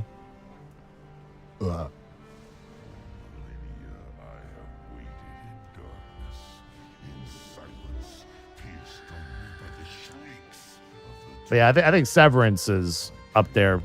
It's my probably top 5 shows I've seen in the last year.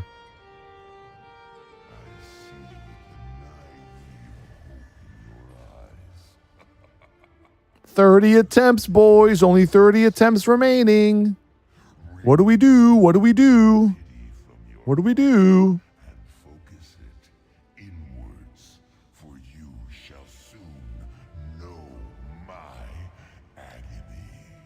Ring of Power. Oh, the Lord of the Rings show. I watched season 1. I just don't remember it.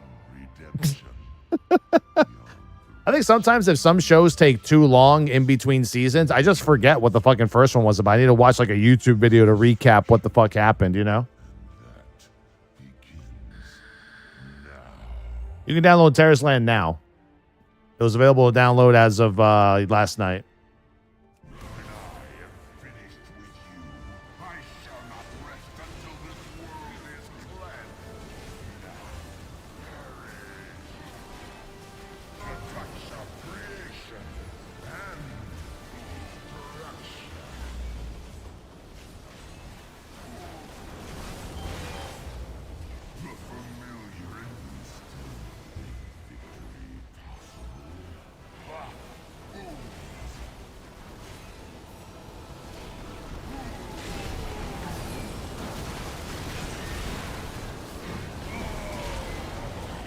Good job, everybody.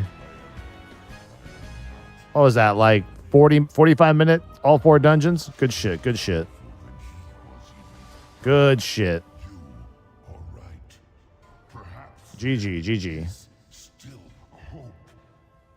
There's a yawning chasm of darkness beneath immortals vast. Who is Tarisland? It's an MMORPG. My man goes, who is Tarisland? Who? Who?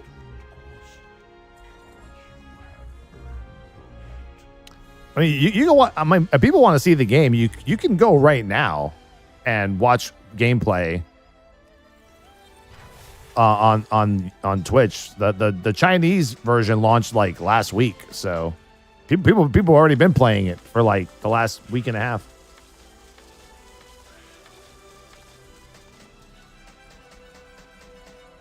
You know?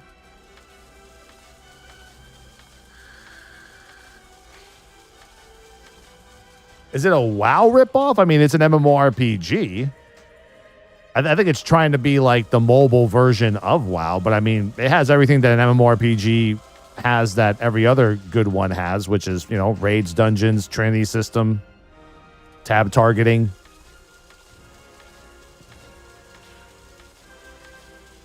You'll see a lot of streamers playing it tomorrow. Don't you worry.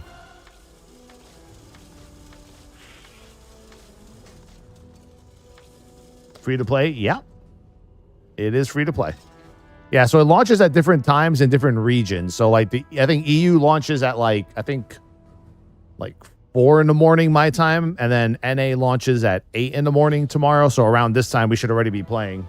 We might already be level 20. You know? More than likely. All right, let me go get the rest of my heirlooms.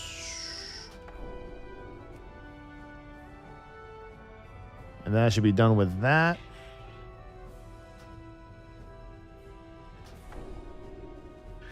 And that's it. Done with all the Garrosh heirloom pieces. Perfect. Now we can start working on, I don't know, fucking dungeon gear or some shit. I don't know. I thought I had that one already. No, I guess not. Well, that vendor's done. Let's see. A little hat there.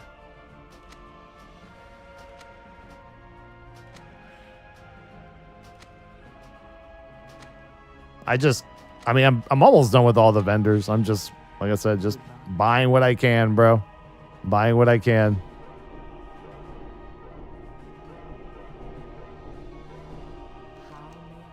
Every day, do your dailies. Every day, buy something different, you know?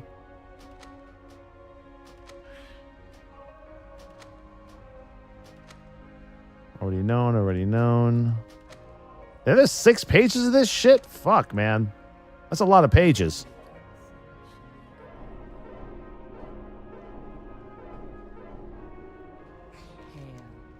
That's a lot of pages of shit.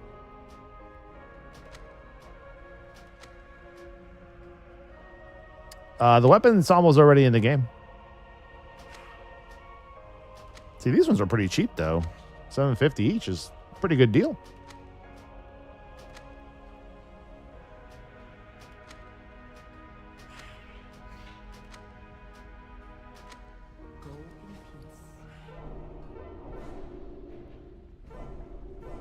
I'm learning so much shit, I'm lagging my game.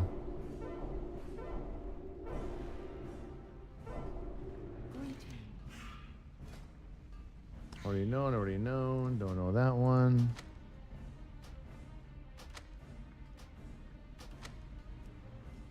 Have mercy. How much shit, man, is in here? Fuck me. Oh, we're done. We're done. I mean, I could probably get everything faster if I do like all my rounds on just one character or excuse me, multiple characters, but yeah. We're close though. We're close. All right, let me log into the beta. I'm gonna take a quick break. We come back. Mythic Plus keys on the beta. Hopefully, right? I mean, they didn't officially announce that Mythic Plus was gonna be back this week, but it's usually every Thursday at 10. So I'm hoping Blizzard doesn't take a fucking week off from testing Mythic Plus. That would be disastrous. At least for me, that'd be disastrous.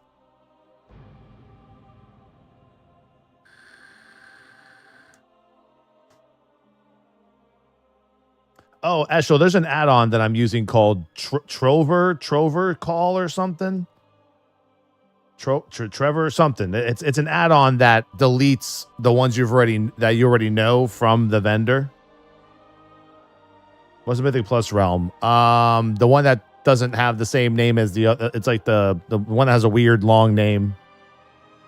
Trove Tally. Yeah, that's the add-on. That's the one.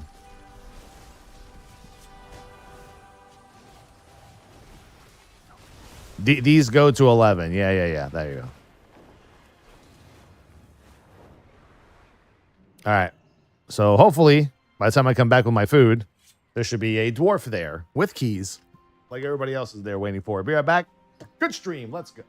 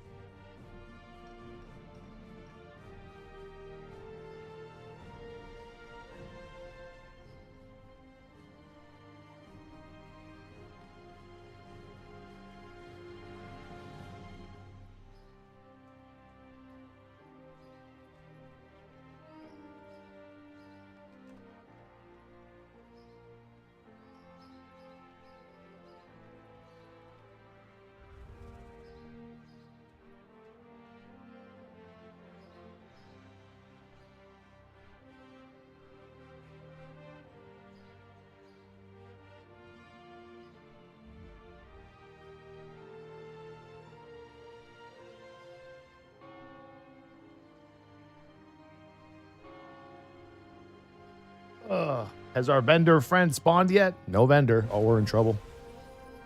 We're in trouble.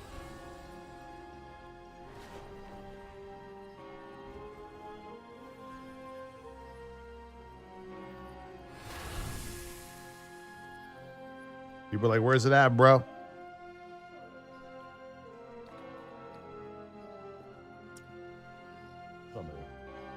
Like, I know there's no raid testing today or tomorrow.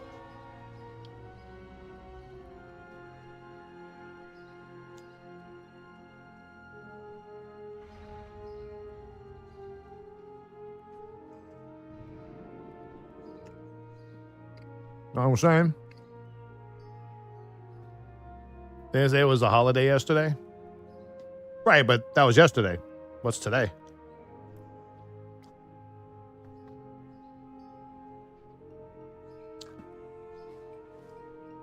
Guild services retiring? We'll be retiring guild services currently available in in-game shop as of the 22nd of July. Services that will be retired include guild realm transfers and guild faction transfers. The guild name change service will continue to be available. Did a lot of people just not use it, I guess? I don't know. Probably, I mean, I would assume it's probably their least used one. Because of Cross Realm? Oh, yeah. That's right.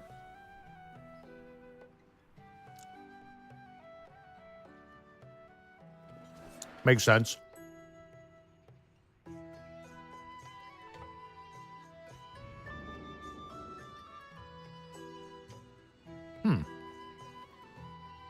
I have to ask them in Discord if they're going to Mythic test this week.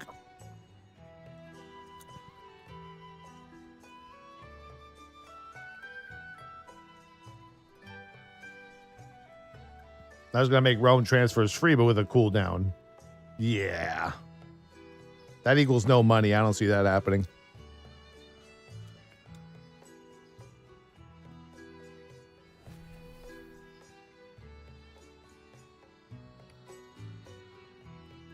They're not in the business of giving people free shit. You know what I'm saying?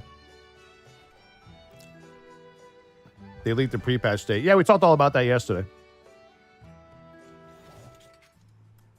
Well, they leaked an event of the pre-patch. People are just assuming that the pre-patch is the week before that.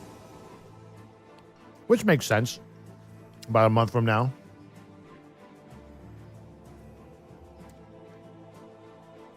$22nd, yeah.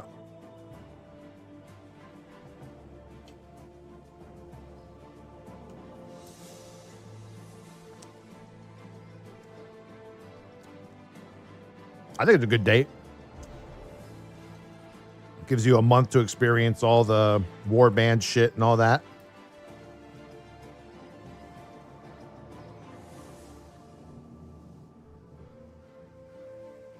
I can't really ask Blizzard anything to do something that's already established in the game. We can make a post about it. They might listen.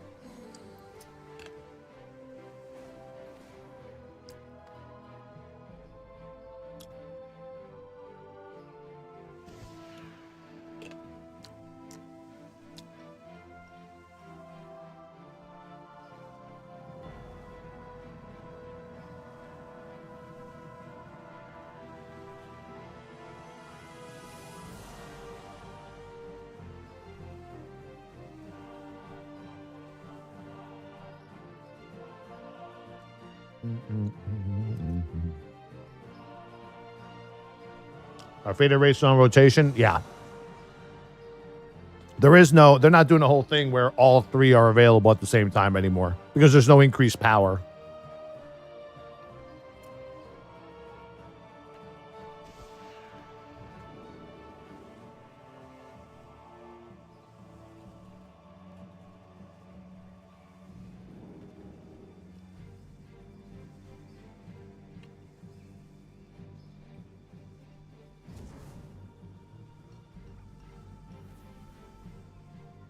We did a pre-install for Tarisland from their website. Just go to the website and then make an account, and then you should have a download link. It's not a Steam game. Yeah.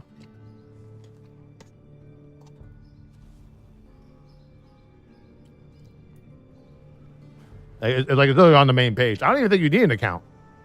Just go to the Tarisland website, scroll down like just half an inch, and you see a little Windows button. Hit it.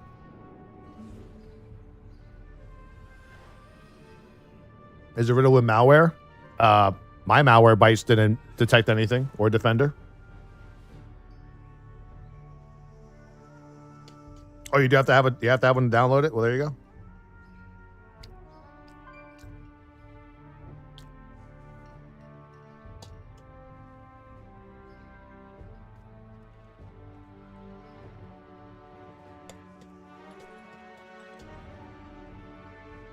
I've been using Malwarebytes and Windows Defender for like 13, 14 years, maybe more now.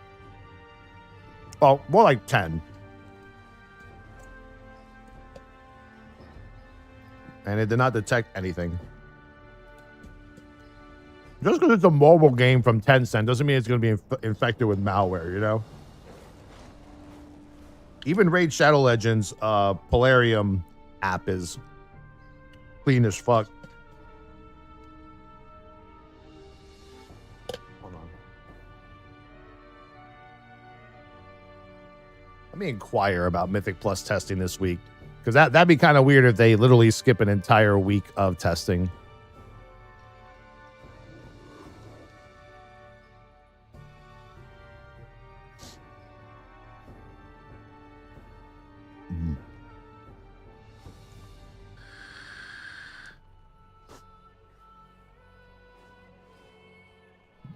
Let me see.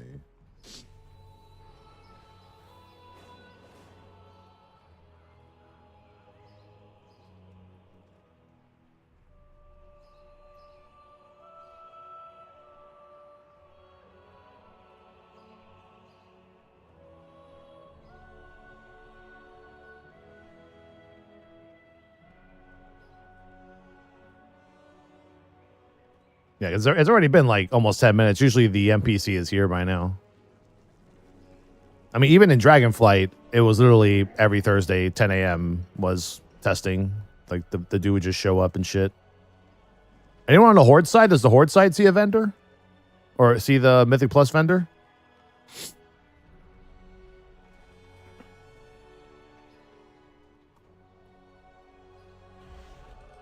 No? Okay.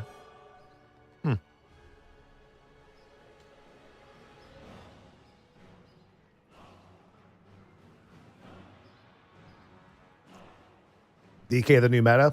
No, they just have the most changes. I mean, there's really nothing much to do in the beta unless something that you're going to play has a bunch of changes on it. Got to test out the Bloody Blade uptime and see how good the Blood Beast is now. I think they also changed something else too. I forgot what the other talent was here. Might have been...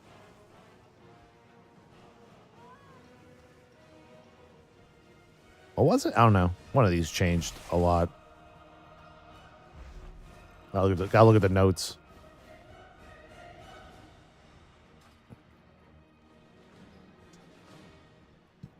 Yes, I watched Dark Matter. I'm on the last episode. Well, I watched this week's episode. Next week is the finale. I mean, any show with Jennifer Connelly, you have to watch it. So, I mean, yeah.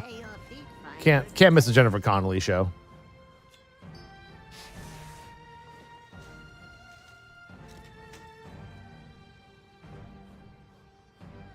Yeah, I saw that run. It was funny.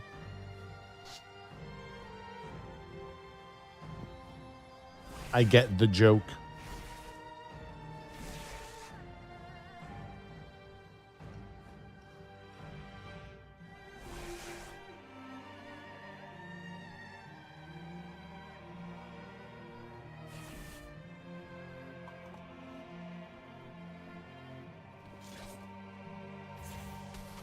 I read the book last year. 100% Justice so far. I love it. Yeah, it's a cool concept. I wonder if they're going to make multiple seasons of it or if it's going to be like a one-off season.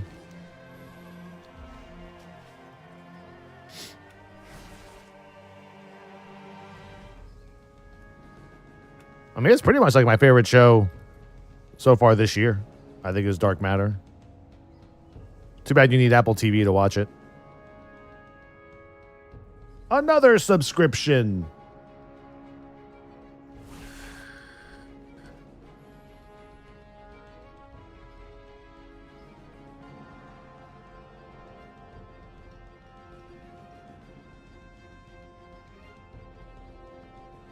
I mean, is Apple TV even expensive? I'm not even sure how much that shit. I get it for free with my phone.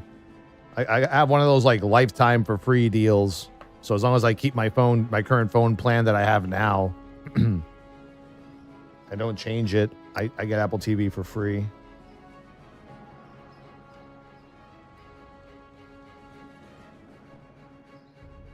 Oh, Silo. Yeah, dude, I haven't watched Silo. I think Lula watched Silo. She said it was pretty good. I haven't watched that one yet. Apple TV is only $6? That can't be right. That doesn't sound like Apple or any other corporate company. That seems like an erroneous number.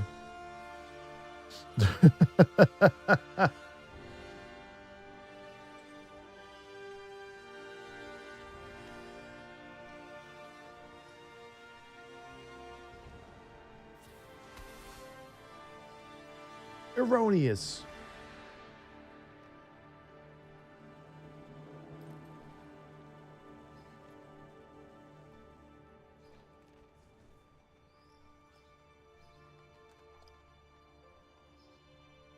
I recommend Apple TV. The shows on there have been amazing. They have been too. I've actually been surprised by it myself.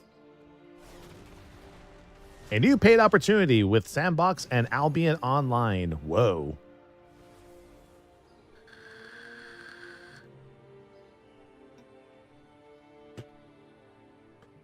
I'm going to have to say no to that. That's a negative.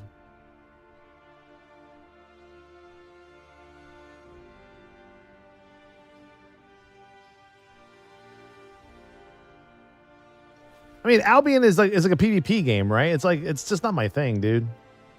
So weird. Dude, it's crazy how many no's I say. You know, okay, so recently, I had like every quarter, but now every month, I have a meeting with my talent agency just to say, what are you looking to play? What should we be looking out for you? Blah, blah, blah. Like one of those meetings, But they also do a recap of the last year, right? So every year they tell us how much money we've made through their agency with gigs and deals for sponsored streams and how much money we said no to. Holy shit. When they show you that number, it's actually it fucks your head really bad because you want to say to yourself, damn, I would have made that much more money had I said yes to all the shit I said no to. Well, all that shit I said no to were like, really bad games that shouldn't even be streamed and, stuff like that. It's an astronomical number. If I told you the number, you guys would probably shit yourselves. Like it's ridiculous, man. You want to know the number? I'll tell you the number. I won't tell you how much I made through gigs. I can tell you how much I could have made if I hadn't said no. That's why I always tell people, as streamers, we don't say yes to everything. We say no almost to a lot more shit that we say yes to.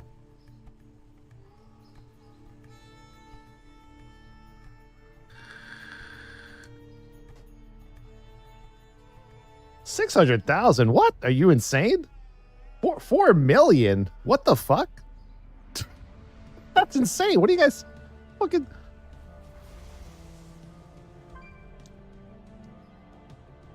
Yeah. It was, you were close, Spin. It was about 118 grand. 108. I said no to $118,000 worth of deals in 2023. And so far this year, I've said no to about 70K of it. Halfway through the year.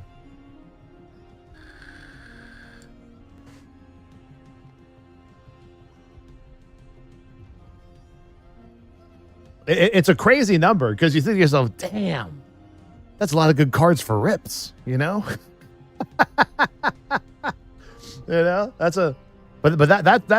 how much I said no to. But most of them were like a combination of like Korean, Chinese only based mobile games. A lot of VPN companies I've never heard of. It's like I want to work with a VPN company. I just don't know which one is good. Does the agency hate you for not taking it? No, not at all. Because if I look bad, they look bad. Right? You know? If I diminish my image and my reputation, then they get affected by that too, because then I will not get the good deals from the good companies because I took shitty deals with other companies. Surfshark or Nord seem to be the most popular ones. Yeah, those two have always asked me to do sponsored stuff for them, but I don't know. I don't use VPNs, so I don't know. I don't even know how many people use VPNs in general. Yeah. There's like selling out, and then there's like selling out, you know? There's like, I'm getting paid. Like for me, Tarisland is a no-brainer. It's an MMO, paladins, tanking, dungeons, raids. Even if it is a mobile game, I'm 100% going to say yes to those kind of games every time. But then like some dragon fighter kind of fucking game or something, right? Like,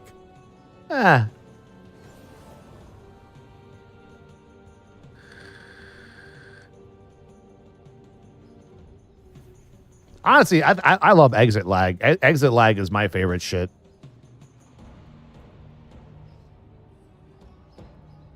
And that's not even a VPN. That's not even a VPN company. It's a good rerouting for ping on games kind of thing.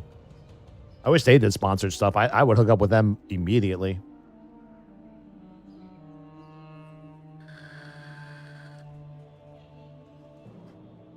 Yeah, dude. I don't think we're doing Mythic Plus today, boys. I don't think we're doing Mythic Plus today. What's going on, man? It's supposed to be 10 o'clock every Thursday, man. On the money, too. Like, what the fuck's going on? Mythic Plus or Riot? Yeah, dude. Like,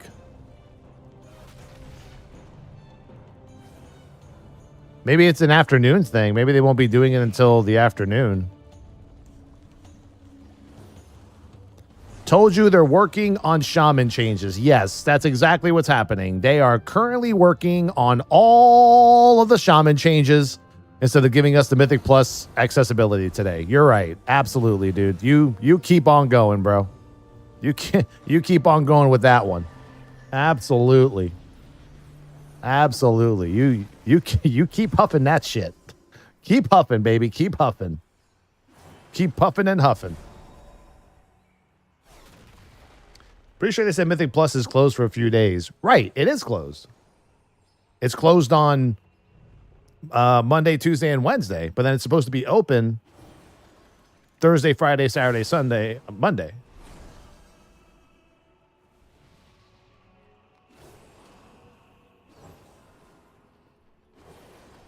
Two among changes, druid changes, hunter changes, shaman changes. What the fuck? Poor bastards. Poor bastards.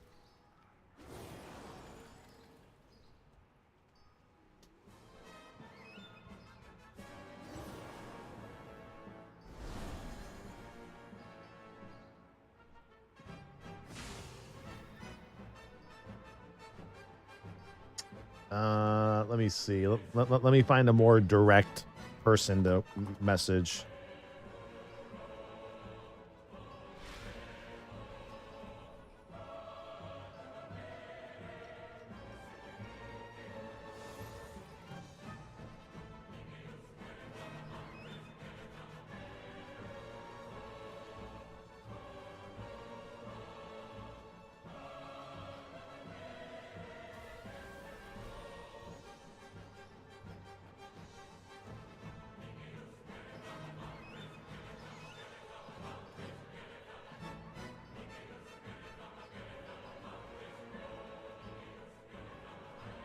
Hi, stream. Oh, Lord.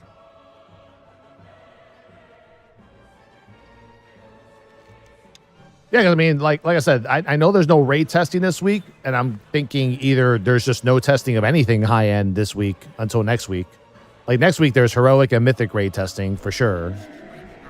So yeah, there's no testing here. I'm gonna go back to doing scrubby ass +7s on retail with really bad players like earlier today. Honestly, man, that's good content for me, bro. I think doing high keys like 10s, 11s, and 12s is too easy because like really good players are in those keys. You want to get some good content on retail. You do keys between 5 and 8. That's the real shit right there. You're like in the shit in those keys, bro. Those are like the people who just get like higher item level. And the crazy part is yesterday I did what was it? On my Vengeance Demon Hunter, I did like a +7, a +7 ruby. Bro, there was a rep paladin, no bullshit, 517 item level, did 85,000 damage total the entire dungeon. And I said to myself, I felt like asking the other people in the group, hey, are you guys doing a sale run here? If so, am I getting a cut? Because, you know, am I getting a cut?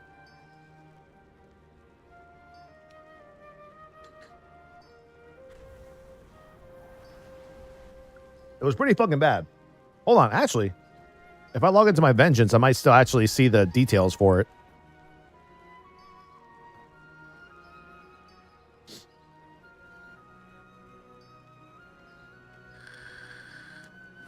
Bro, there's no way you're 517 rep paladin and your total damage is 80,000.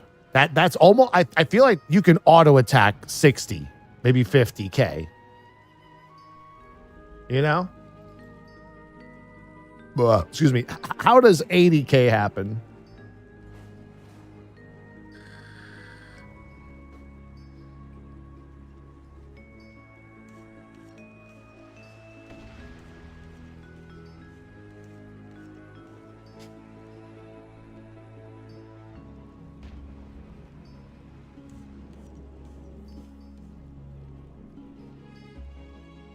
My 472 Windwalker does 200K. Well, Windwalkers are pretty cracked out.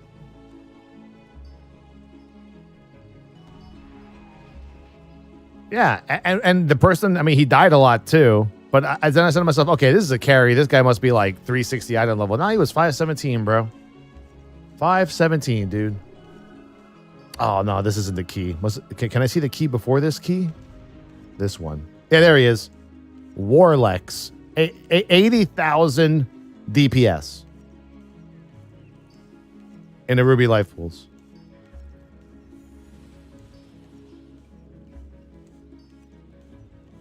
I don't know. I don't know. Like, it was weird. I was like, what's happening right now? Trolling are really bad. I mean, that's the worst I've seen, though. Like, real talk, that's the worst I've seen. I did a Bracken Hide. Everyone did more DPS than me. This Ruby, yeah, like every other Ruby was fine. That one was just like, I don't know what happened.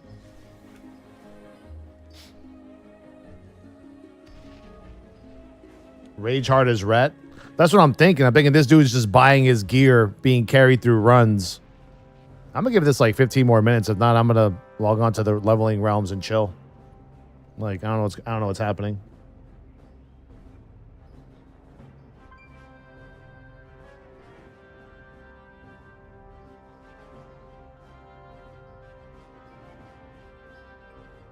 Did you DM Ian? No. I just, we have a Discord. And I just ask people. I mean, no one's in Discord right now talking. So I'm just like trying to message people and see, do we sit around here and wait all fucking day? Or maybe it's scheduled for later today. It kind of wasn't even scheduled at all. I just find it really hard to believe they're going to miss an entire Mythic Plus week. Unless they're implementing those Mythic Plus changes that Ian and Morgan were talking about in the Wowhead interview, then maybe.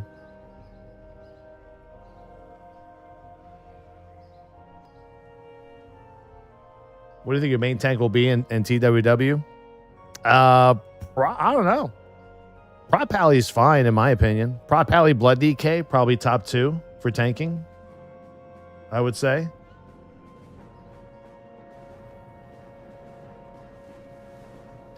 No. But like in Dragonflight, we never got a blue post for Mythic Plus testing. The vendor was just up every Thursday. Just like last week, he was up on Thursday.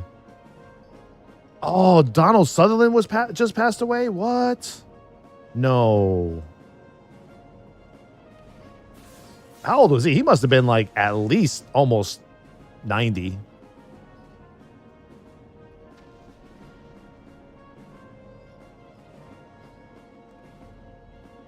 He was 88, yeah. Dude, I was just watching The Italian Job 2 days ago.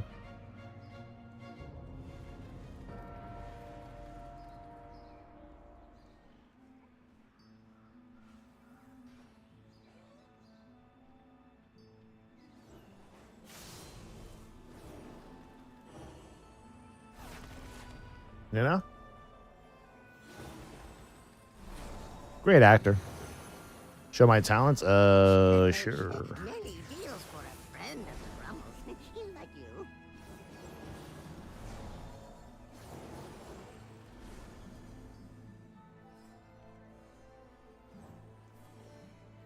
He was in a lot of good movies. He was in a lot of good. What was the movie he was in where he was a total dick? I hated. Oh, Outbreak. He was like the military officer guy who wanted to like fucking nuke that fucking town with the Ebola virus.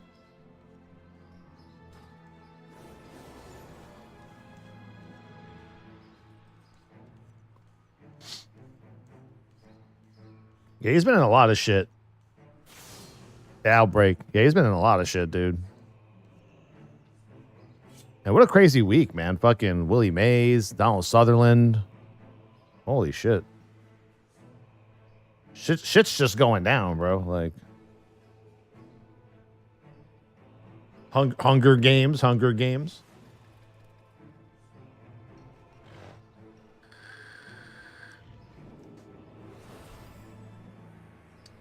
Unless you have any reports on this death. I mean, I literally just Googled it.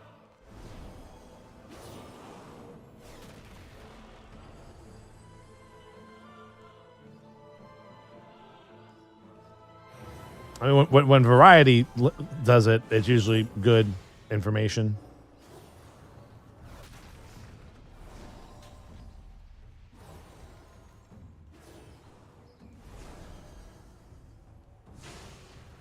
Yeah, Jerry West, dude. Bill Walton, a couple weeks before that.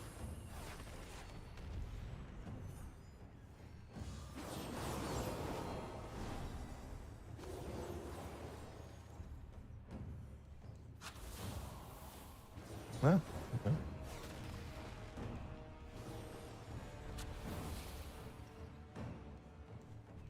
Yeah, there's a Kiefer Sutherland too. I mean, he didn't pass away, but you know, Keith, that's his son, right? That's his kid. I like this little back and forth between Max and Shroud. Shroud responds to Max's Tarisland sponsored post and goes, "Oh." He says, "Yep, stay big." Shroud goes, "Can we duo?" Yeah, you could duo in Tarisland for like 3 hours. When you hit max level, then you can't level anymore. You know?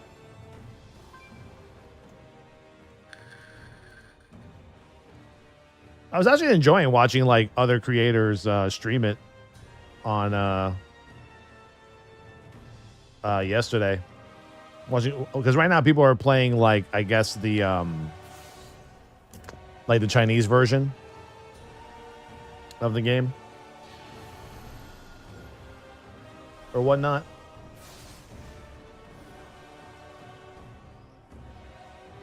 But yeah, like I said, it's a game that's going to be very big, you know, with the Russian, German, European, Chinese community. NA is going to be a tough grab, but I think there will be a lot of North American players who will like it because it has tab targeting, it's Trinity system, there's dungeons, raids. There's like a lot of content to do, but it's time gated, which is something that we definitely don't like. Technically, nobody likes that, but you know, they still do it.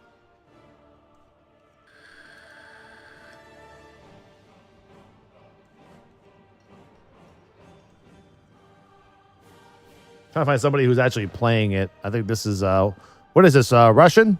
This is a Russian player. What's with the thing here?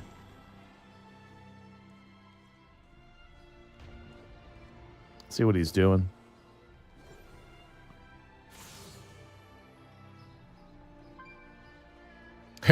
People are like, all right, fine, I'll watch the Italian job. Well, this guy's actually playing a paladin.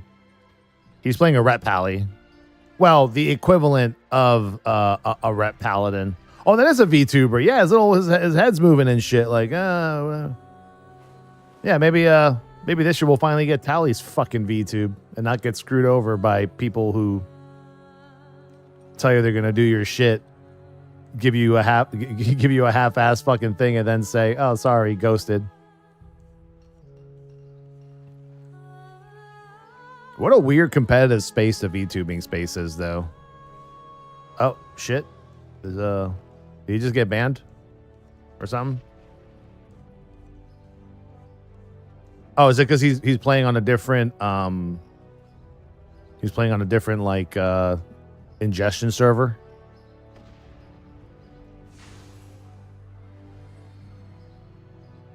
This is Tarisland, but with a lot of lag. I'm assuming this is a dungeon boss, or is this like an outdoor boss? I have no idea what he's doing. Simple mechanics, though. No, it's definitely not a dungeon because it's not telling you what to do. Usually the dungeons have an in-game DBM that tells you what the mechanics are. Well, maybe that's what the middle thing says, and it's not English, so I don't know.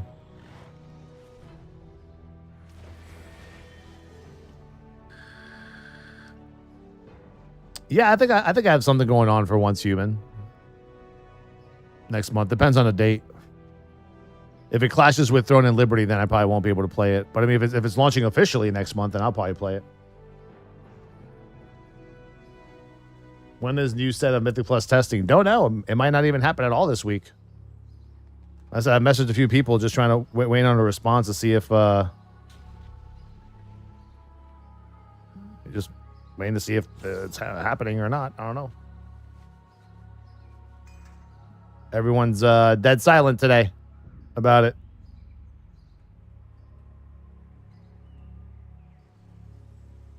Yeah, I tried the DPS Paladin when we played. I didn't like it too much. I was more of a fan of like the tanking, the sword and board tank. It felt faster. Felt way faster than this. And this dude's level 37. Yeah, so they're playing like the Chinese version that came out earlier last week.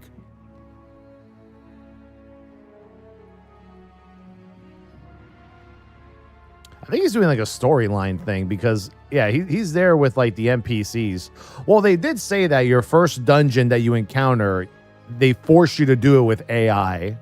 And then after you're done doing that, then you can group up with people.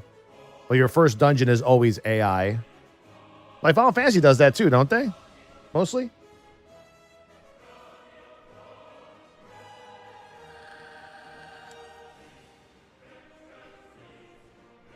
Oh, yeah, you could choose to do that. I don't know. For some reason, I always felt like the DPS Paladin was the slowest of the DPS in this game. It feels like they're moving at like fucking snail levels of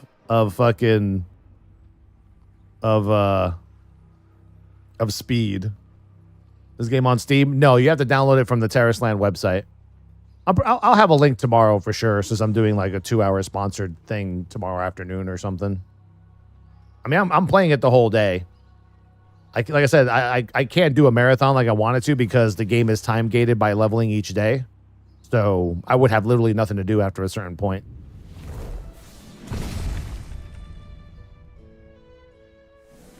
My man is doing 479 DPS. See anybody else doing some fucking... Looking for someone doing some dungeon shit. Oh, these guys look like they're in a dungeon. Looks like another RU streamer. 720p. God damn it.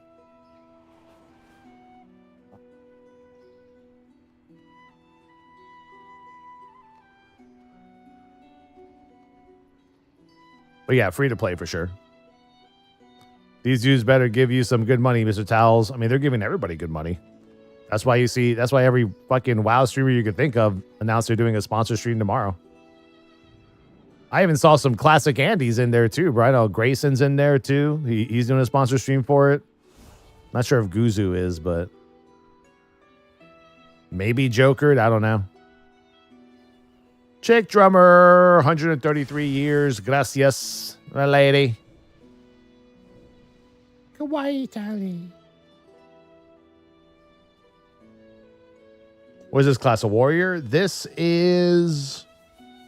I can't tell because the fucking name... He has nameplates turned on for himself. No, this is also a paladin. Oh, this is a paladin with actual gear.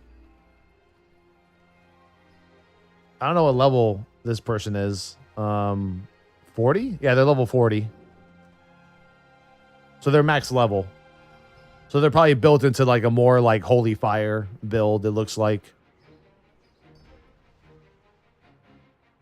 But yeah, they're definitely in a dungeon. Because they have a tank, healer, 3 DPS. Yeah, the alerts in the middle, that's like the in-game DBM. It's like telling you what to do throughout the fight. Like, stand here, do that, swap and DPS this, move out with your bubble.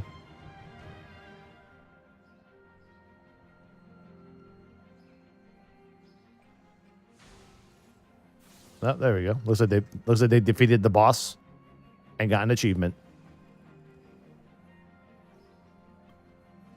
Oh, they got built-in DBM, they got built-in raid frames and party frames, they got built-in DPS meter up here. So this person is doing the most DPS. On that fight, they did 1,000 DPS. What the fuck was that? That must be like an ultimate or something.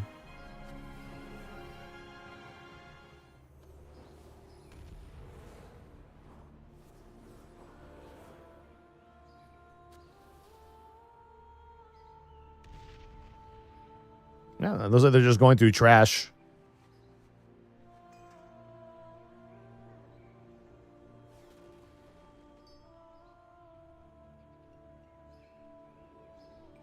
Yeah, it's on mobile too, but I would never play a game like this on mobile. Luckily, this game is PC and mobile. Yeah, nowadays most mobile games have PC variants, except for Warcraft Rumble. One day, that'll happen. What is that ability? That looks ridiculous.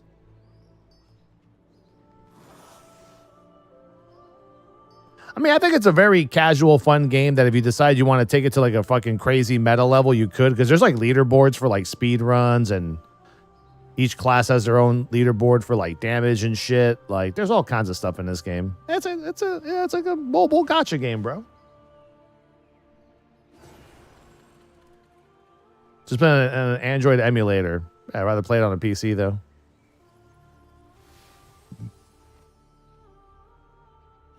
Yeah, this person's doing already 1,200 damage. 1,300 DPS. Yeah, that tank... Oh, look at that tank shield. What is that? That looks like a warrior tank. That's definitely not a paladin. That's got to be a warrior. See, so the DBM in the middle is telling you what to do. Stand here, DPS this thing down. It's basically taken like some of the essential add-ons you would use like in WoW or ESO or something and just baked it into the game. Because the mechanics themselves aren't that hard, right? Like, now I have not done an elite dungeon yet. Actually, no. I think I did do one elite dungeon before. There's raids and there's elite raids. So I guess that's like normal, then like heroic.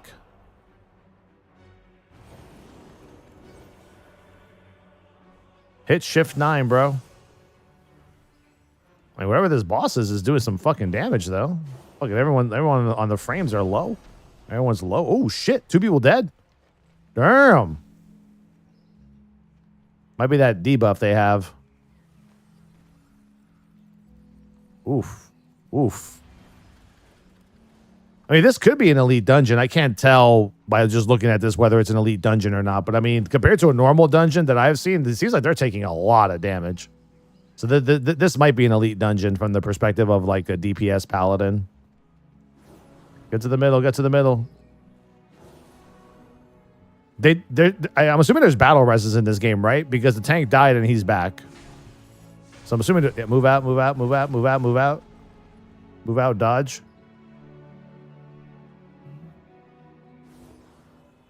What's he doing?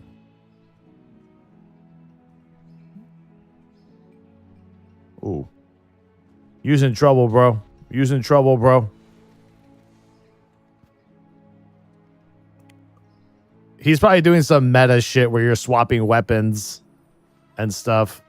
I think they're trying to figure out that mechanic with the spikes.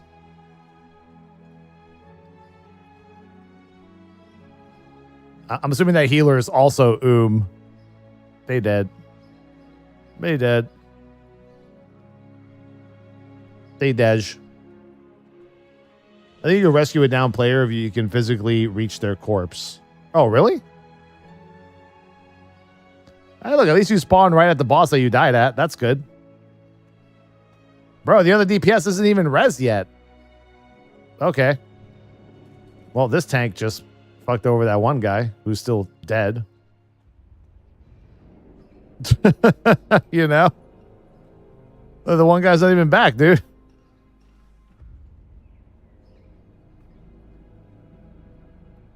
This game looks like Final Fantasy had a baby with WoW. I don't know about all that. That's a bit of a stretch.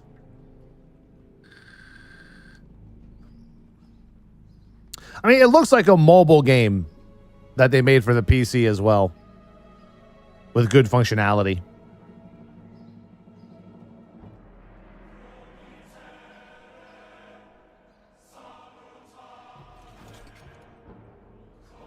Wait. Oh, nothing. Can you go over the classes? No, because I don't know what they all are. Maybe we can watch a video going over all the classes, but I have no idea what they actually are. I know there's warriors and paladins. Then there's like a magey kind of thing and a priest or something, you know? Pretty sure we could watch a video of some content creator going over all of that shit. I just want to see them kill this boss. Well, dead again. Maybe this time, if you guys would wait for the 1 DPS to res, you would have more damage. I was going to be on the website. Well, sure. Look on the website then. Pretty sure it's there. You can download it right now. Yep. Preloading started yesterday. It's small. It's like 26 gigs. It's about 26 gigs or so.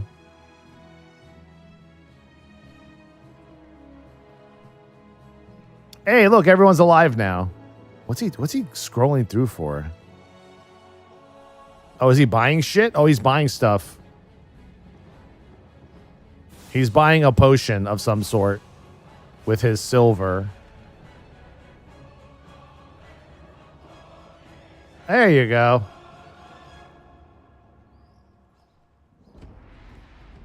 I think he's going to use it whenever the ad comes out.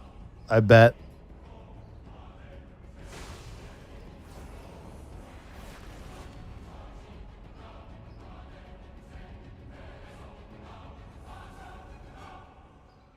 So there's one ad on the side. He's going to come in. Or something. I don't even know what he's doing in the middle of it. He's just kind of chilling.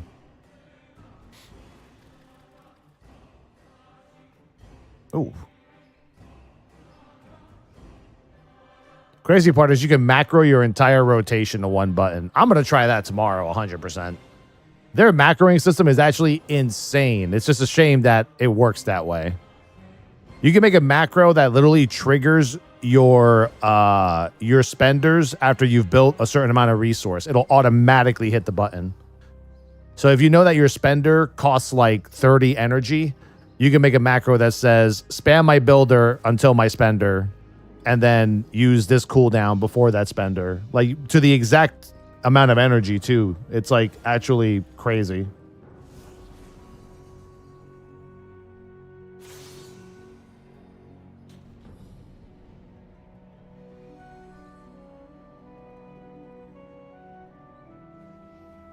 Here's where they take the damage, and those guys aren't even topped off either. I mean, they're nuking the fuck out of this boss, though. They're nuking it. This guy's doing 1,300 damage. You see the DPS meter top right? He's doing 1,300. Next best is 800, 700. Looks like the tank is doing 500 damage. Very traditional in this game. I'm assuming tanks won't do more DPS than most single target DPS. The healer's doing a whopping 23. Yeah, there you go. Dunge. Then it gives you a breakdown of your damage, who did the most damage, who did the least, all this shit. It's very, very numbers based too. Was he buying the potions with real money though? I think he was buying them on the auction house. Well, I mean, he had silver. I don't think silver is real money. It's crystals that you sell for gold that you buy stuff on the auction house with. I think is how it is. I think he was buying potions with like a regular currency.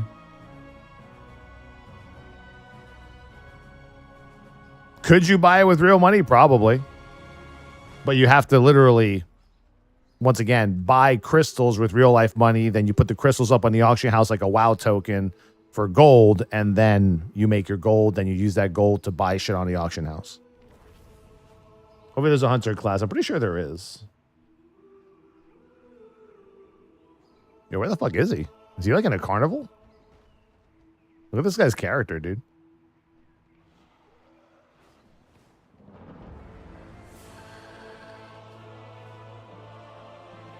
Yeah, this guy's in a carnival, bro. Oh, is he gonna queue for PvP? Or something? All right, well, I'm pretty much convinced that there's no Mythic Plus happening today. At least not now.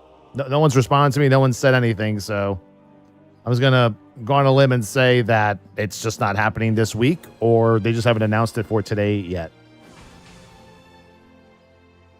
That's my guess.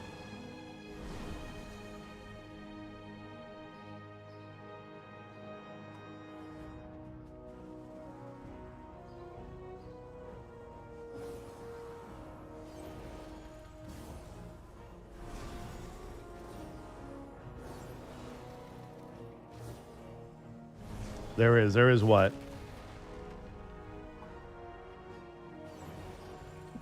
See if I can find a good Tarisland class video. It's probably gonna be that that dude's name Spid. Someone called Artenity made a video. All classes gameplay. It's only 10 minutes. I'll watch it.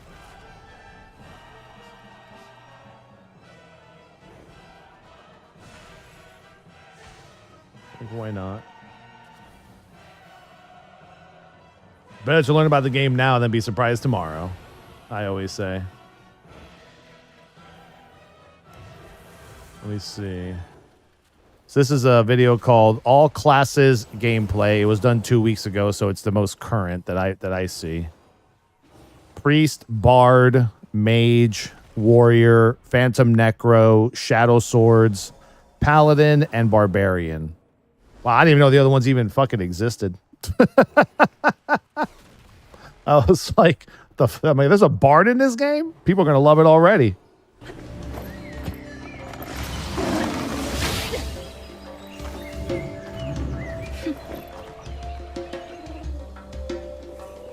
So I'm assuming this is a ranger. So they're showing the mobile thing. They're not showing like PC though, unfortunately.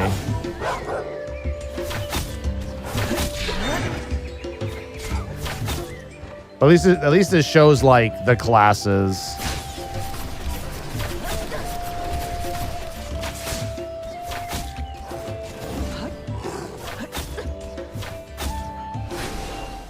So this is Ranger.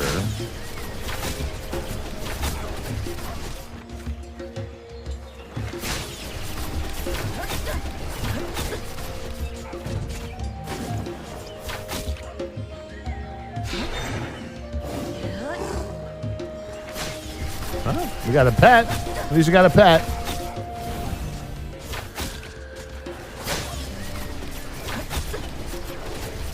Looks like every single MMO ranger ever. Well, I mean, what do you want that's different with a bow and arrow, bro? Like, they all do the same shit. They all backflip and stuff, you know? Backflip, arrows, volley. I don't know. Like... Healer? I'm assuming healer.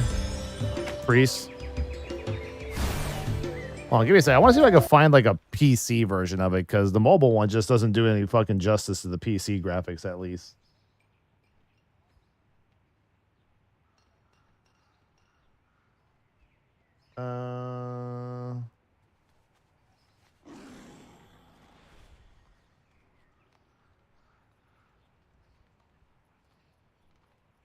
Let's see if this one is a better like play style.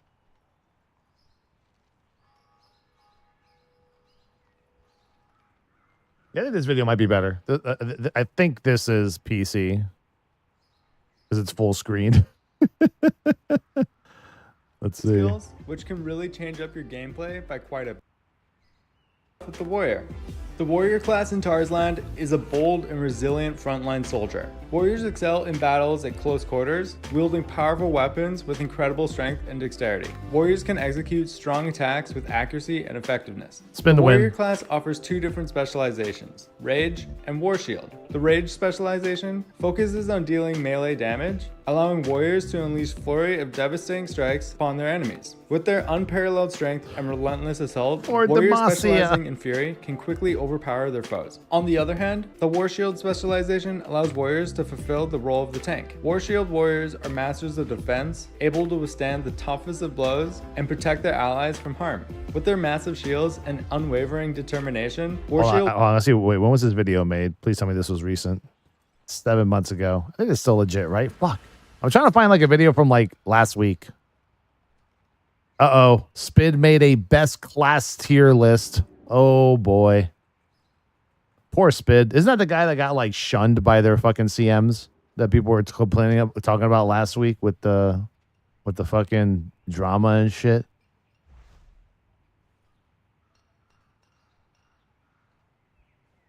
Hold on. These guys, these guys might have recent. Oh, here we go.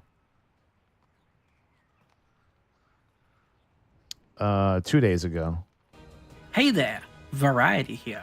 Welcome to today's video in which we're going to be doing a Paladin class guide for Tarisland. The Paladin is the main class that I've been playing on Tarisland alongside all of my other alts, and it is the class that I've definitely gone both in depth with, both for the DPS spec and the tank spec.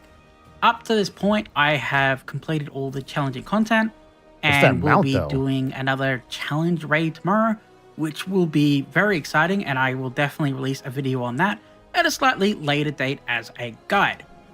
So the Paladin plays both DPS and tank and is both very good in both roles. You know, it feels very satisfying, it feels very Paladin-y. You know, when you think of a Paladin, it feels and fits a theme quite great, and it's quite similar to some of the Paladin builds that you would find throughout World of Warcraft.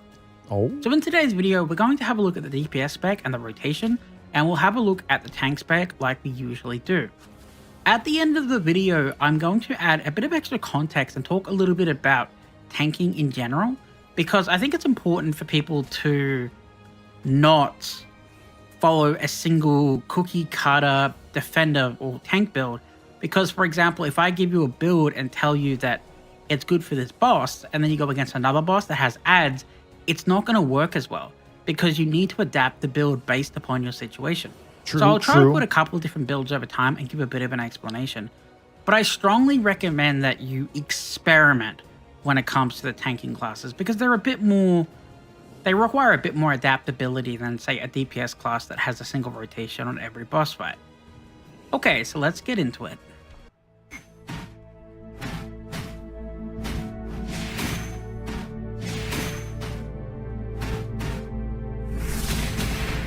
What am I looking at here? Is this like a video?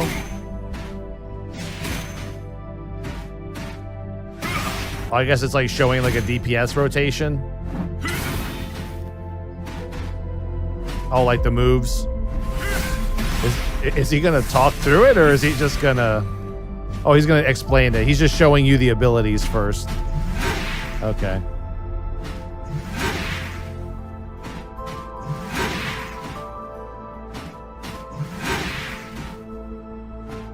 Let's have a look at the DPS spec a little bit before we go into the PvE, so I can give you a proper explanation. Is that a bunny on her head? So here is your, your ability as your DPS spec on the Paladin.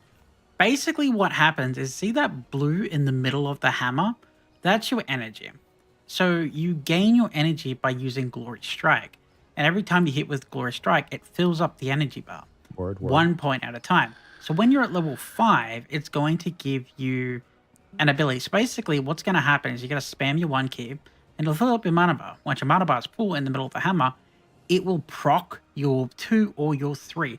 Now, depending on which one you proc, it will do different Hold on. for example. Is that videos? Is that ability? Justice Thump? What a name. What a name for an ability. Justice Thump. I'm going to thump that ass. I'm going to thump these fools. Let's go. Justice Thump? You know, like it doesn't even sound really badass. Justice Thump. Call for Justice power to attack an enemy, dealing physical damage equal to 142% of your attack power. If the target's HP is less than 25, damage dealt by the skill will be doubled. Judgment enhancement, a pursuit after hitting. Pursuit will also trigger the related talent of the skill. Example, this will trigger pursuit, and this one here will trigger extra damage and extra crit damage. So basically what you're looking for is to fill up the bar, to proc one side of the hammer or the other, and then use that proc ability. You'll know which side is procced by this lighting up. Also, your ability will light up. Your talents will apply to your ability. So for example, landing a crit on one ability will proc your other ability, so on and so forth. But you'll find that out when you read all of the, the text descriptions and go through the talent build yourself. So now that you understand what's going to happen in the combat, let's go and do the combat. So right now we're going to show the DPS spec. As I mentioned before, stacks your mana, your 2 proccing abilities. This one will make you do more damage after you've used it as a big powerful hit, your AoE and your damage buff. I go through this kind of quickly because once I start attacking this boss, it's gonna die pretty quickly. So let's buff up. Let's make our damage. Let's do more damage. God damn. And this key here, because of your talent, it procs one of your other abilities 100% of the time. So right now what I'm trying to do is I'm trying to proc them. And you see here, see how it's yellow on the left and blue in the middle? That means that when this blue fills up, I'm not attacking the boss right now so you can see, but as it fills up, see how I now have this bar? That's because it procced, and it procced because my charge is filled up.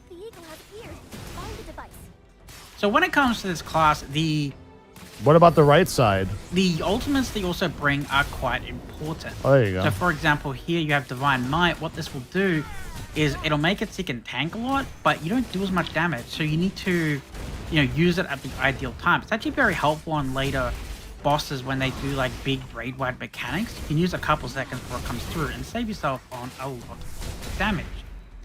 Okay, so let's get the mana up a bit. Looking for a proc. There we go, we got my proc. My T key is about to proc another ability. Hopefully it is not my 3 key. And it's going to be my E key, because you can tell which one's going to proc because it always procs the one that isn't highlighted. I'm trying to figure out though, how do you control which ability gets procced? Is it just RNG? Right? Because he's filling up his meter, which is cool. I like that they have a little thing there to show you which. So it's like left side, right side. So left side would be your number 2, right side would be your number 3 button. So I'm assuming it's just RNG.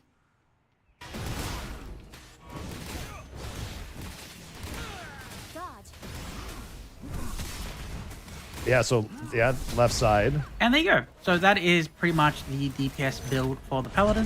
It's pretty cool and can be adjusted quite a bit based on how you put your talents. What level is he? Oh, he's level 38, so he has all of his shit by now. I will put more than one talent tree in the spreadsheet because I understand this class way better. And I feel... Whoa, you have a spreadsheet, bro? Hold up. Where's the spreadsheet? Oh, spreadsheet.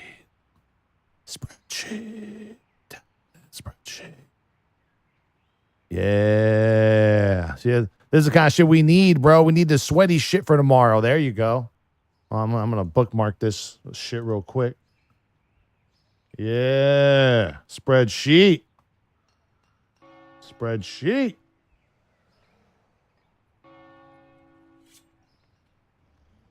Feel like you should also change this class based upon your, the combat you're going to. Now that I think about it, I think the feature in some of these What is this videos thing is he's going to doing be here?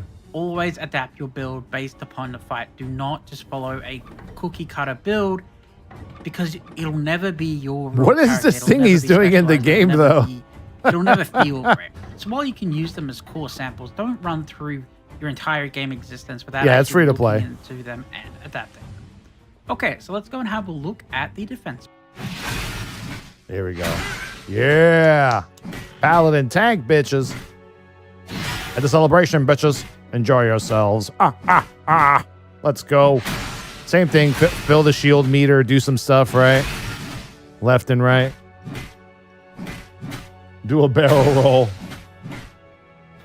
This is NC Soft, yes. What's the level of pay to win? How much money you got, bro?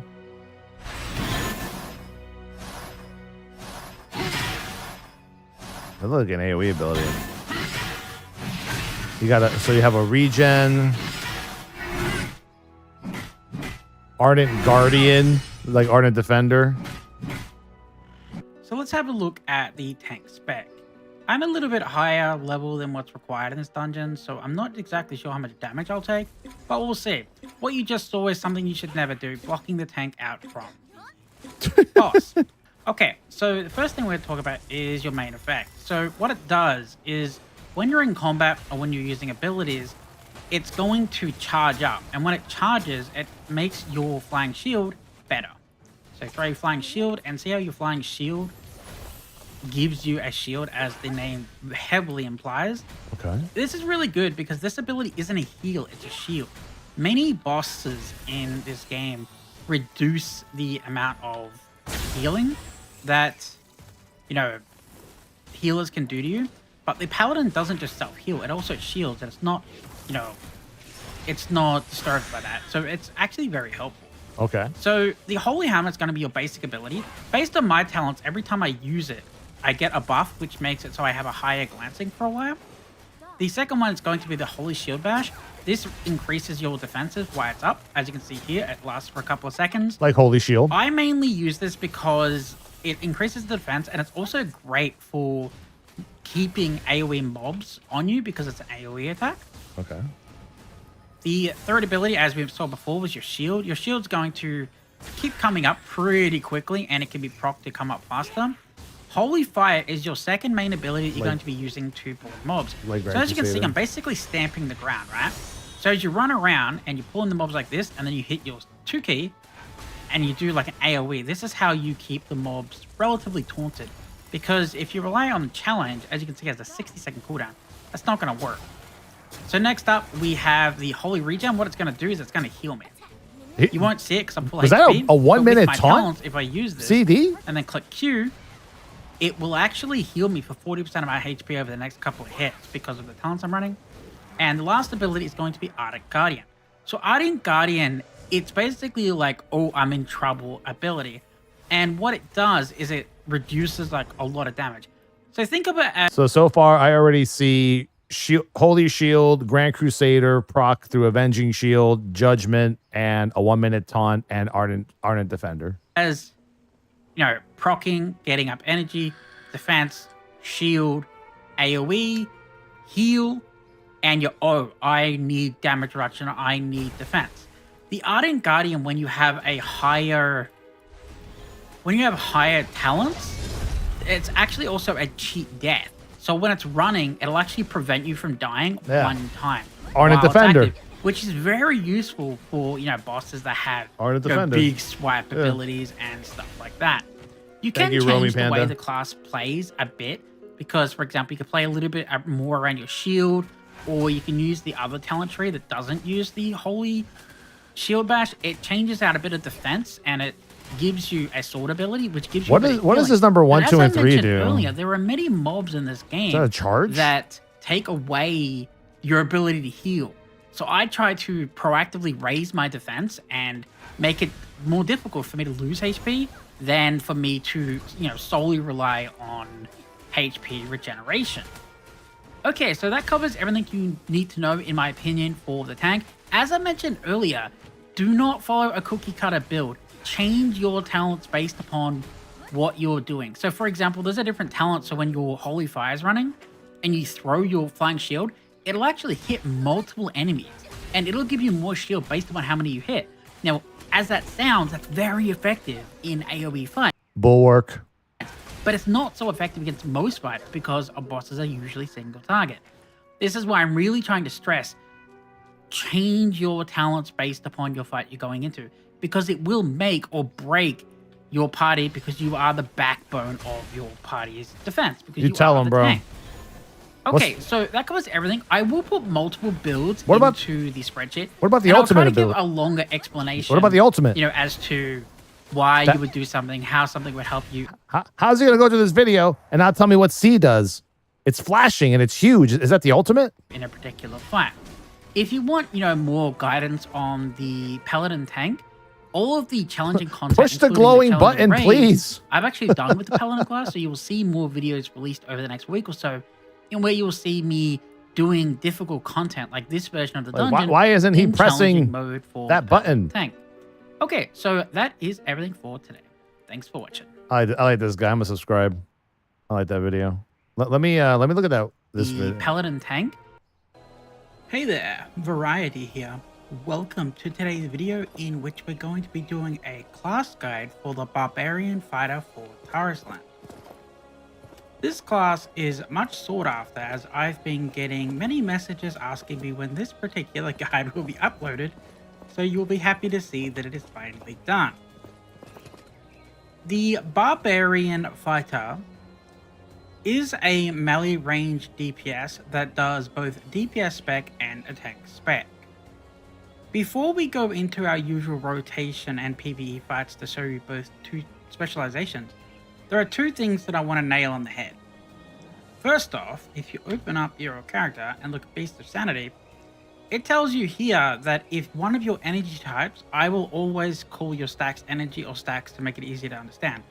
But if one of your stacks are higher than the other one, significantly bigger than 30, your damage will be reduced by 15%. By the energy, we're talking about these things here. So when I hit the dummy, so the energy is going up. If one energy is too high over the other one, your damage is going to get reduced. So you need to, keep an eye on that. It may seem a bit straightforward at first because, Huh? the class is a little bit more simple than some of the other ones, but that one does make it a bit more difficult. The second thing that I want to talk about is that some people would feel that melee DPS might not necessarily be welcome into raids. That is a fair statement, because there are a lot of bosses that don't do well with, melee DPS.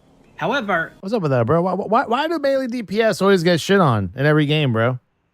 Like, you got fucking WoW raids where melee is fucking cursed and you just bring range, and now this game, like, I mean, he's telling you right now, he's telling you melee is cursed in raids, Yeah, it seems like you have to balance your energy, and one of these resources can't be higher than the other, or else you'll do less damage.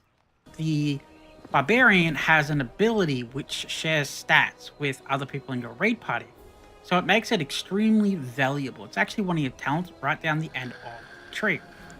Okay, so let's go and have a look at the DPS spec, and then we'll do the tank spec a little later in the video. The Thunder specialization of Barbarian fighters. Brutal relies on base attack. Wild Strike. Axe Thunder.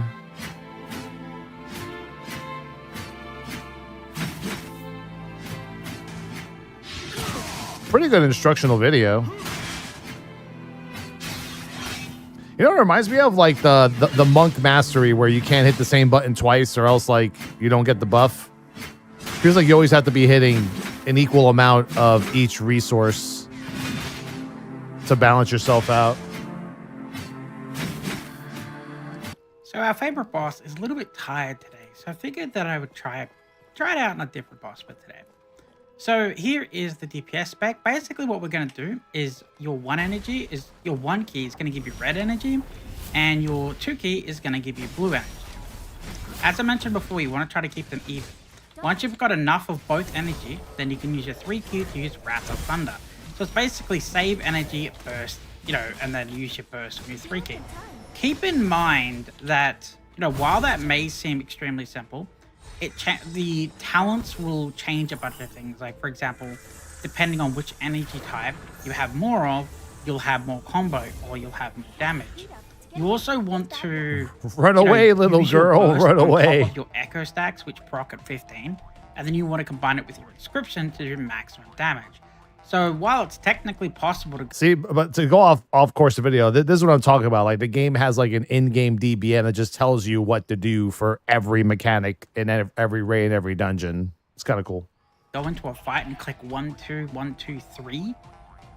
That will work initially. Once you start getting to higher content, you need to understand how the echo stacks work, and you need to understand Chinese-owned company, a lot of that Tencent, stuff you're going to learn League of Legends, in-game, same it's not company. You're really going to learn within the first 10 minutes of watching a gameplay video.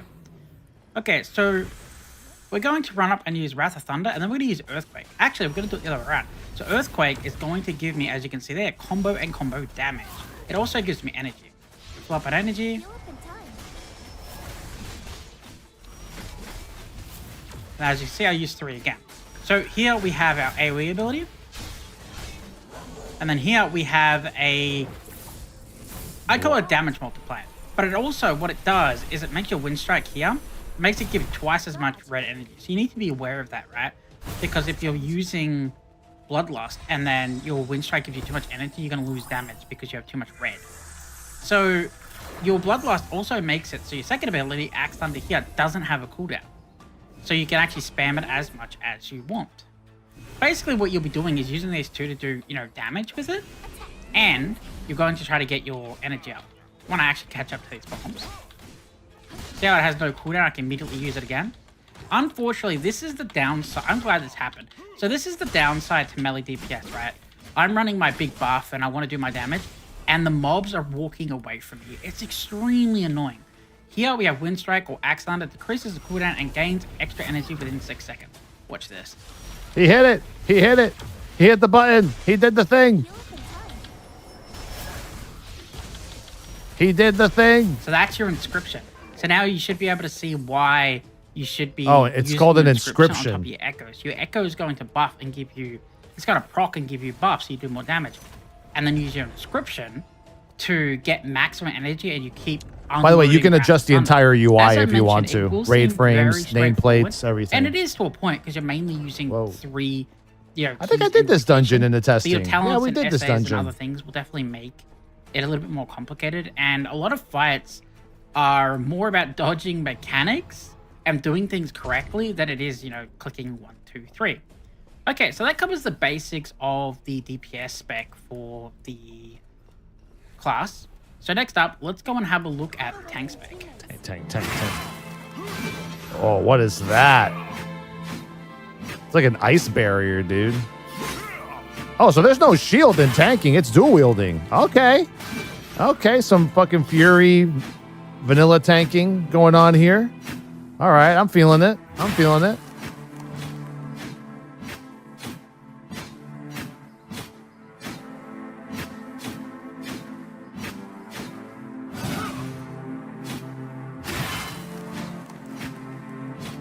No shields here, boys. So we're now going to have a look at the tank spec. So your 3 main abilities are going to be 1, 2, 3 as per usual. Your 1 ability, so these abilities are going to change quite drastically depending on your talents and essays and stuff like that. So keep it in mind, they're not always going to work the way I explain them right now.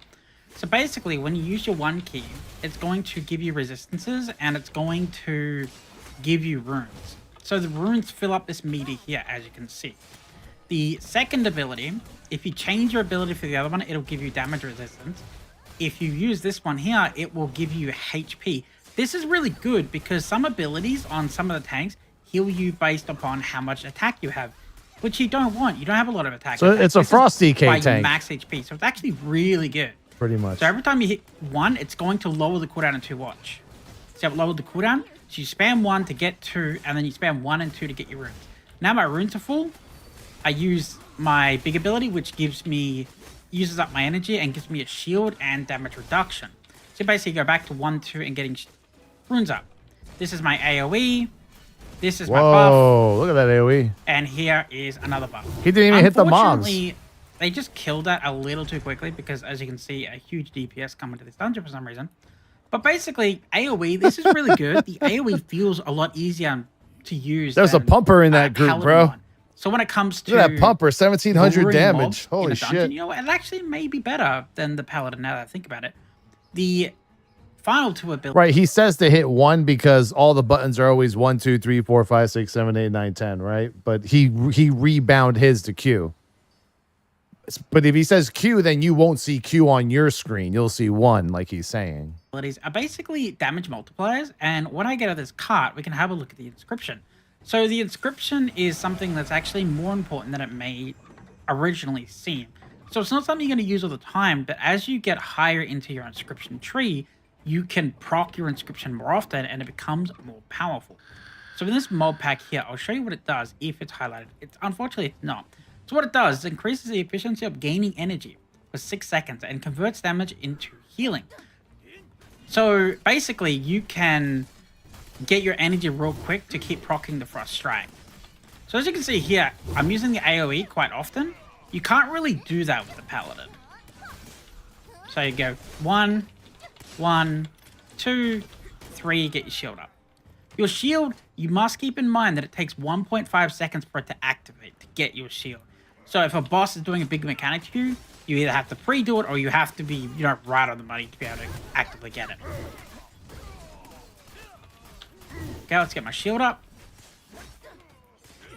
Yeah, it's like a dual wielding Frost DK tank. Unfortunately, that's gonna run out before I get to the next mob, but that is pretty much the basics for the tank class.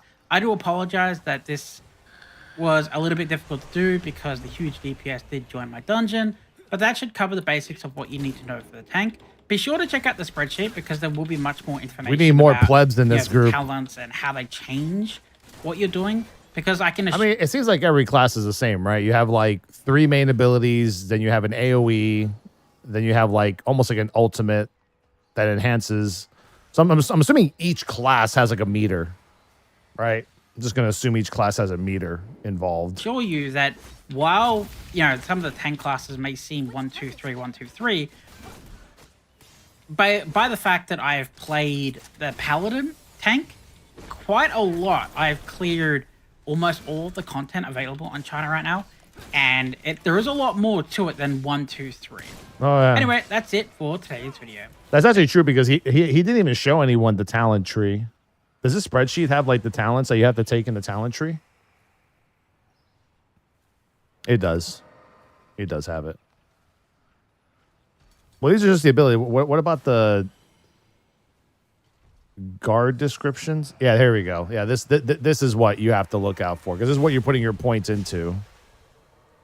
He didn't talk about any of this. This is what you need to know because this is what's going to enhance all your abilities for the DPS tree and the tank tree. What's ultimates? Yeah, I didn't see no ultimates, bro. These don't look like ultimates. Taunt your enemies within 8 meters the last 6 seconds. That's an ultimate? Thought it would be a damage or something. Let me see if any of these are damage based. No, it's all tank stuff. And you can't crisscross them either. This is available on iOS? Yeah. Should be. Should be. You pump so hard, you ruin a tank guide video. I know, right? Imagine being that douchebag that's like, oh, man, that was me in that video, dude. See, these are the things that people were talking about that you can use like gold to buy. Right? It says inscription dust is gained via various activities such as dailies, reputation, battle pass. You basically get it by playing the game. As you collect more dust, you can unlock more slots. Initially, I suggest you level 1 of each slot and unlock all rune slots as fast as you can. Runes come from rune boxes, and they have very different effects and get more powerful as you upgrade them. You crush other stones plus silver to upgrade stones like this. But I think you can bypass a lot of this stuff if you just like gotcha your way to it. I'm pretty sure.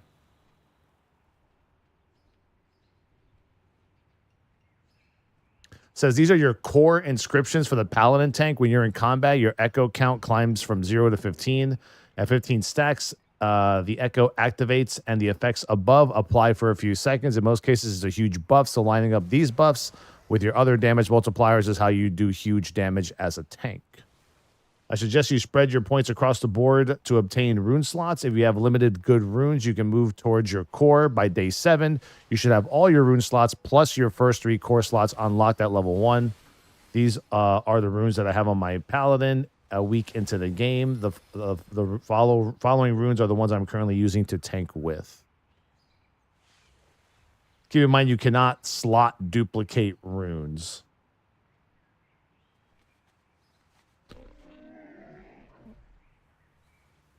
Interesting. Oh, tank build 1, tank build 2. Tank build 1 sacrifices your big heal ability a little, but in return you get healer dodge and all-around good shielding, great for general content. Tank build 2 is adjustable. This build takes less healing and focuses on damage reduction than Ardent Guardian. It's good for boss fights with one-shot mechanics, big hits. You can swap points between slot 1, level 32, and 40 as you like. I think it's like these two down here. And what is this? Oh, this is if you want to tank, but I guess go into the DPS tree. It's pretty good. Does this guy have a guide for every class or just paladin? Not that I mind. I'm not gonna mind. What are the cons though? Let's see. What are the cons? Everything's always fun, but I don't see any cons anywhere. Let's see how healing is in this game. Hey there, Variety here. Welcome to today's video in which we're going to be doing a priest. Is the marathon a sponsored gig? Oh, I don't even know if I could do a marathon. It's the leveling is gated every day. So don't know. I have no idea. I'll play I'll play until I run out of shit to do. Really, that's the plan. But do I have a sponsor gig? Yes, a 2-hour sponsor gig out of the possible 20 that I'm doing. Correct. Yeah, you're gated every day. So like day 1 on release, you can only get to level 20. Day 2, 26. So you cannot hit max level until like Thursday of next week. And they do that so that people don't giga bum rush and clear all the content in one day. I heard Max found out about that and he did not like it at all. Rightfully so. I mean, you know, like I said, players from Liquid that are being sponsored to play this or Echo or whatever, you know, those are not the kind of players that like anything time gated. They want to fucking get in there, bum rush, meta slave all the content, clear it all, nuke it, done. You can't do that in this game. So that's why I said to myself, I was going to do a whole weekend stream, 72-hour stream of this game, but I can't because I could hit level 20 probably in a few hours, but then I got to do the rest of the content to gear up and become more powerful. That's the extra shit you can do. Is that confirmed for the Westo? Yes. That is confirmed for the West. Class guide for Tarisland. So the priest in Tarisland actually has a DPS and a healer specialization. I mentioned this first because I know I'm going to get a lot of questions about it. In many MMOs, not all, but many, when you play a healer, you'll usually start with 1, 2, maybe 3 abilities, and the rest are heal, which makes your leveling process extremely painful.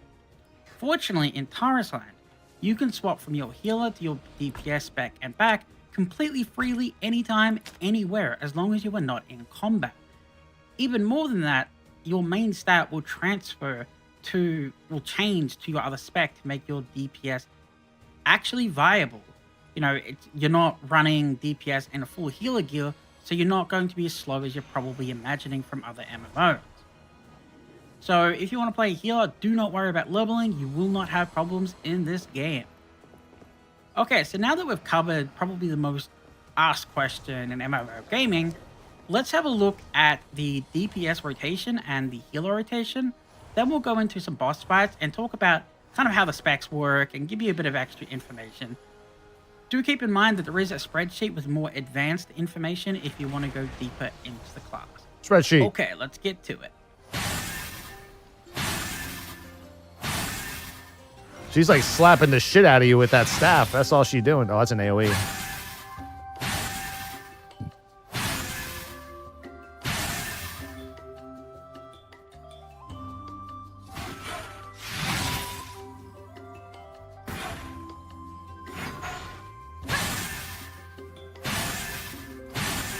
Yeah, I mean, I think it's a good way to prevent burnout on a game. Honestly, I mean, I think that's why I say these games are a good like 1 to 2 week kind of game where you can like pretty much do all the content seasonally within a few weeks. But they are time gaining people so that you don't feel like you have to rush to max. So here we are. At It's our good favorite and boss, bad. Yeah. And we are going to show you the DPS build. So basically, this this is here DPS. is it's a counter for your sigil or your stacks or charges or whatever you want to call it. When you use Torment, it's going to give you 1 sigil. So basically, a lot of your gameplay will be using Torment to gain your sigils. Here is Holy Missile. It shoots 1 missile. So keep in mind, it only shoots 1 missile right now. This is Agony Triumph. It does a dot and applies some effects such as, you know, when you're doing some abilities, it does more damage on the dots and stuff on it, but you'll find that more about when you look in the talents. You'll see this is Holy Barrage now. This is Holy Barrage because the sigils are full. So you get your Holy Missile and then Holy Barrage when it's full. So you're basically filling up the sigils to use Holy Barrage. And watch what happens. See how it done all those hits? Because I had full stacks. Okay, so this is my damage multiplier. And it gives you more sigils too. PI. So right now, if I use Agony Trial and then use Torment, it's going to give me 2 charges. If I use Holy Energy and then Torment, it's going to give me 4. Now, what you can actually do is you can use Holy Energy and Agony Trial together to go 4 plus 5, and then use Torment, and you'll get a full stack. Watch. So this is the AOE, and this is your damage buff. I want to see how the And now I'm healing gonna is in play it this like I game. should. Bomb truck has These are the kind of games that I can even heal in, bro. Watch the sigil spot really Maybe. quickly. I don't know. I have no idea. Damn. Like a fucking... Like a cracked out light priest instead of a It's shadow important priest. to note that the missile and the barrage are not on the same cooldown. So I can use Holy Missile now, use it, and then I can use barrage. It's always important. I think that most of the time you'll have this talent, but your Agony Trial should always be up when you're using your barrage. By up, I mean it should be on your target as much as you can. So now I'm going to get 4. Spooky Eagle has appeared. Find the device. Yeah, I think you have 1 dungeon to do by level 20. I'm mistiming it a little bit because I'm breeding. And there's an sigils, elite version but of if I it. wasn't breeding for sigils, So it's that way Torment harder. would be on it when I use barrage. This time I won't breed. I wonder if use you... Torment into Is there a full-stack dungeon barrage. finder in this game? That's what I want to know. Is there like a group finder? Dungeon See? finder? And there you There go. has to be. And because you're running combo on this class, you can actually get multiple, like a lot of extra multiple hits and do a lot of damage. Okay, so that covers the basics of the DPS class for the priest. Keep in mind that your talents and stuff will change, you know, some of the effects on your abilities, and the build gets a little bit more complicated a little bit later on, because currently I am, I believe, level 30 on the server right now. But that is the core build. Some people don't like Priest because they feel like it has too much charge up, kind of like the Ice Priest. Sorry, not Ice Priest, the Ice Mage. Ice Priest, what am I saying? However, once you get up to a higher level, you can get special effects on your gear that will give your damaging abilities more damage. I want him to hit so the when we get up bombs. there, we'll See what you know, happens. the true DPS list of characters. Because right now, it's impossible to say. Anyone who says, you know, this is the DPS tier list without us having all these tiers of gear that we haven't had before is guesstimating at best. Anyway, let's go and have a look at the healer section.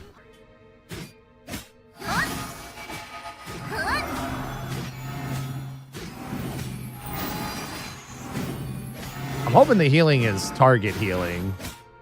It looks like it is. It looks like that little animation. They're targeting the tank. Looks like you're charging up a resource for a bigger heal with a little meter there. Oh, there is a group fighter for everything? Okay.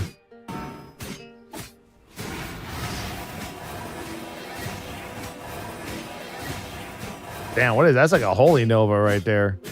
Or Halo or whatever the fuck.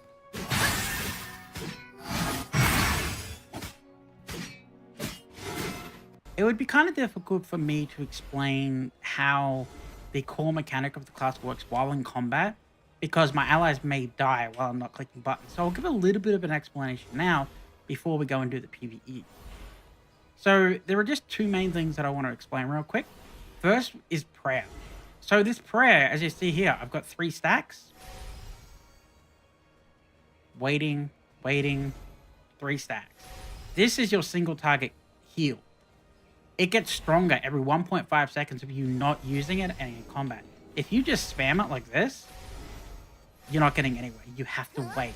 The single target healing on the priest, it is not good. It just is not good. And just trying to spam this to kill the tank, that is one way to kill your party.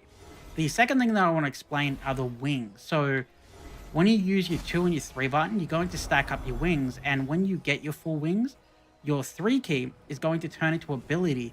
So you use it on the tank, and it's like a dot of healing. And every time your tank gets hit, it will heal him. So you can combine this with your recover, because that's a dot, and prayer to heal your tank up. Okay, so let's actually go into the dungeon and do But that. is it like, entering our is it an favorite aiming boss. thing, or? So, as I explained earlier, prayer, you're not going to want to spam it. Recover is a dot that heals. Light wave is an AoE, puts you on the ground, and it heals your lowest HP. What is it with people playing bosses? People are playing bosses without the tank and the healer. This is ridiculous. And buffs your other healing. So you want to put it down before you use your other healing. So now I'm going to use the T key or your 4 key because I already had R down. I have all my wings, so my R key or your 3 key is now more powerful. What it does is I put it on the tank and it's going to heal him based upon how often he's attacked. So that's really good. I'm going to sit on that for a bit until the tank really needs it. Going to dot myself, heal myself. Back to the tank. So this here is light healing.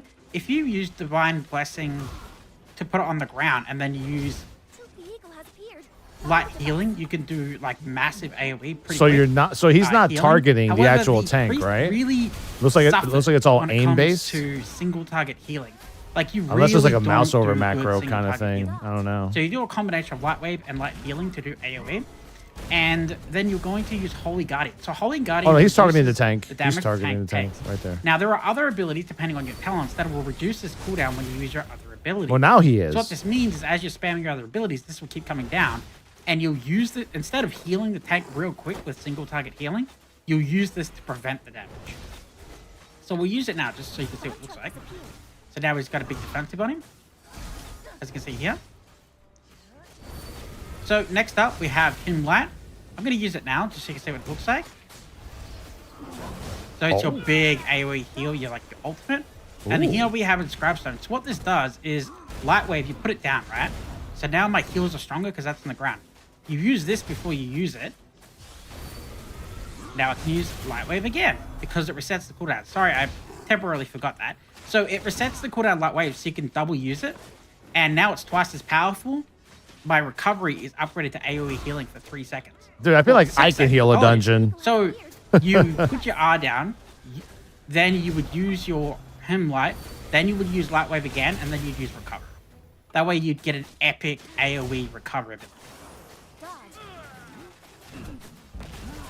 You can also do a little bit of damage, if you wish. So that is the basics of the healer. That is the very basics. The healer is much more complicated than that. You know, once you go up and, you know, you start taking raid-wide damage and stuff like that. Tomfoolery, thank If you want a class you. that kind of just sits there and single target heals the tank, maybe don't go to the priest. The priest just does not do great single target healing. There will be more info in the spreadsheet below, and I'll also use guide.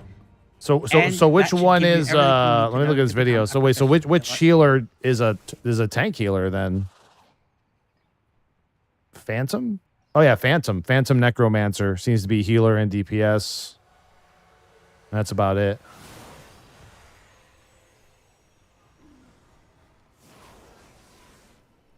Oh, he has a professions guide. I might watch this guy's videos tomorrow before we play. Yeah, so the game does launch tomorrow at different times for different regions. So if you are, let me see.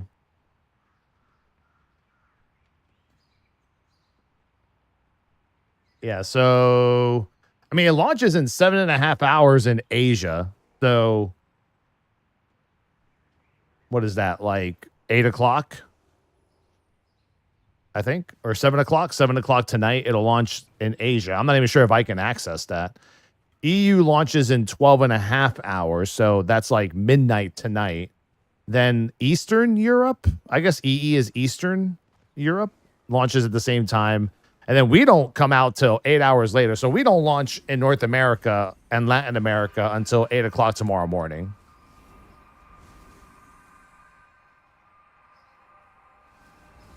So I'm trying to figure out if, like, does anyone know, can I play on the European servers while I wait for the NA servers to come up? Is that like a thing? Like, can I? I don't know.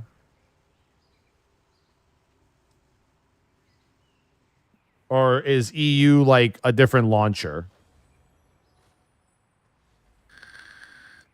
Because I see these guys have like a 300 ping, because it looks like they're playing on like the Chinese realms.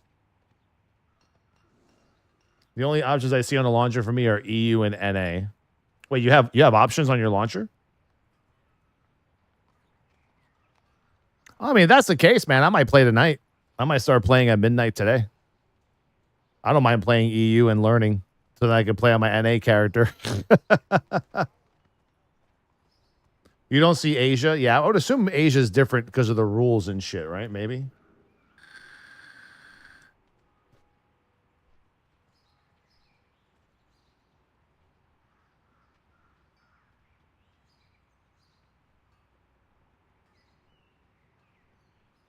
Okay. No, we'll see. I mean, I'll try it out and see what happens. You going down with the mobile version? Nah, I don't think so. I can't see myself playing this on mobile. If I know a mobile game has a PC version, then I'm only gonna play the PC version. Because I don't think this game has auto stuff, right? Is there? I don't think there's like auto moving, auto questing. Maybe there is. I have no idea. It didn't have it when I was playing the alpha on stream a couple months ago.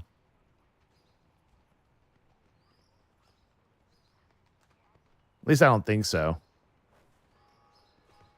But yeah, we'll see tonight, because it says here it launches midnight EU, which is what it's like 8 a.m. right in Europe, but like midnight for me here.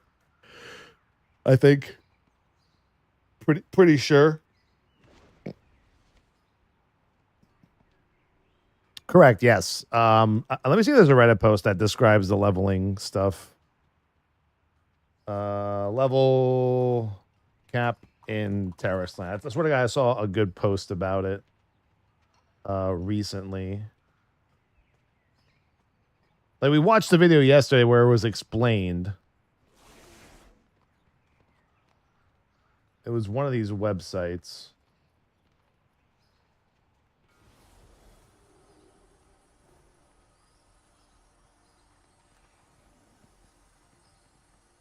On? Hey, what's up?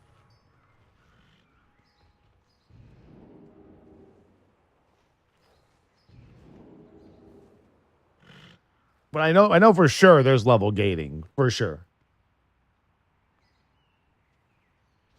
I was trying to find a website that has like the proper, like, okay, here we go. This site will tell you leveling in Tarisland through dungeons. Yeah, step 1, reaching level 20. Day 1, hitting level 20. Oh, this is the same guy that made this. Yeah, day 1 content, level 20 is the cap. First dungeon on normal, Battlegrounds Universal Hall. But they... No, I don't want an arena boost. Go away. No. The fuck? An arena? I don't even have the game yet. What the fuck? Wait till I at least play the game to see I'm terrible at it. Then I'll see if I need a fucking arena carry or something. Jeez Louise. Yeah, but there is something else that someone put here in the video. They said that there's a chance that the elite version of the first normal dungeon could also release on day 1. Day 2 is level 26. Day 3 is 30. Day 4 is 34. Day 5 is 38. Day 6 is 40. So yeah, so if tomorrow is day 1, so let's see, Friday, Saturday, Sunday, Monday, Tuesday, so Wednesday. So next Wednesday, you'll be able to hit max level. Arcane Realms and New Raid for farming gear, main and side missions, Dark Invasion, Universal Hall. Important info. Normal dungeons have no entry limit. Elite dungeons you can only do twice a day. Stucks. What's that mean? Stucks up to 6. I don't know what that means. If we get them along with global release and take under consideration that you will complete 1 daily for the mandatory daily mission, you can stuck up to 3 days, third day, 3 plus 2 from reset. You don't want to miss 1 on day 4. Don't know what any of that shit means, but yeah. So the leveling is basically time gated. So tomorrow we just hit level 20. That's it. For 24 hours, you just hit level 20, and then we figure out what else we can do. You know, I mean, at this point, I might just level 1 of each character if we're going to marathon it. You know what I'm saying? Like,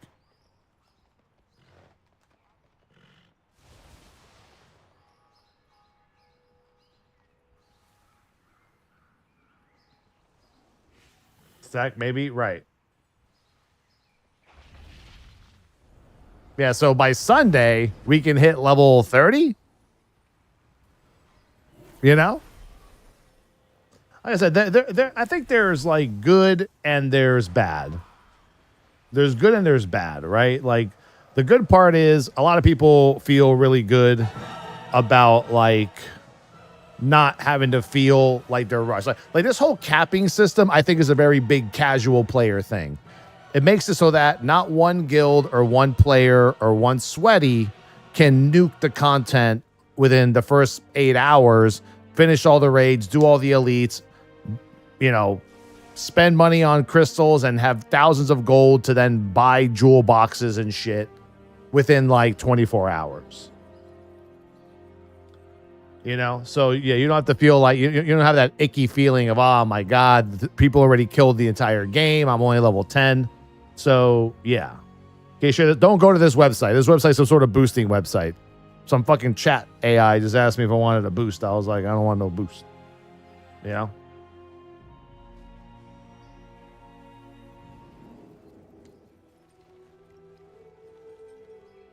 So ideally, if you play the game just casually every day for the first 6 days, you will be the same level as everybody else on the server.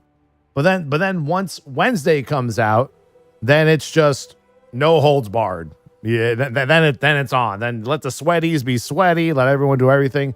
The cool part is every day you could do a different activity. But yeah, I mean, I don't know how long level 20 takes. I'm sure it's not long. People are saying that after 2 hours they're already level 15. So yeah, it says it will take about 2 hours to reach this threshold. The key activities include main and side quests, first dungeon, vigor management for crafting, and reputation missions. Yeah, so 2 hours and you're done. If you just want to do the bare minimum. So yeah, I mean, this is super, super casual friendly. Super, super. Can you actually get gold without buying the gems? Yeah, of course. Yeah.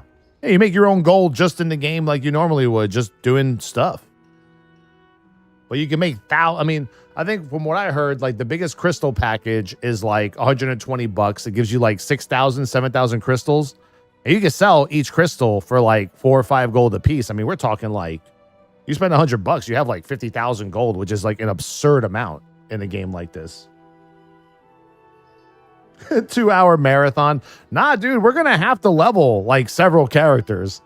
I have no doubt in my mind we're going to level each character to 20 tomorrow. Even the fucking healers, bro. I will heal a dungeon. Screw that. I'll do it. I'll fucking do it. You think I won't? I will. I'll heal a goddamn dungeon. I can't even access the Tarisland website. It says unsafe. What country do you live in? I only ask because it says it's okay for me. I'm assuming for you, you might live in a country where gacha games are not allowed.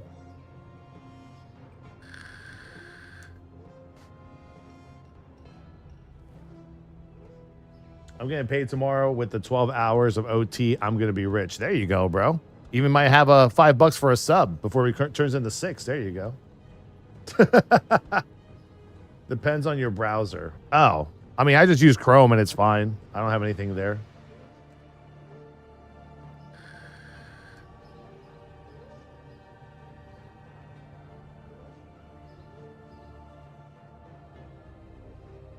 Yeah, we heard about the Blizzard getting rid of guild services. That's because everything is going to be cross-realm anyway. So there's no more need for, like, you know, there's no need for guild transferring anymore.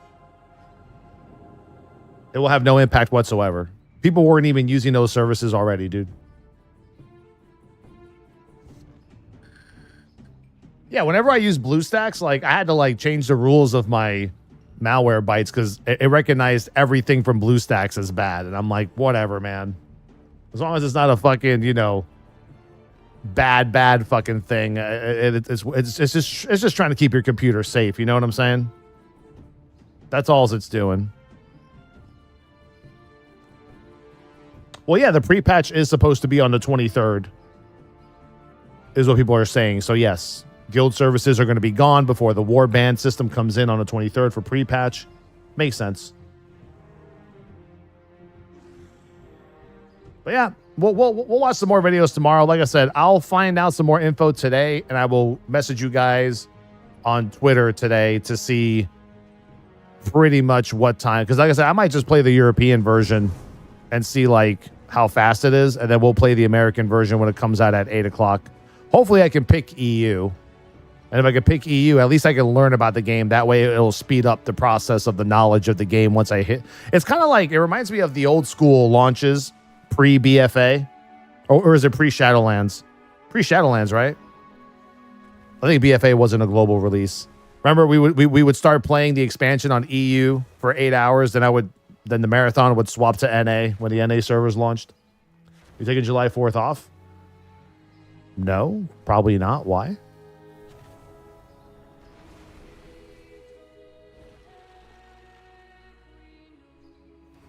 Well, I'm not. Well, apparently, we don't have access to look at the Asian servers. I'd rather just keep it safe and play EU. The Chinese servers have already been playing for a week now. They're live already. Right? Because that's what everyone's playing right now on Twitch in the Tarisland category. I'm pretty sure that's all yeah, that's just, it looks like all the Chinese peoples. What? Yeah, why? Oh, I don't know, sorry. Oh, okay. Don't you want to celebrate America time? I mean, I don't know. I mean, I always stream every 4th of July. Not because it's 4th of July, just because that's just a regular stream day for me. I have no issues.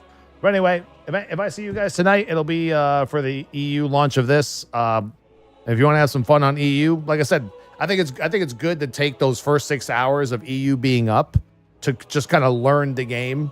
That way, when we create our real characters on NA, we'll be better acclimated and adjusted. Definitely want to. Yeah, I'm definitely going to be making the warrior tank and the paladin tank, and then we'll just try everything else. If it's because they say that leveling is 2 hours, but that's probably for those sweaty people. I'm saying I think for the average player, I think it'll probably take 3 to 4. Because we're talking about content creators that already know everything, you know.